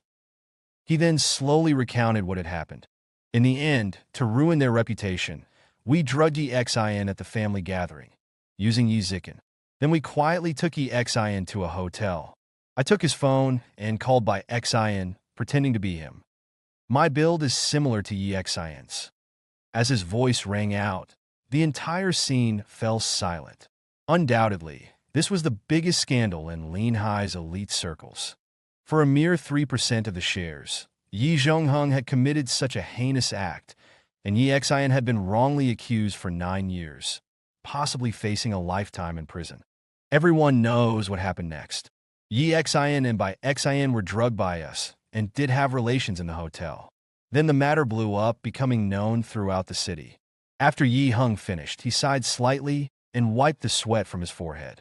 Beside him, Yi Zhongheng couldn't stand steadily. Yi Xin gripped his shoulder, preventing him from moving. Below, Yi Zikin was shocked. He thought that after so much time had passed, and with Yi Xin in prison, there would be no way to overturn the case. Even after Yi Xin returned, they hadn't taken him too seriously. Yi Xin was just someone who had been in prison for 9 years, with no foundation in Linhai. He had no capital and no qualifications to overturn the case. But now, the truth had been brutally revealed. He sat in his chair, paralyzed, his face pale. The Yi family is finished. This was his only thought. With such actions, how would others in Linhai view the Yi family? How would they cooperate with them? Not to mention that after Xinhai Bank announced full sanctions against the Yi family, Yi Xin's final blow had hit the Yi family's vital point. This annual meeting was undoubtedly the beginning of the Yi family's downfall. Yi Zhongheng roared. Yi Heng, are you crazy? What did Laban give you? Why are you framing us? You're even pinning Yi Xin's dirty laundry on us. Yi Xin smiled faintly and looked at Yi Heng. Release the final piece of evidence. Yi Heng's face was grim, but to save his life, he took out his phone, then picked up the microphone and said, I was just a nobody back then. I was afraid that Yi Zhongheng would go back on his word after everything was done, so I kept a recording of our discussion. He then played the recording. In the recording, it was Yi Zhongheng and Yi Heng discussing how to carry out the plan. Everyone could hear that it was indeed Yi Zhongheng's voice. At this moment, Yi Xin released Yi Zhongheng's hand, and Yi Zhongheng collapsed onto the ground. Yi Xin's gaze remained calm as he slowly swept over the Yi family members below, over the Yi family's senior management, over Yi Yongsheng. Yi Yongsheng seemed to have aged 10 years in an instant. He sat on the sofa, breathing rapidly, his entire body trembling slightly. This old man who had once supported the Yi family now felt his scalp tingling. The Yi family, which had thrived in Linhai for so long, would inevitably decline after today. Yi Zikin, Yi Huan, and a series of direct descendants of the Yi family also had grim expressions. Looking at them, Yi Xin felt an indescribable sense of relief. The emotions suppressed for 9 years were completely released at this moment. The scene was in an uproar, with everyone talking about the matter. Below, Bai Xin covered her mouth, tears streaming down her face. He really was wrongly accused. He was also a victim. Beside her, Bai Yao's expression also held a hint of excitement. Apart from being happy for Yi Xin, a strange emotion flickered in her eyes. In the distance, Yi Jing'an sat there, his body trembling slightly. He too had carried the burden of shame and pressure for 9 years. Today, everything would end. Zhou Qianqian smiled slightly, a hint of shock in her eyes, then calmness. Yes, the man on stage, no matter what astonishing things he did, she was somewhat numb. Bringing down the Yi family didn't seem like such a remarkable thing. Chun Shi and Chun Meixian sat there. Chun Shi smiled and said, Mom, Yi Xin really was wrongly accused. Chun Meixian nodded, her expression grave. The Yi family is really finished now. Amidst the uproar and commotion, Yi Xin stood on stage, looked at Yi Zhongheng, and said indifferently, I'll see you in court. Then enjoy the taste of prison. Yi Zhongheng's face was pale. Sitting on the ground, he looked at Yi Xin with unwillingness written all over his face. In the midst of the noise, Yi Xin walked down from the stage, and Yi Heng didn't dare to stay any longer. He quickly followed Yi Xin and ran down. He couldn't go back to the Yi family. The Yi family probably wanted him dead now. The night watchmen, on the other hand, were relatively safe. Yi Xin walked to Yi Jing'an's side, smiled, and said, Dad, I told you I was wrongly accused, and I would prove myself. Now, the truth is out. Yi Jing'an stood up with a trembling body and nodded. Let's go, Yi Xin said to Yi Jing'an. Laban also stood up. Amidst the discussions and gazes of the crowd, they walked towards the door. The commotion behind them had nothing to do with them. All Yi Xin wanted to do was to make the truth public. Coupled with Xinhai Bank's intervention, under the double blow, the Yi family would inevitably suffer a heavy blow. The rest just needed to be handed over to the police for investigation. After leaving the hotel, Laban excitedly said, "Damn, that felt good." Did you see the expressions on the Yi family's faces? I've been in business for so many years, and this is the most satisfying battle I've ever fought. After this, Hanyu Group's market value is bound to rise. Yi Exen touched his nose. He didn't have many thoughts about Hanyu Group's value. He wasn't short of money, and this time, he still adhered to the night watchman's code. Many people didn't know why Yi Hung suddenly came forward and revealed everything.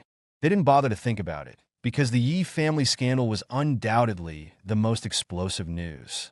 As for why Yi Hung exposed it, it wasn't that important.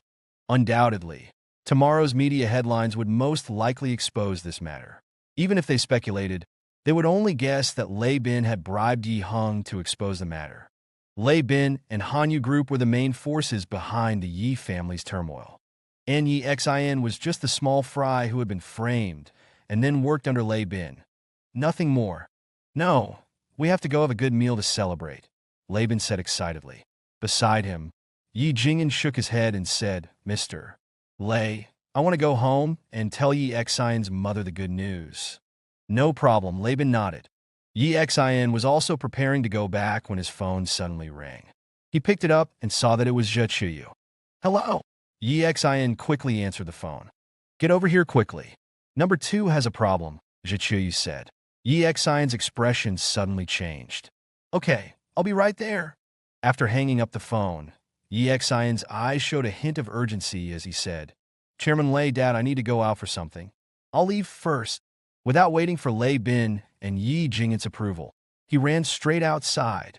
Watching Yi Xin run out, Yi Jing'an frowned slightly and said with a smile, "This kid's still so rash." Lei Bin patted Yi Jing'an's shoulder and said, "Jing'an, you've raised a good son." Yi Jing'an smiled. He actually didn't understand Lei Bin's meaning, thinking the praise was because of Yi Xin's earlier words that had given Hanyu Group the upper hand in this conflict with the Yi family.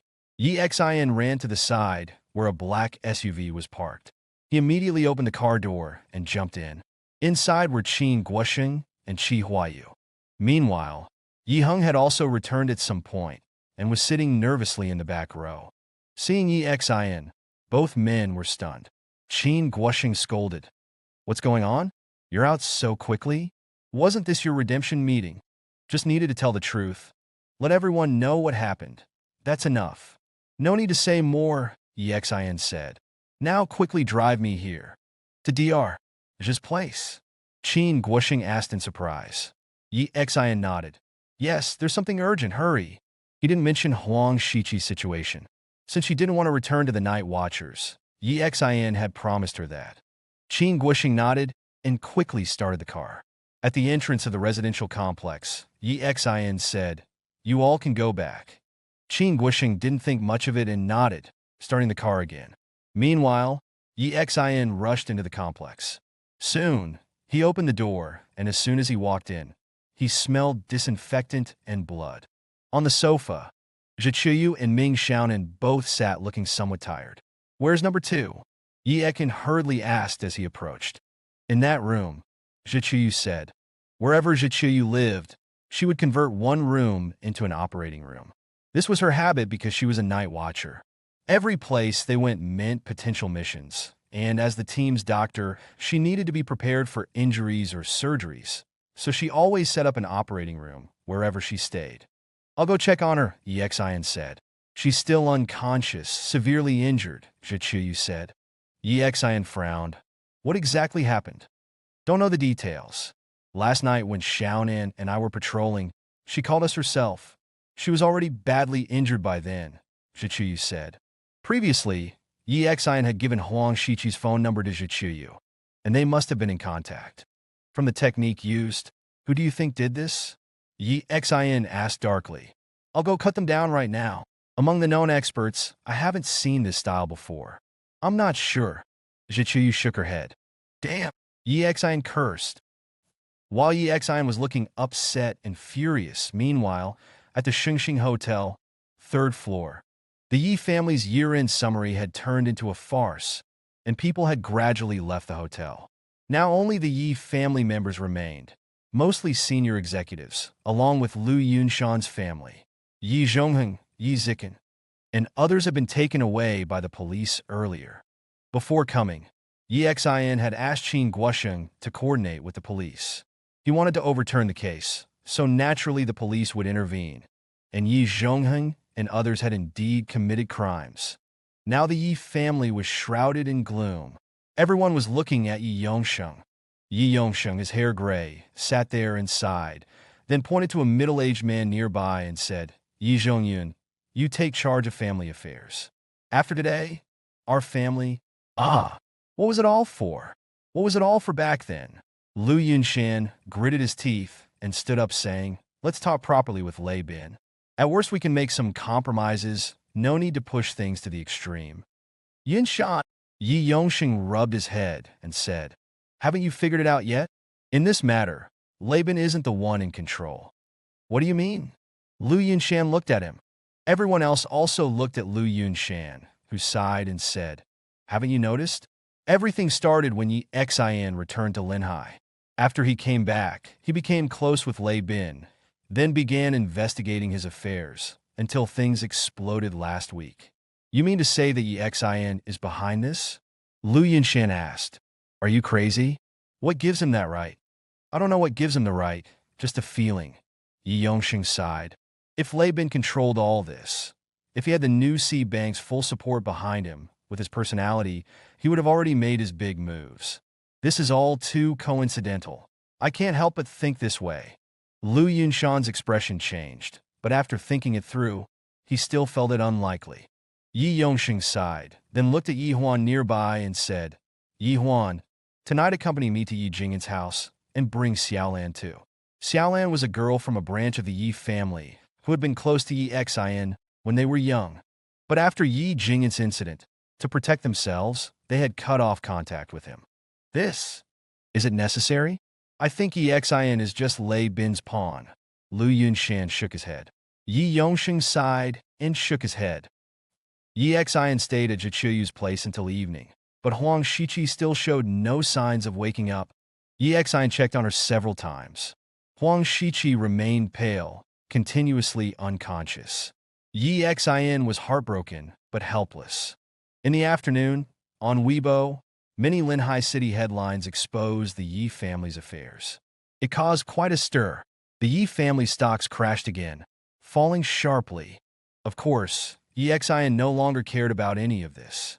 After dinner, feeling uneasy, he planned to go home to inform his parents that he would move to Zhichuyu's place. After letting Zhichuyu know, Yi Xin headed home. Just as he reached the front door, Yi Xion's brows furrowed slightly.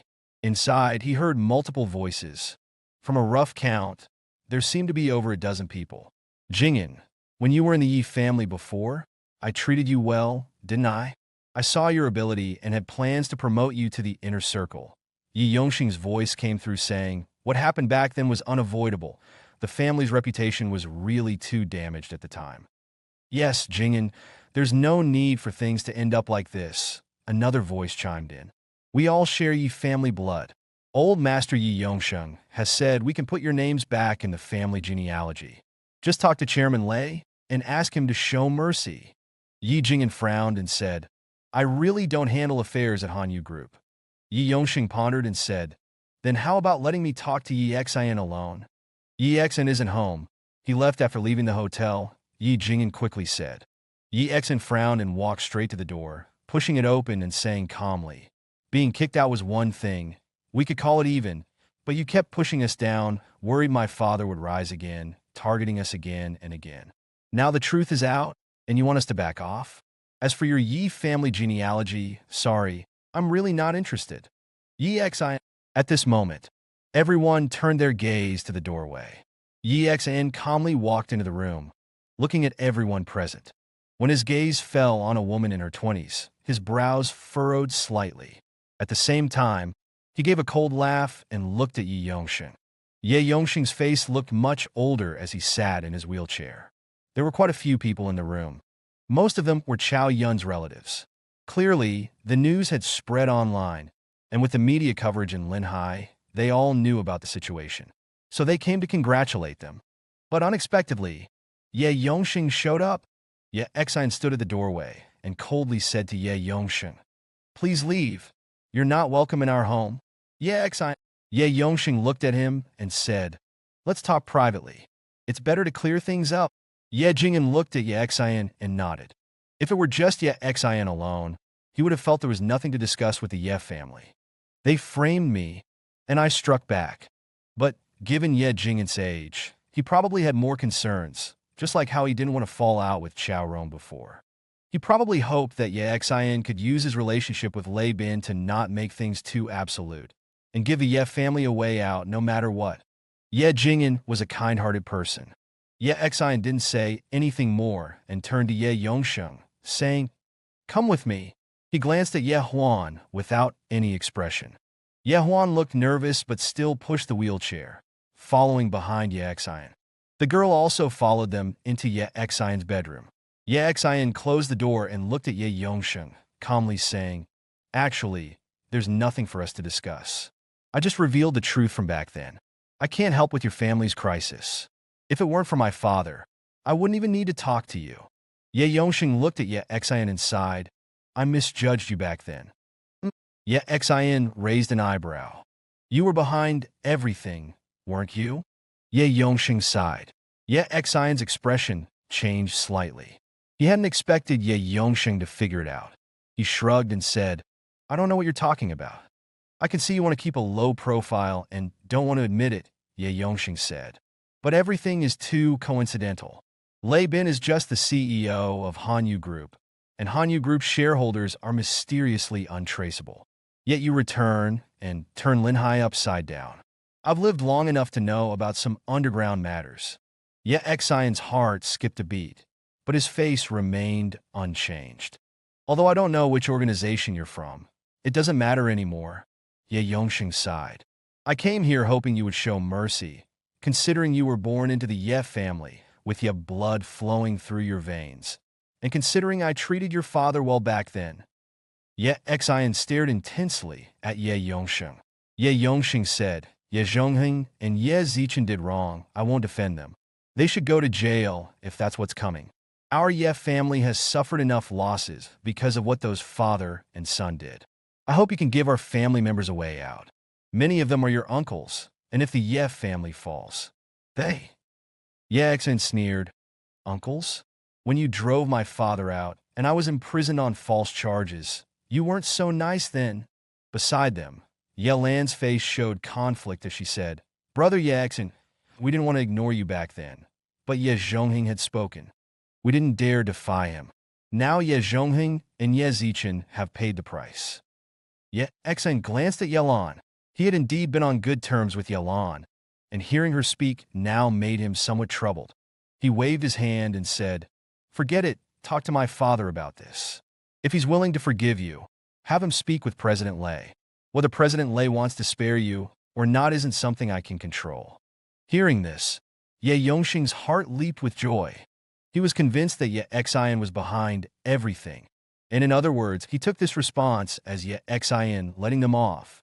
He struggled to stand up, then fell to his knees before Ye Xian, saying, "Ye, our Ye family truly wronged you.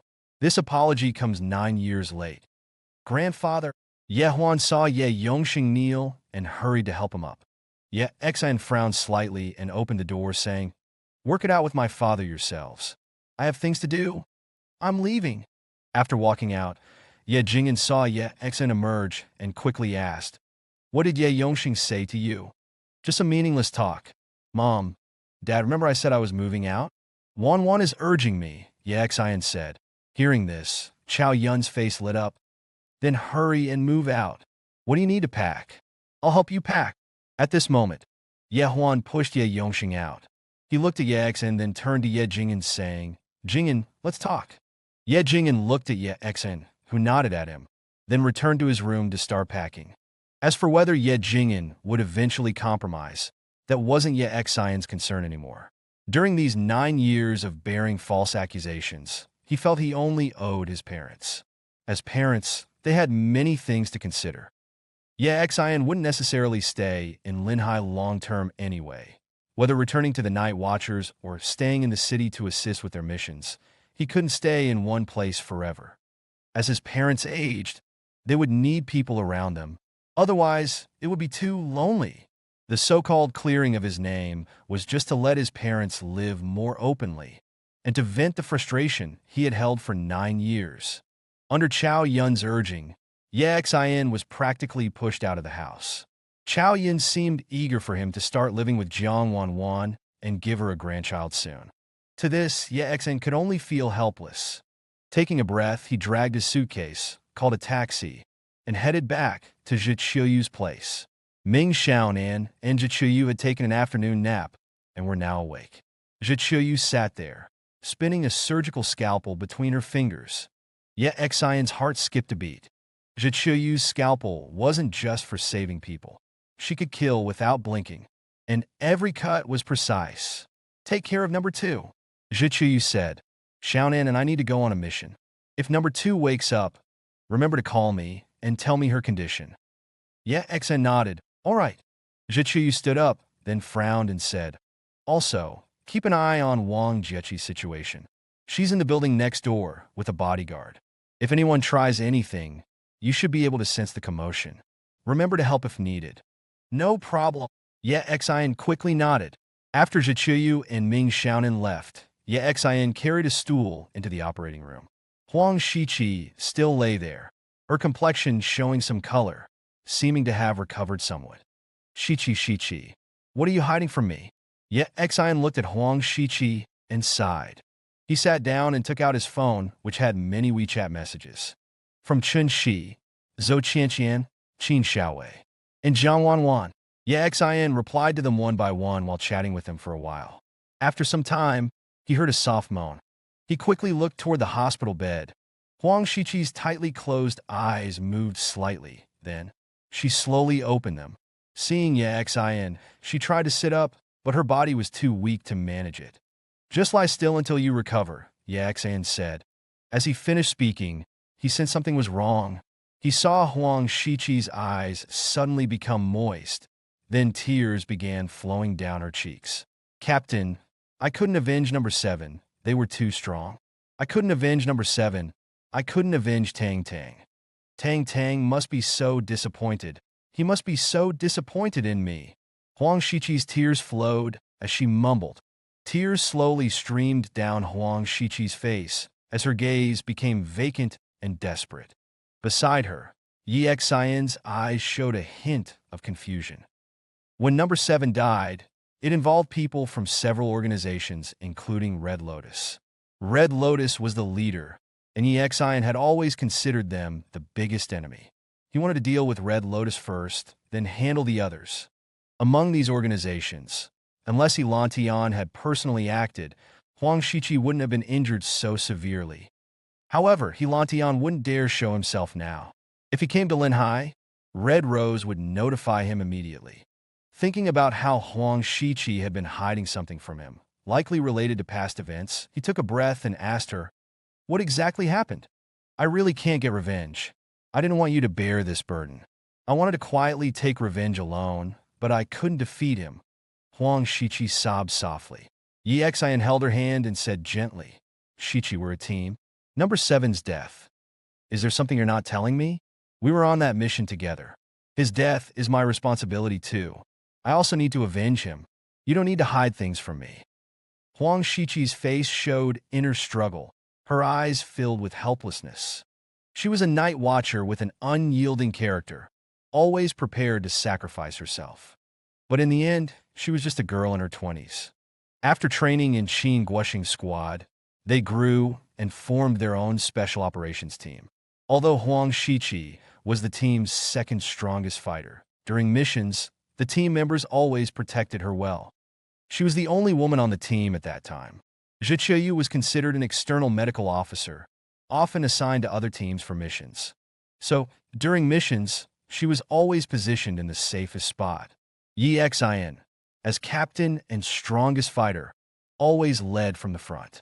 He and number 7 formed the team's strongest shields, while Huang Shiqi usually covered the rear, protecting their backs. 3 years ago, in that battle, it was the same. In that fight, even Ye Xian was critically wounded. Number 7 couldn't hold on and died in battle. Number 2, who was covering the rear, only managed to escape. She had always been clear about this point, so when the matter now involved a first-generation Star Glory medal recipient of the Night Watchers, if EXIN found out, things would certainly become chaotic. He wouldn't return to the Night Watchers. If he did, since it involved these matters, their side might be angry, but would likely tolerate it temporarily for the bigger picture. So she didn't want to contact the Night Watchers, instead hiding in the city, hunting down members of those organizations one by one. Until this time, she was overpowered and defeated. She felt somewhat broken inside. EXIN looked at her tear-stained face and smiled, saying, "Don't you trust me? I told you. No matter what, we'll stand firmly together, facing this world and everything ahead." Huang Shiqi bit her lip, then looked at EXIN and said, "That day, after we infiltrated and grabbed the box from Helan Tian, we encountered layers of encirclement. The attackers were all experts, with the weakest being above Red Lotus Red Card Assassin level. All our team members covering our retreat, all our pre-planned escape routes, were cut off." As Huang Shiqi spoke, the scene from that battle surfaced in EXIN's mind. Yes, after they got it, they were surrounded. EXIN and number 7 Li Tangdang fought desperately to break through. After escaping, they didn't meet their Night Watcher pickup team, but instead fell into another ambush. Later, Tang Tang activated his death surge to cover our escape. Huang Shiqi said, tears falling again. EXIN's eyes also grew moist. Number 7, Li Tangtang. He was from the same class as EXIN, their birthdays just one day apart. In the Night Watchers, he and EXIN were inseparable, EXIN's best brother, the kind forged through life and death. They were family. Huang Shiqi continued, "We split up to retreat then, since you had the box and most of the experts went after you. My situation was relatively easier. I was severely wounded but escaped. However, while escaping, I saw Sean Dumps. He was among those hunting me." Hearing this name, EXIN's pupils suddenly contracted. Pelin Dumps was a first-generation Star Glory medal recipient of the Night Watchers. Sean Dumps was the third generation of the Dumps family. Because of the first-generation Star Glory, this family had enormous influence in Europe. Hearing Huang Shiqi's words, everything suddenly became clear to EXIN. No wonder they were surrounded then. Everything seemed planned. No wonder all their escape routes were blocked, trapping them in a desperate situation. It turned out there was an internal problem, internal traitors. No wonder when the Night Watchers found him and helped restore his memories, they suggested he stay in the city. A first-generation Star Glory medal recipient had too much influence within the Night Watchers. If he returned, there would certainly be intense conflict. Without evidence, the Night Watchers might fall into civil strife. No wonder Qin Guoxing's expression was so strange when he heard about his meeting with Huang Shiqi. "How were you injured?" EXIN asked, his eyes gleaming coldly. "I was hunting Sean Dumps. He's in Linhai now. The first time I tried to attack him, Qin Guoxing stopped me," Huang Shiqi said, pursing her lips. "Yesterday, I found his location. He's interested in a woman in Linhai. Yesterday, he was on a date with that woman. I found him and chased him to a remote area in the suburbs. Then, I encountered an expert. That person wore a black coat. I couldn't see their face, but their skills were extraordinary. I was no match for them." "Was it Jianxing?" EXIN asked. Huang Shiqi was very powerful. As number 2 of the Night Watchers, she was truly exceptional. In the Night Watchers, number 0 was the strongest, number 1 rarely appeared, and was the most mysterious, so from this perspective, number 2 was effectively the second strongest in the Night Watchers. In the entire underground world, very few were stronger than Huang Shiqi. Plus, Zhichuyu recently said Jianxing might appear in Linhai, so EXIN suspected him. "Probably not." Huang Shiqi shook her head and said his fighting style was completely different from the Night Watchers, without any trace of Night Watcher techniques. EXIN let out a long breath and said to Huang Shiqi, "You rest well. I'm going out for a while." "You?" Huang Shiqi was stunned.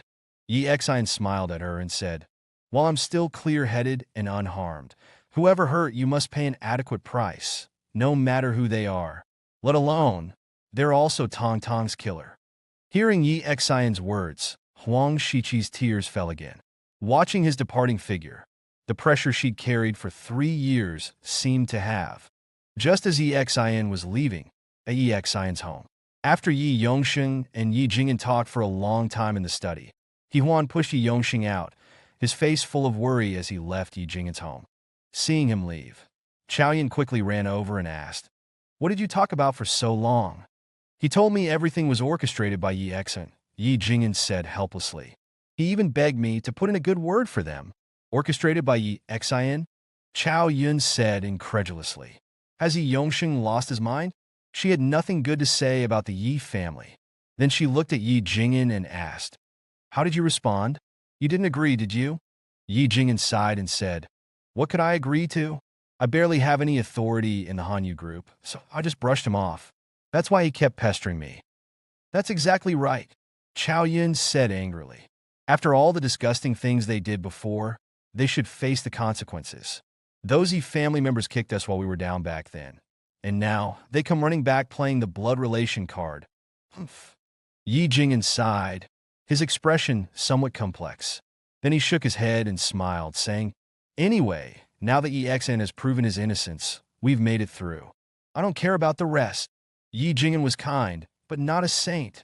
He couldn't possibly have no hard feelings about what happened 9 years ago.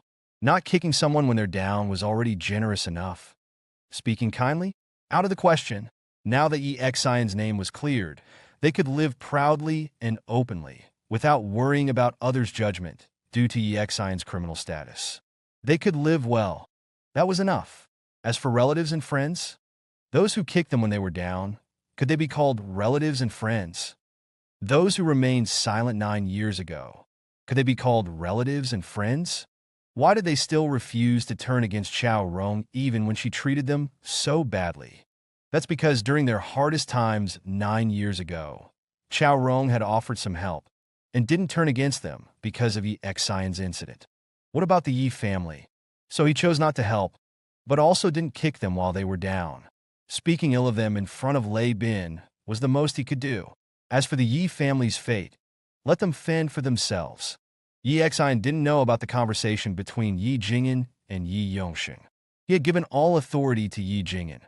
If Yi Jingyan spoke up, Lei Bin would naturally act. If he didn't speak up, Lei Bin also knew what to do. At this moment, Yi Xian rushed out of the room, pulled out his phone, found Zhichuyu's number, and dialed. Soon, the call connected, and Zhichuyu asked, "Is No. 2 awake?" "Yes," Yi Xian said coldly. "Give me Sean Dump's address. Since he's appeared in Linhai, you must have been tracking his movements." Zhichuyu was silent for a moment before saying, "It seems No. 2 has told you everything. So, don't try to talk me out of it," Yi Xian said flatly. "Tang Tang's death, No. 2's injuries, someone must be held responsible. I'm going to kill Sean Dumps first." "Yi Xian, I won't try to stop you, but you must consider the consequences. It's not that we don't want to act, but we have no evidence. No. 2's testimony alone isn't enough proof," Zhichuyu said. "Killing someone from the Dumps family will cause chaos among the Night Watchers. He is, after all, a first-generation star-bearer if you act." "I have a star medal too," Yi Xian sneered. "Besides, I won't cause trouble for the Night Watchers. Not many people know I'm back, including the Night Watchers. They won't know who did it. If they find out, I'll announce that I've left the Night Watchers." "Yi Xian, don't be rash." Zhichuyu's tone changed dramatically when she heard Yi Xian wanted to leave the Night Watchers. "I'll say it again. Tang Tang's death, Shiqi's injuries yesterday, whoever did it must be held responsible, must face the consequences." Yi Xian said coldly, "I don't care who they are. Right now, I'm going to kill him. If you won't give me the address, fine. I'll find him myself. Even if I have to turn Linhai upside down, I'll kill him. If I can't find him, I'll go to Europe and kill that old dog Pelin Dumps." After a moment of silence, Zhichuyu's tone returned to its usual coolness, saying, "Wait downstairs, I'll be right back." Then she calmly added, "Tang Tang's death has been a thorn in my heart too. Since I can't talk you out of it, I'll join you. I'll go with you." Yi Xian was stunned and was about to say something, but Zhichuyu had already hung up, giving him no chance to respond. At the community entrance, Yi Xin stood waiting calmly. After a while, an SUV stopped in front of him. Ming Xiaonan had changed back into her usual clothes, while Zhiqiu, sitting in the driver's seat, was still wearing her night watcher uniform, all black, perfectly accentuating her graceful figure. The door opened, and Ming Xiaonan jumped out saying, "I'll take good care of Sister Shiqi. Be careful. Whoever could hurt Shiqi like that is dangerous." Yi Xi nodded and got into the passenger seat. Zhiqiu, with her cold expression, calmly said, "Wu Ming and Po Kong are in the back seat." Yi Xin paused and asked, "You brought my swords? You'll need weapons if Jianxing shows up," Zhiqiu said calmly. "The uniform is there too. Change in the back seat." Yi Xin pondered for a moment, then nodded. He moved to the back seat as Zhiqiu started the car. After changing into his uniform, he climbed back to the passenger seat. "The night watcher uniform still feels comfortable," Yi Xin grinned. "Put on your mask later," Zhiqiu said again. Most night watchers don't reveal their faces, so during missions, they wear masks that only show their eyes, concealing their identities. "I know the rules," Yi Xin smiled, then looked at Zhiqiu and said, "You don't need to get involved in this. I can go alone." "Stop talking," Zhiqiu said coldly. In the southeast of Linhai, in the suburbs behind a grove of trees, stood a luxurious villa. The villa was brightly lit, and inside, a middle-aged man with blonde hair and blue eyes sat holding a glass of wine. Across from him sat a person wearing a black robe, legs crossed. Sean Dump smiled and spoke in fluent Chinese. "Mr. Lin, when do you plan to act? Once you do, I can return smoothly. I don't want to stay here another day. I feel that woman might come to kill me again." "No rush. Because of Wang Jieqi, many night watchers are here now. Plus, Jianxing said the former Zero is in Linhai. We don't know what they look like. Acting would be risky," the man in the coat across from him said flatly. "With you here, I naturally have nothing to fear," Sean Dump said. "Now that we have Red Lotus, the Dumps family, and with you and Mr. Hidden joining, the Master will surely bestow his grace upon us." The middle-aged man across from him gave a light chuckle, but said nothing. Suddenly, the middle-aged man's ears twitched slightly. He picked up his wine glass and walked upstairs, saying, "Someone's coming. Probably night watchers coming to question us. Handle it yourself. Don't worry. They won't dare do anything to me," Sean Dump said flatly. The middle-aged man walked upstairs, and soon there was a knock at the door. Sean Dumps walked to the door and opened it. Yi Xin and Zhiqiu stood there. Zhiqiu wasn't wearing a mask, her beautiful eyes fixed on Sean Dumps. "Wow, Dr. Zhe, I never expected you to visit me personally. What an honor. Please come in."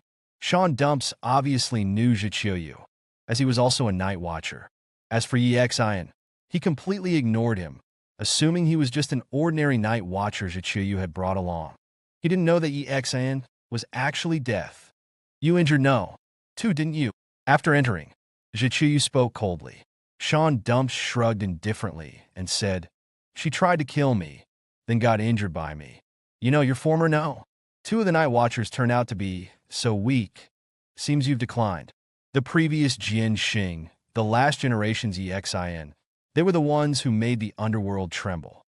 You owe me an explanation," Zhiqiu said coldly. "Explanation? What explanation?" Sean Dumps sneered and asked. "Your people attacked me, and due to their own incompetence, got injured. I'm already being merciful by not demanding an explanation from you. Yet you're asking me for one? What a joke. You know very well why she wanted to kill you, don't you?" Dr. Zhe sneered. Sean Dumps smiled, swirling his wine glass. "I certainly don't know, but of course, Dr. Zhe, if you're willing to sleep with me, perhaps I might remember. You think you're worthy to fight No. 2. Yi Xin sneered and said calmly, "You up there, come down." Hearing Yi Xion's words, Sean Dumps finally noticed him and sneered. "I'm talking to Dr. Zhe. Who are you to interrupt?" In the next instant, he saw the sword hilts on Yi Xion's back, and his pupils suddenly contracted. "Po Kong and Wu Ming, you are Xing." Before he could finish speaking, the sound of a sword being drawn rang out. Inside the villa, Sean Dump's pupils constricted. In the next instant, Yi Xion's sword emerged from behind. He didn't bother wasting words with this person, raising his blade to strike. He wanted to kill this guy, then deal with the one upstairs. Zero. You're zero. Sean Dump's face changed dramatically, his wine glass falling to the ground as he shouted, "Mr. Lin, save me!" Bang! Upstairs, there was suddenly an explosive sound, followed by breaking glass. The person upstairs jumped directly through the window, and then Yi Xian sensed the person rapidly moving away. Indeed, when he heard Sean Dump say the words zero, the person didn't even attempt to fight, choosing to flee immediately. Yi Xian's expression changed slightly as he looked at Sean Dumps. "You can't kill me," Sean Dumps said, his face wild with fear. "My grandfather is a first-generation Star Blue. Killing me will cause chaos among the Night Watchers. Where's your evidence?" Yi Xian calmly looked at him and said, 3 years ago, you left no evidence. Today, where's your evidence? Daring to attack number 2, daring to kill Tang Tang. You deserve death." Sean Dumps froze, not expecting Yi Xian to say this. "Also, I'll soon send your grandfather, that old dog, to meet you." Yi Xian sneered, and with a single hand movement, blade flashing, Sean Dump's head separated from his body. His face still showed disbelief. "You handle this, I'll pursue," Yi Xian said calmly. "That person is the real culprit who injured number 2. Clean this up thoroughly." "Don't worry, I'm a professional," Zhiqiu said calmly. Yi Xian said no more, rushing out of the villa, pursuing in the direction the person had fled. In the night, Yi Xian moved with incredible speed, like a cheetah, swiftly giving chase. After pursuing for a while, Yi Xian stopped, his brows furrowing. That person's aura had suddenly vanished. "Damn!" Yi Xian cursed, then slowly walked back. At the villa entrance, Zhiqiu had already come out. Seeing Yi Xian, she asked, "Resolved?" "Lost him. This person is indeed skilled, and extremely good at escaping. Later, have the Night Watchers check which experts have the surname Lin," Yi Xian said. "I understand," Zhiqiu said. "I've handled this to look like an assassination. They won't find any flaws."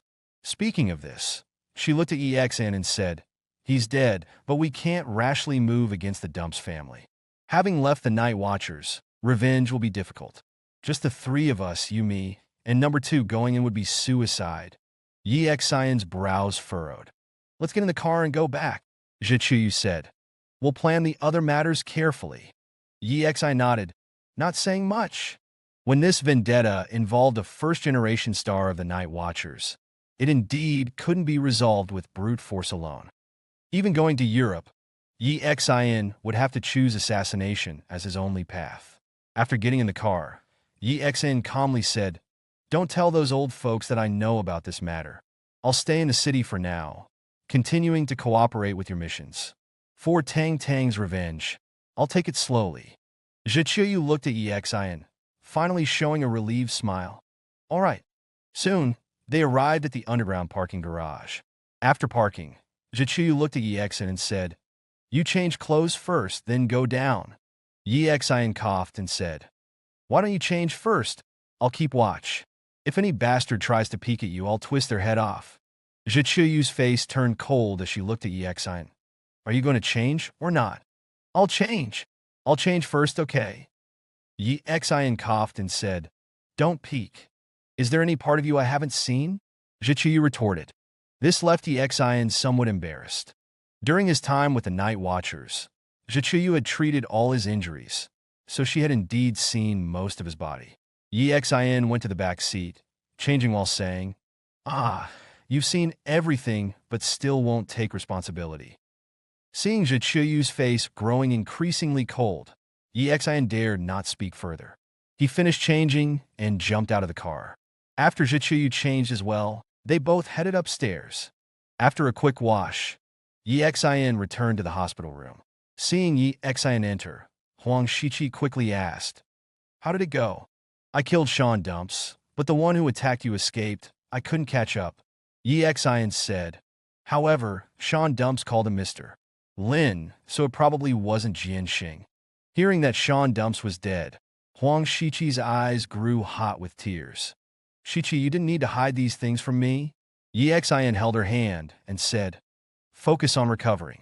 When you're better, we'll face all this together and avenge Tang Tang together. Huang Shiqi nodded. Yi Xian and Zhichuyu stayed to talk with her for a while longer until she fell asleep. After she was sound asleep, Yi Xian, Zhichuyu, and Ming Xiaonan left the hospital room. After saying goodbye to the two, Yi Xian quickly washed up and lay down in his own bed. Just as he lay down, his phone rang. He picked it up and saw it was Bai Yao calling. Yi Xian paused, then answered. Hello, you're still up this late? I sent you many messages, but you didn't reply. Bai Yao said. Are you angry? Angry? Why would I be angry? Yi Xian said. I've been busy all day, didn't check my phone. Oh, I thought now that the truth is out. You might be angry about how my family treated you before. Bai Yao said, then sighed. Yi Xian, let's have lunch together tomorrow. Sure. Yi Xian nodded and said, we should celebrate. Invite Jiang Wanwan and the others, my treat. I meant, just you and me having lunch, I want to talk with you. Bai Yao hesitated before speaking. Yi Xian was stunned, but still nodded. All right, then tomorrow noon, let's meet at Ronghua restaurant. Bai Yao said, then hung up.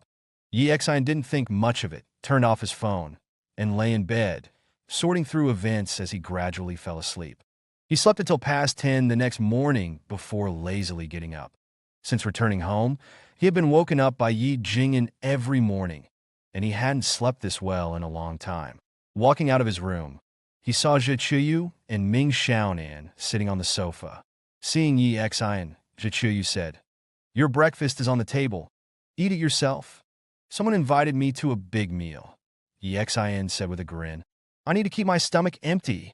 Zhichuyu glanced at him and snorted, then said, handle things here quickly. Then we need to leave Linhai.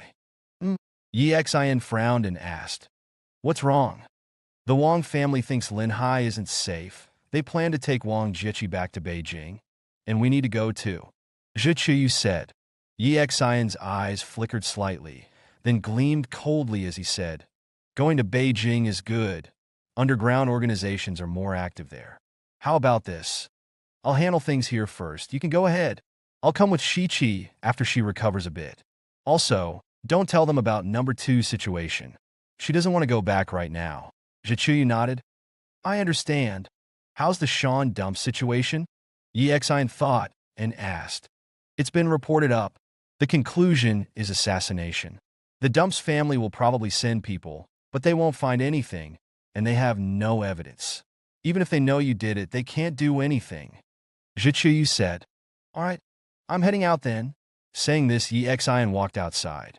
After leaving, Yi Xian hailed a taxi and headed to Ronghua Tower. He soon arrived at Ronghua Tower, getting there about 5 minutes before his noon appointment with Bai Yao. As it was lunchtime, more and more people were gathering in front of the building. At the entrance, the manager of Ronghua Tower spotted Yi Xian and came over to greet him. Mr. Yi here for lunch again? As a black gold card holder of Ronghua Tower, and given that most patrons were well-dressed elites, plus his previous conflict with Liu Bai's group, the staff naturally recognized him. Yi Xian nodded. Which floor would you like to dine on, Mr. Yi? I'll reserve a spot for you, the manager said politely. President Qin mentioned that you're our VIP guest, and we can always make arrangements in advance when you visit. Yi Xian rubbed his nose, thinking that since Bai Yao wanted to dine alone, she probably preferred a quiet private room. I'll take a private room. Any floor is fine, Yi Xian said. All right, I'll reserve one on the 5th floor, the manager said with a smile. Thank you, Yi Xian quickly replied. No problem, the manager said before returning inside. Among the passing crowd, some people who recognized Yi Xian would curiously glance at him. Many high-end clientele of Ronghua Tower were from Linhai City, and some had attended yesterday's Yi family year-end meeting where Yi Xian had appeared on stage, so it wasn't surprising they recognized him. Yi Xian paid no attention to these looks. After 2 minutes, a car stopped, and Bai Yao stepped out. She had clearly dressed up carefully, wearing light makeup and a pure white dress that gave her an elegant appearance. Combined with her natural grace, She looked like a goddess. She walked up to EXIN and smiled gently. Sorry to keep you waiting. What can't be said over the phone? EXIN asked. He was quite afraid of this woman, mainly because she was too seductive. Before, when Red Rose didn't know he was Night Watchman Zero, having a relationship wouldn't have mattered. But after finding out, EXIN became hesitant to get involved with her. If he got poisoned during their activities, it would be a terrible loss. This woman was mentally unstable. Who knows what she might do? So if possible, EXIN preferred to avoid meeting her face to face. I just want to see you. You never reply to my messages or contact me. Red Rose's pitiful voice came through the phone. Stop, I can't handle you talking like that, EXIN said. Can't handle it? Then come handle me, Red Rose said again. Damn it. EXIN couldn't take it anymore and quickly said, If you don't tell me, I'm hanging up. Fine, I'll tell you. Red Rose finally spoke in a normal tone. Humiliation probably won't be coming out anytime soon. Oh. EXIN's expression changed slightly. You know his location? Not exactly. He's always hiding, never revealing his position, but based on our analysis, he's most likely hiding in Sin City, Red Rose said. Hearing this, EXIN frowned and asked, Are you sure? Most likely. I've tried contacting him, and every response is very slow. If he were outside, it shouldn't be like this, Red Rose said thoughtfully. Is he willing to come out? EXIN asked again. I'm slowly working on it. Red Rose paused, then calmly said, But recently there's something with Red Lotus. They've joined forces with the Hermits and the Dempsey family, and they might be cooperating with the Dempsey family. Do you have evidence? EXIN's eyes narrowed. If there was evidence, dealing with the Dempsey family wouldn't be so troublesome. There won't be any evidence, Red Rose said. I only got this information from bits and pieces of what Humiliation told me. She asked me to contact Sean Dempsey here, saying he had something to tell me, but when I tried last night, I couldn't reach him. EXIN rubbed his nose and said, You can't reach him because he's dead. Oh, did you do it? Red Rose asked in surprise. EXIN nodded. Yes. The information leaked from 3 years ago's battle. It was from the Dempsey family, wasn't it? Red Rose shook her head. I don't know. I only know there's a mole in the Night Watchers and they're high-ranking. Besides Humiliation, no one knows who it is. EXIN sighed. Sure enough, the Dempsey family left no evidence when doing these things.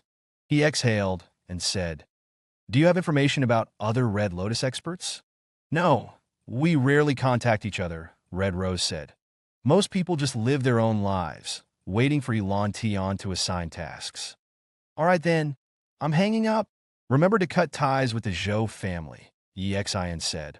Oh my, you're so unwilling to talk to me. It makes me even more excited, Red Rose said coquettishly.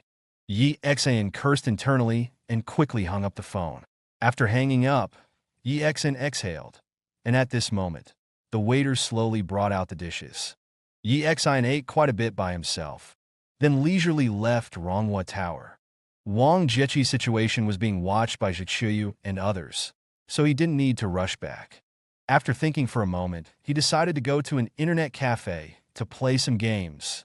After searching on his phone, he headed towards the internet cafe. Bang! At this moment, a loud noise suddenly rang out from not far away. EXIN looked towards the sound, and his brows immediately furrowed. Not far away, a black sedan and a red sports car had collided. Damn! EXIN was startled and couldn't help but move closer. People around also gradually gathered. EXIN walked to the front and saw that the black sedan had rear-ended the other car and would probably be fully responsible. The black sedan wasn't bad. It was an Audi A6, but compared to the black Ferrari in front, the difference was too great. This Audi is in trouble. With damage like this, they'll have to pay quite a bit in compensation. The onlookers began discussing. EXIN frowned. At this moment, a very burly man stepped out of the front driver's seat. He wore sunglasses and looked angry. Walking to the back, he knocked on the Audi's door and shouted, Open up! Open up! EXIN's frown deepened. Through the window, he saw in the driver's seat a fairly pretty woman, around 30 years old, without makeup but still quite beautiful. However, her hair was messy now, And because of the accident, her head seemed to have been hit, with blood slowly dripping from her forehead. In the back seat lay a 3 or 4-year-old child who seemed to have passed out and was breathing rapidly, probably sick. Hearing the burly man's shouts, the woman in the driver's seat quickly opened the door, and then the middle-aged man roughly pulled her out of the car. Someone who saw the woman said, "Hey, isn't that Lu Jia?" "It really seems to be." Yi Xin was confused and frowned, asking, "Who's Lu Jia?" "She hasn't been in the news much these past 2 years, so it's normal you don't know. She used to be the leading host at Linhai TV, but she's faded from the spotlight recently. Being a female celebrity is all about youth, and now Qin Shuer is the most popular at Linhai TV." Yi Xion's expression changed slightly at the mention of Qin Shuer. She was the host from the auction. Yeah, after Qin Shuer rose to fame, the 2 popular variety shows that Lu Jia used to host were taken over by Qin Shuer, and then Lu Jia gradually faded from public view. Hearing this, Yi Xian frowned and looked at the sports car. In the passenger seat sat someone. Yi Xian looked once, and his face showed surprise. The passenger wore a hat and sunglasses. But with Yi Xian's strong observation skills, he recognized her at a glance. It was Qin Shuer. So, what was the situation now? Was an older celebrity unsatisfied with the current star and planning to crash into her car for mutual destruction? Qin Shuer sat there, uninjured, with a faint smile on her lips that held a hint of mockery, though this smile was quickly concealed. Seeing this, Yi Xion's heart stirred slightly. "Do you know how to drive? Do you know how to drive?" The burly man pushed Lu Jia and shouted, "Tell me, how are we going to handle this?" Lu Jia seemed to finally come to her senses. She looked at the burly man in surprise and quickly said, "Brother Su, I really didn't mean to. I was rushing to take my child to the hospital. He has a high fever. For old time's sake, please let me take him to the hospital first, okay? Your child is sick, so you have to crash into us? You clearly recognize this as Shuer's car, yet you deliberately crashed into it." The man called Brother Su yelled, "Do you know how expensive this car is? Can you afford to pay for it with your current income? Can you take responsibility if Shuer is injured? Your child needs to see a doctor, but Shuer needs to get to the film set. Can you compensate for delaying the shoot? Tell me, how are we going to handle this?" "Brother Su, my child really has a very high fever. You were driving fast then slow, so I tried to overtake, and that's why I crashed," Lu Jia pleaded. "I'll take all responsibility. Just let me see Sister Shuer for a moment. Let me talk to her personally, please." "You think you're worthy of seeing Shuer now?" Brother Su sneered. "Stop the nonsense. Wait for the police to come and handle this before you go." "Brother Su, when you used to work for me, I treated you well. Please help me out. The child is really very sick," Lu Jia begged, not even caring about the blood on her forehead.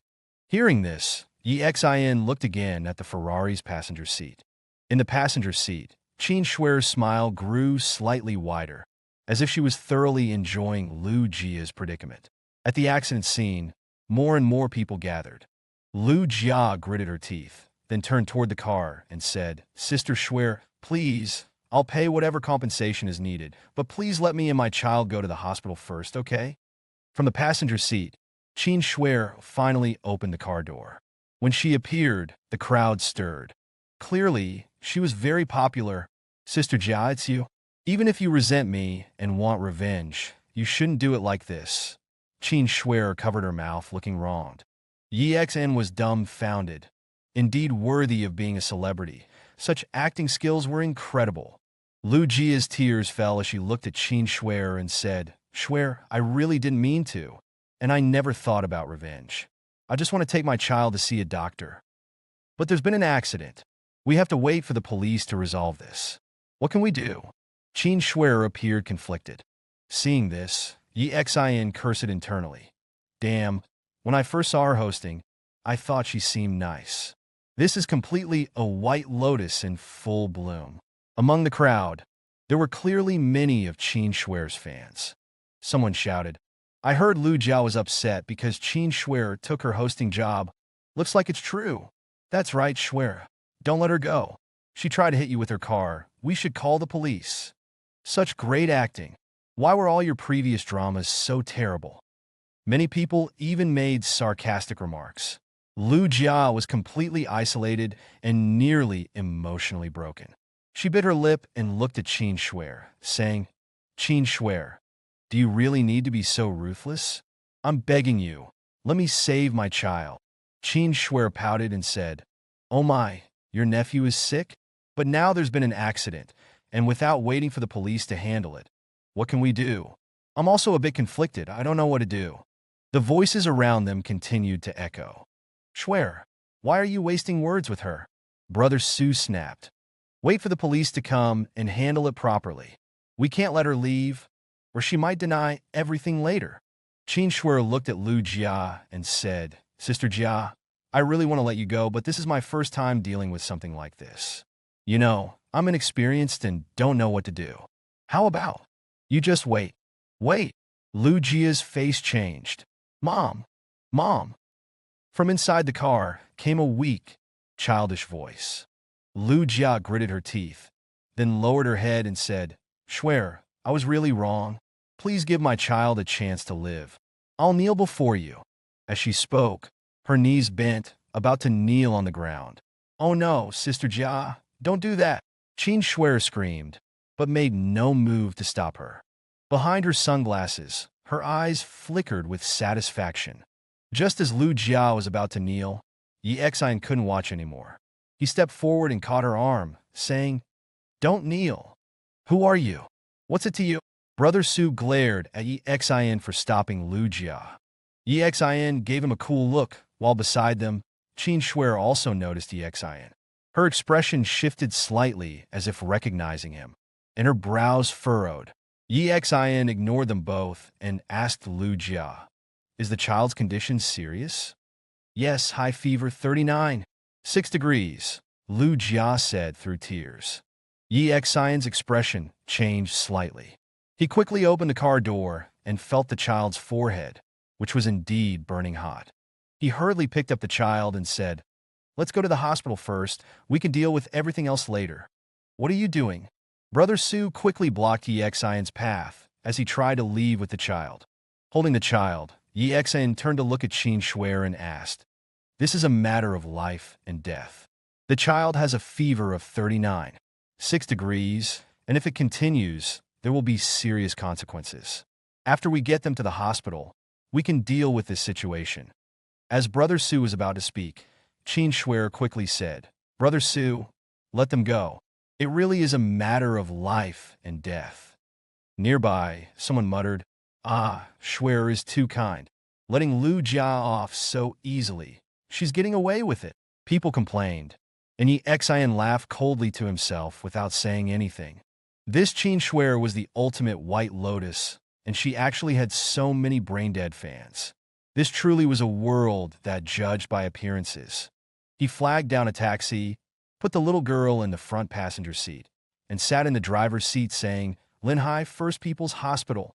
As the taxi started moving, Yi Xian turned to look at Lu Jia's bleeding forehead, frowned, and asked the driver, Do you have any tissue? The driver nodded and took out some tissues. Yi Xian passed them over saying, Take care of that for now. Though we're strangers, thank you so much, Lu Jia said tearfully as she took the tissues. From what you said, it seems Qin Shuer recognized you. She deliberately drove erratically to harass you. Yi Xian asked, Do you have a grudge? Lu Jia sighed and said, That's show business. New stars replace the old. When she first debuted, I was at my peak and always ranked above her in the company. Now that she's made it, she started targeting me while acting like a white lotus in public. As she spoke, her face showed a bitter, self-mocking smile. Yi Xian didn't ask anything more, as it was other people's business. While Yi Xian was rushing to the hospital with them, back at the scene, Brother Su looked at the people filming with their phones, frowning as he stood beside Qin Shuer and asked quietly, You let her go so easily. That's not like you. Qin Shuer pouted and said, That man has close ties with Lei Bin. We can't afford to offend big capital like Lei Bin. Aren't we currently negotiating endorsements and film investments with Lei Bin's side? Let's give him face. Brother Su was stunned. Couldn't tell from how he dressed. He's low-key.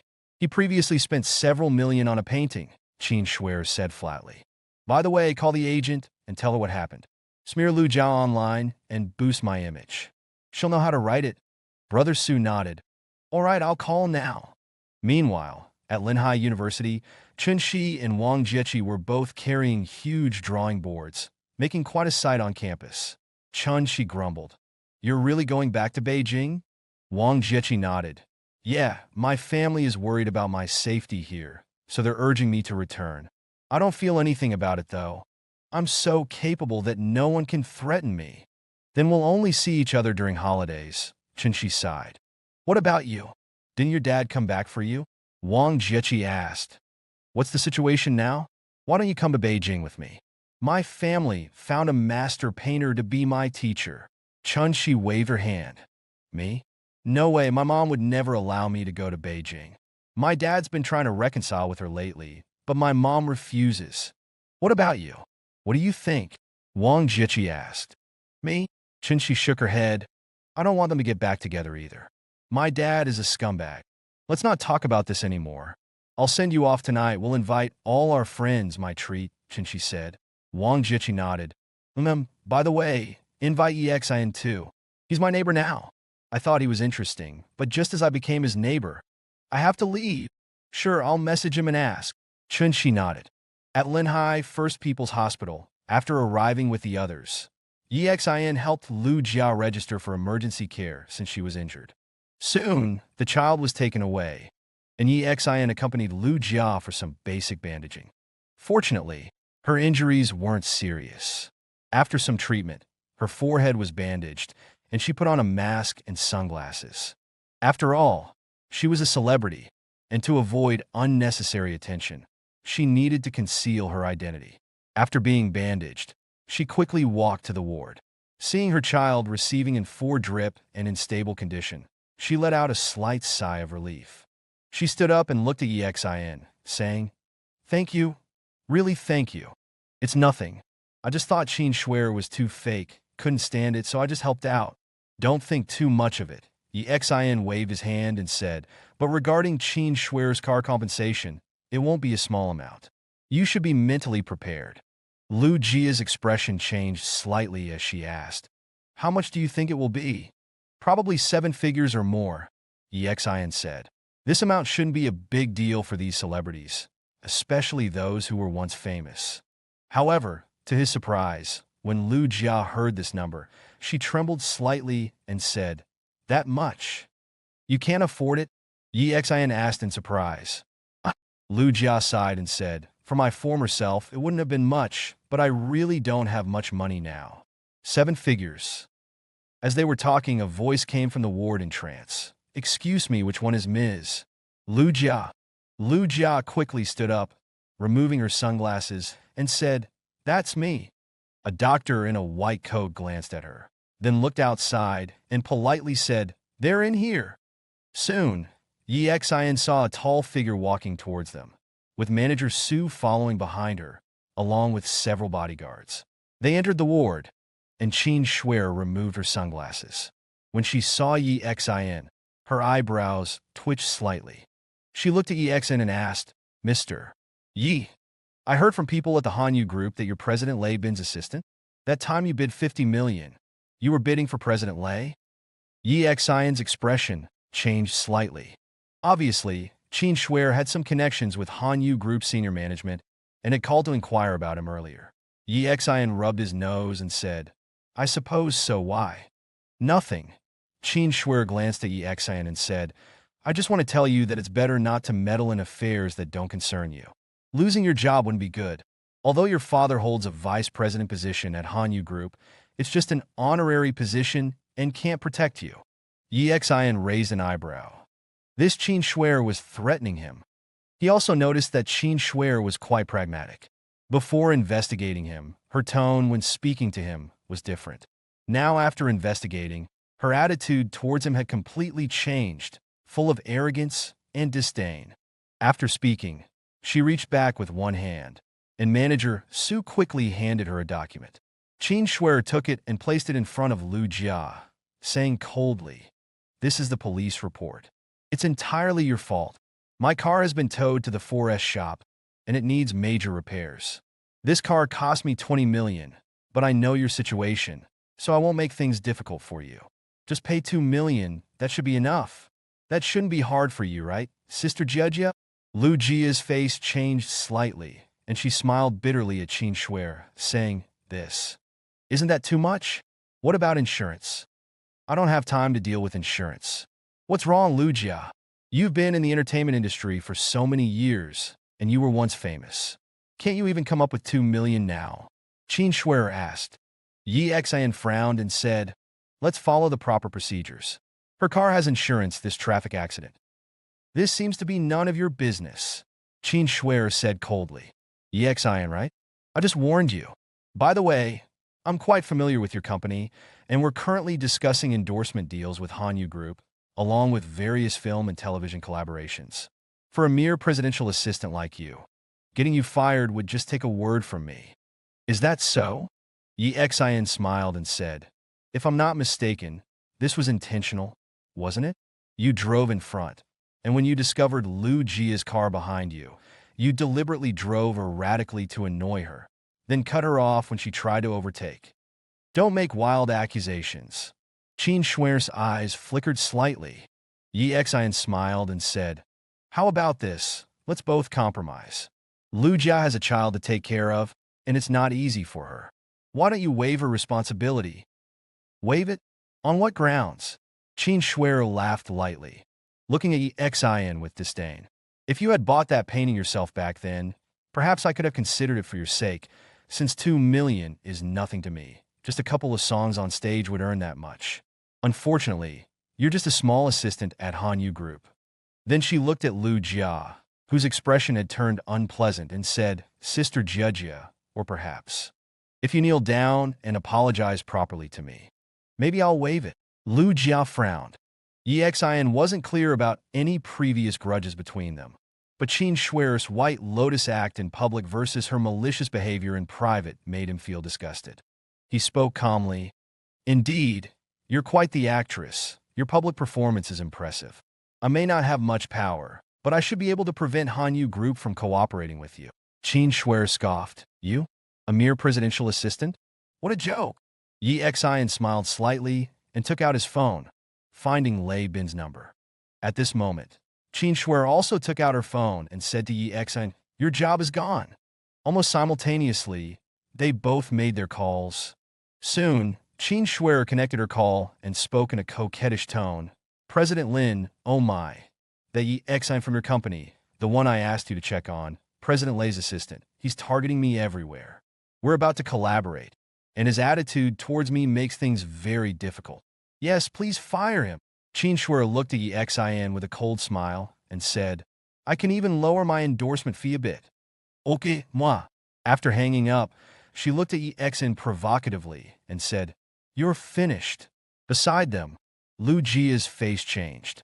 Yi Xian had saved her child, and if he lost his job because of this, she would feel terrible. "I'll kneel." Yi Xian stopped her, then spoke into his phone. "Why did it take so long to answer?" "I was dealing with the Yi family's matters."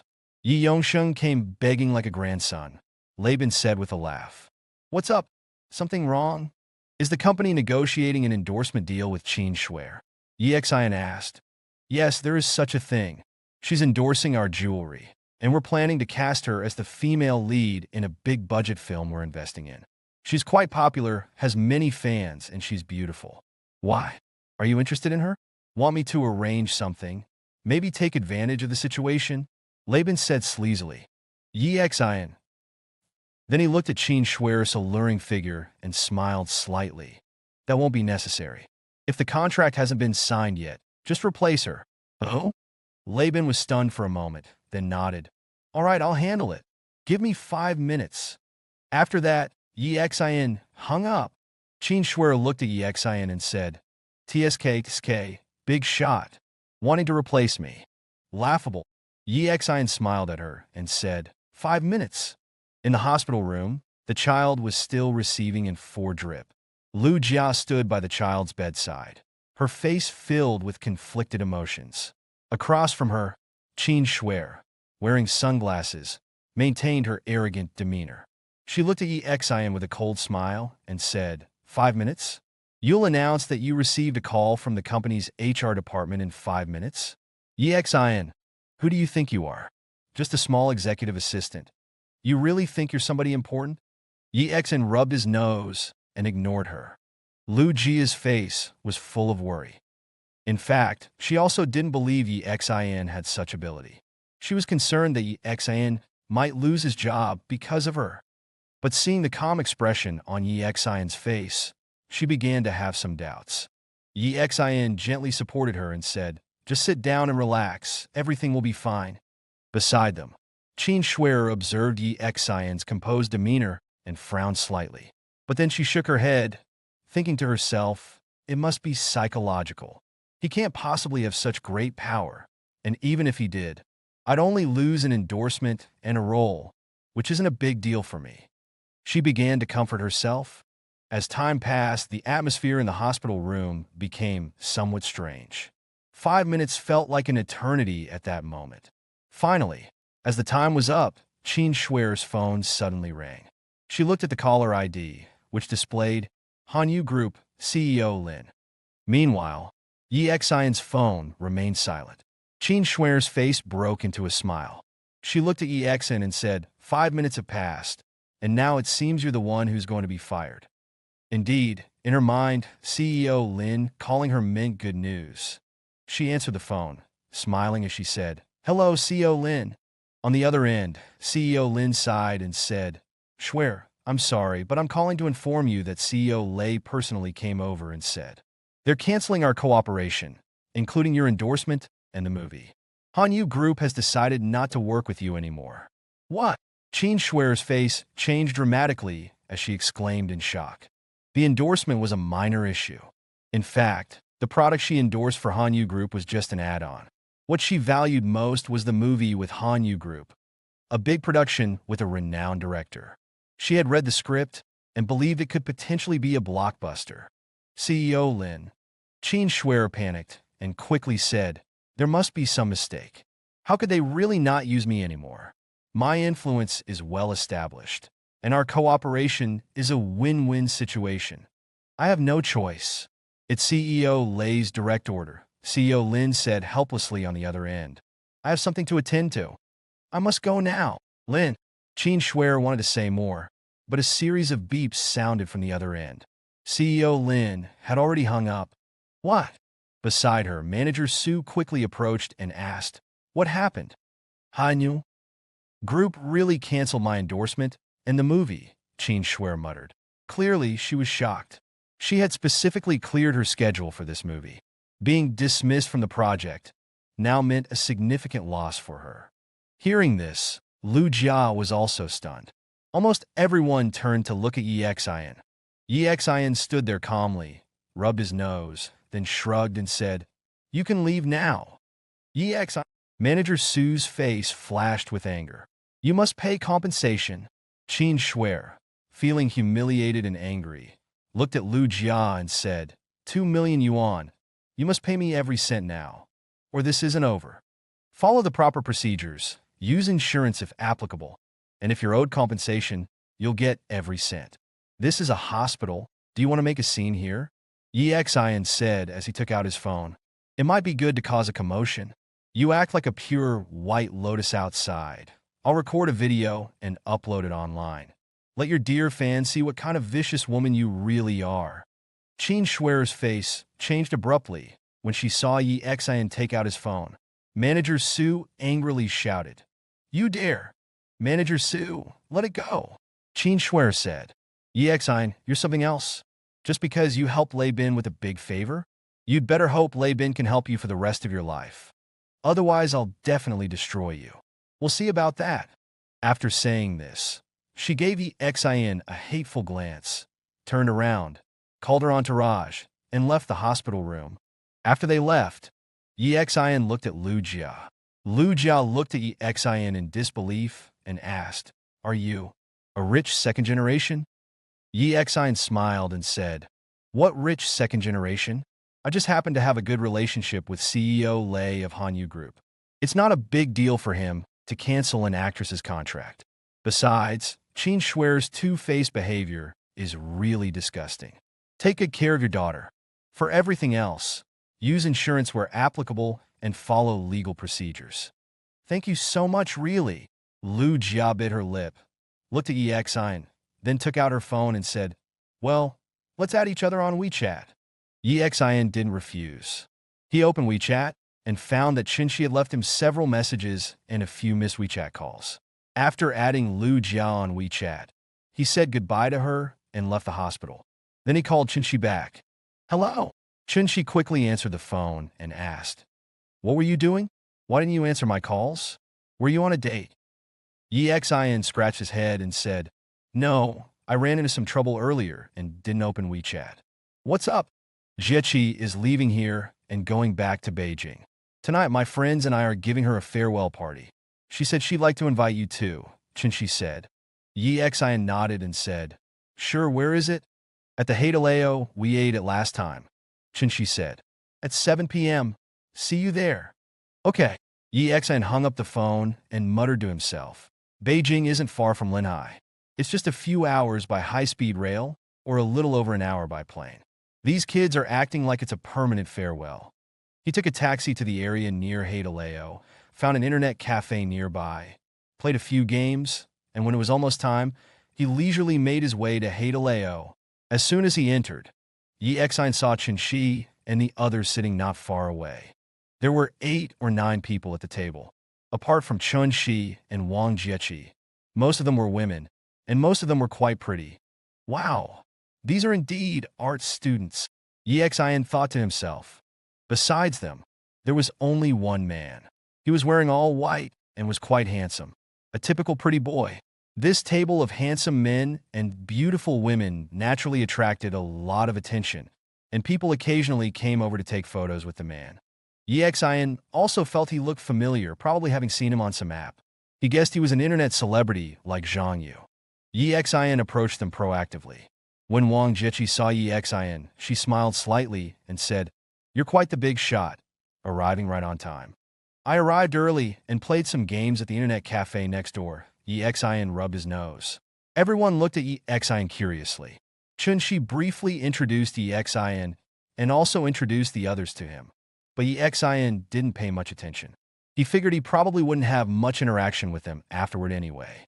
Because he wasn't very familiar with most people, Yi Xian didn't talk much. He just ate by himself while listening to their conversation.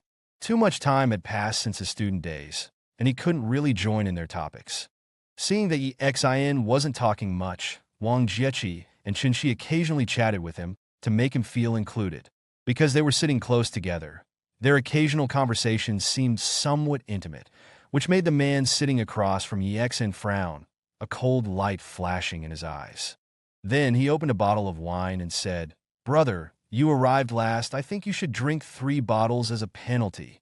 Yi Xian's expression changed as he looked at him.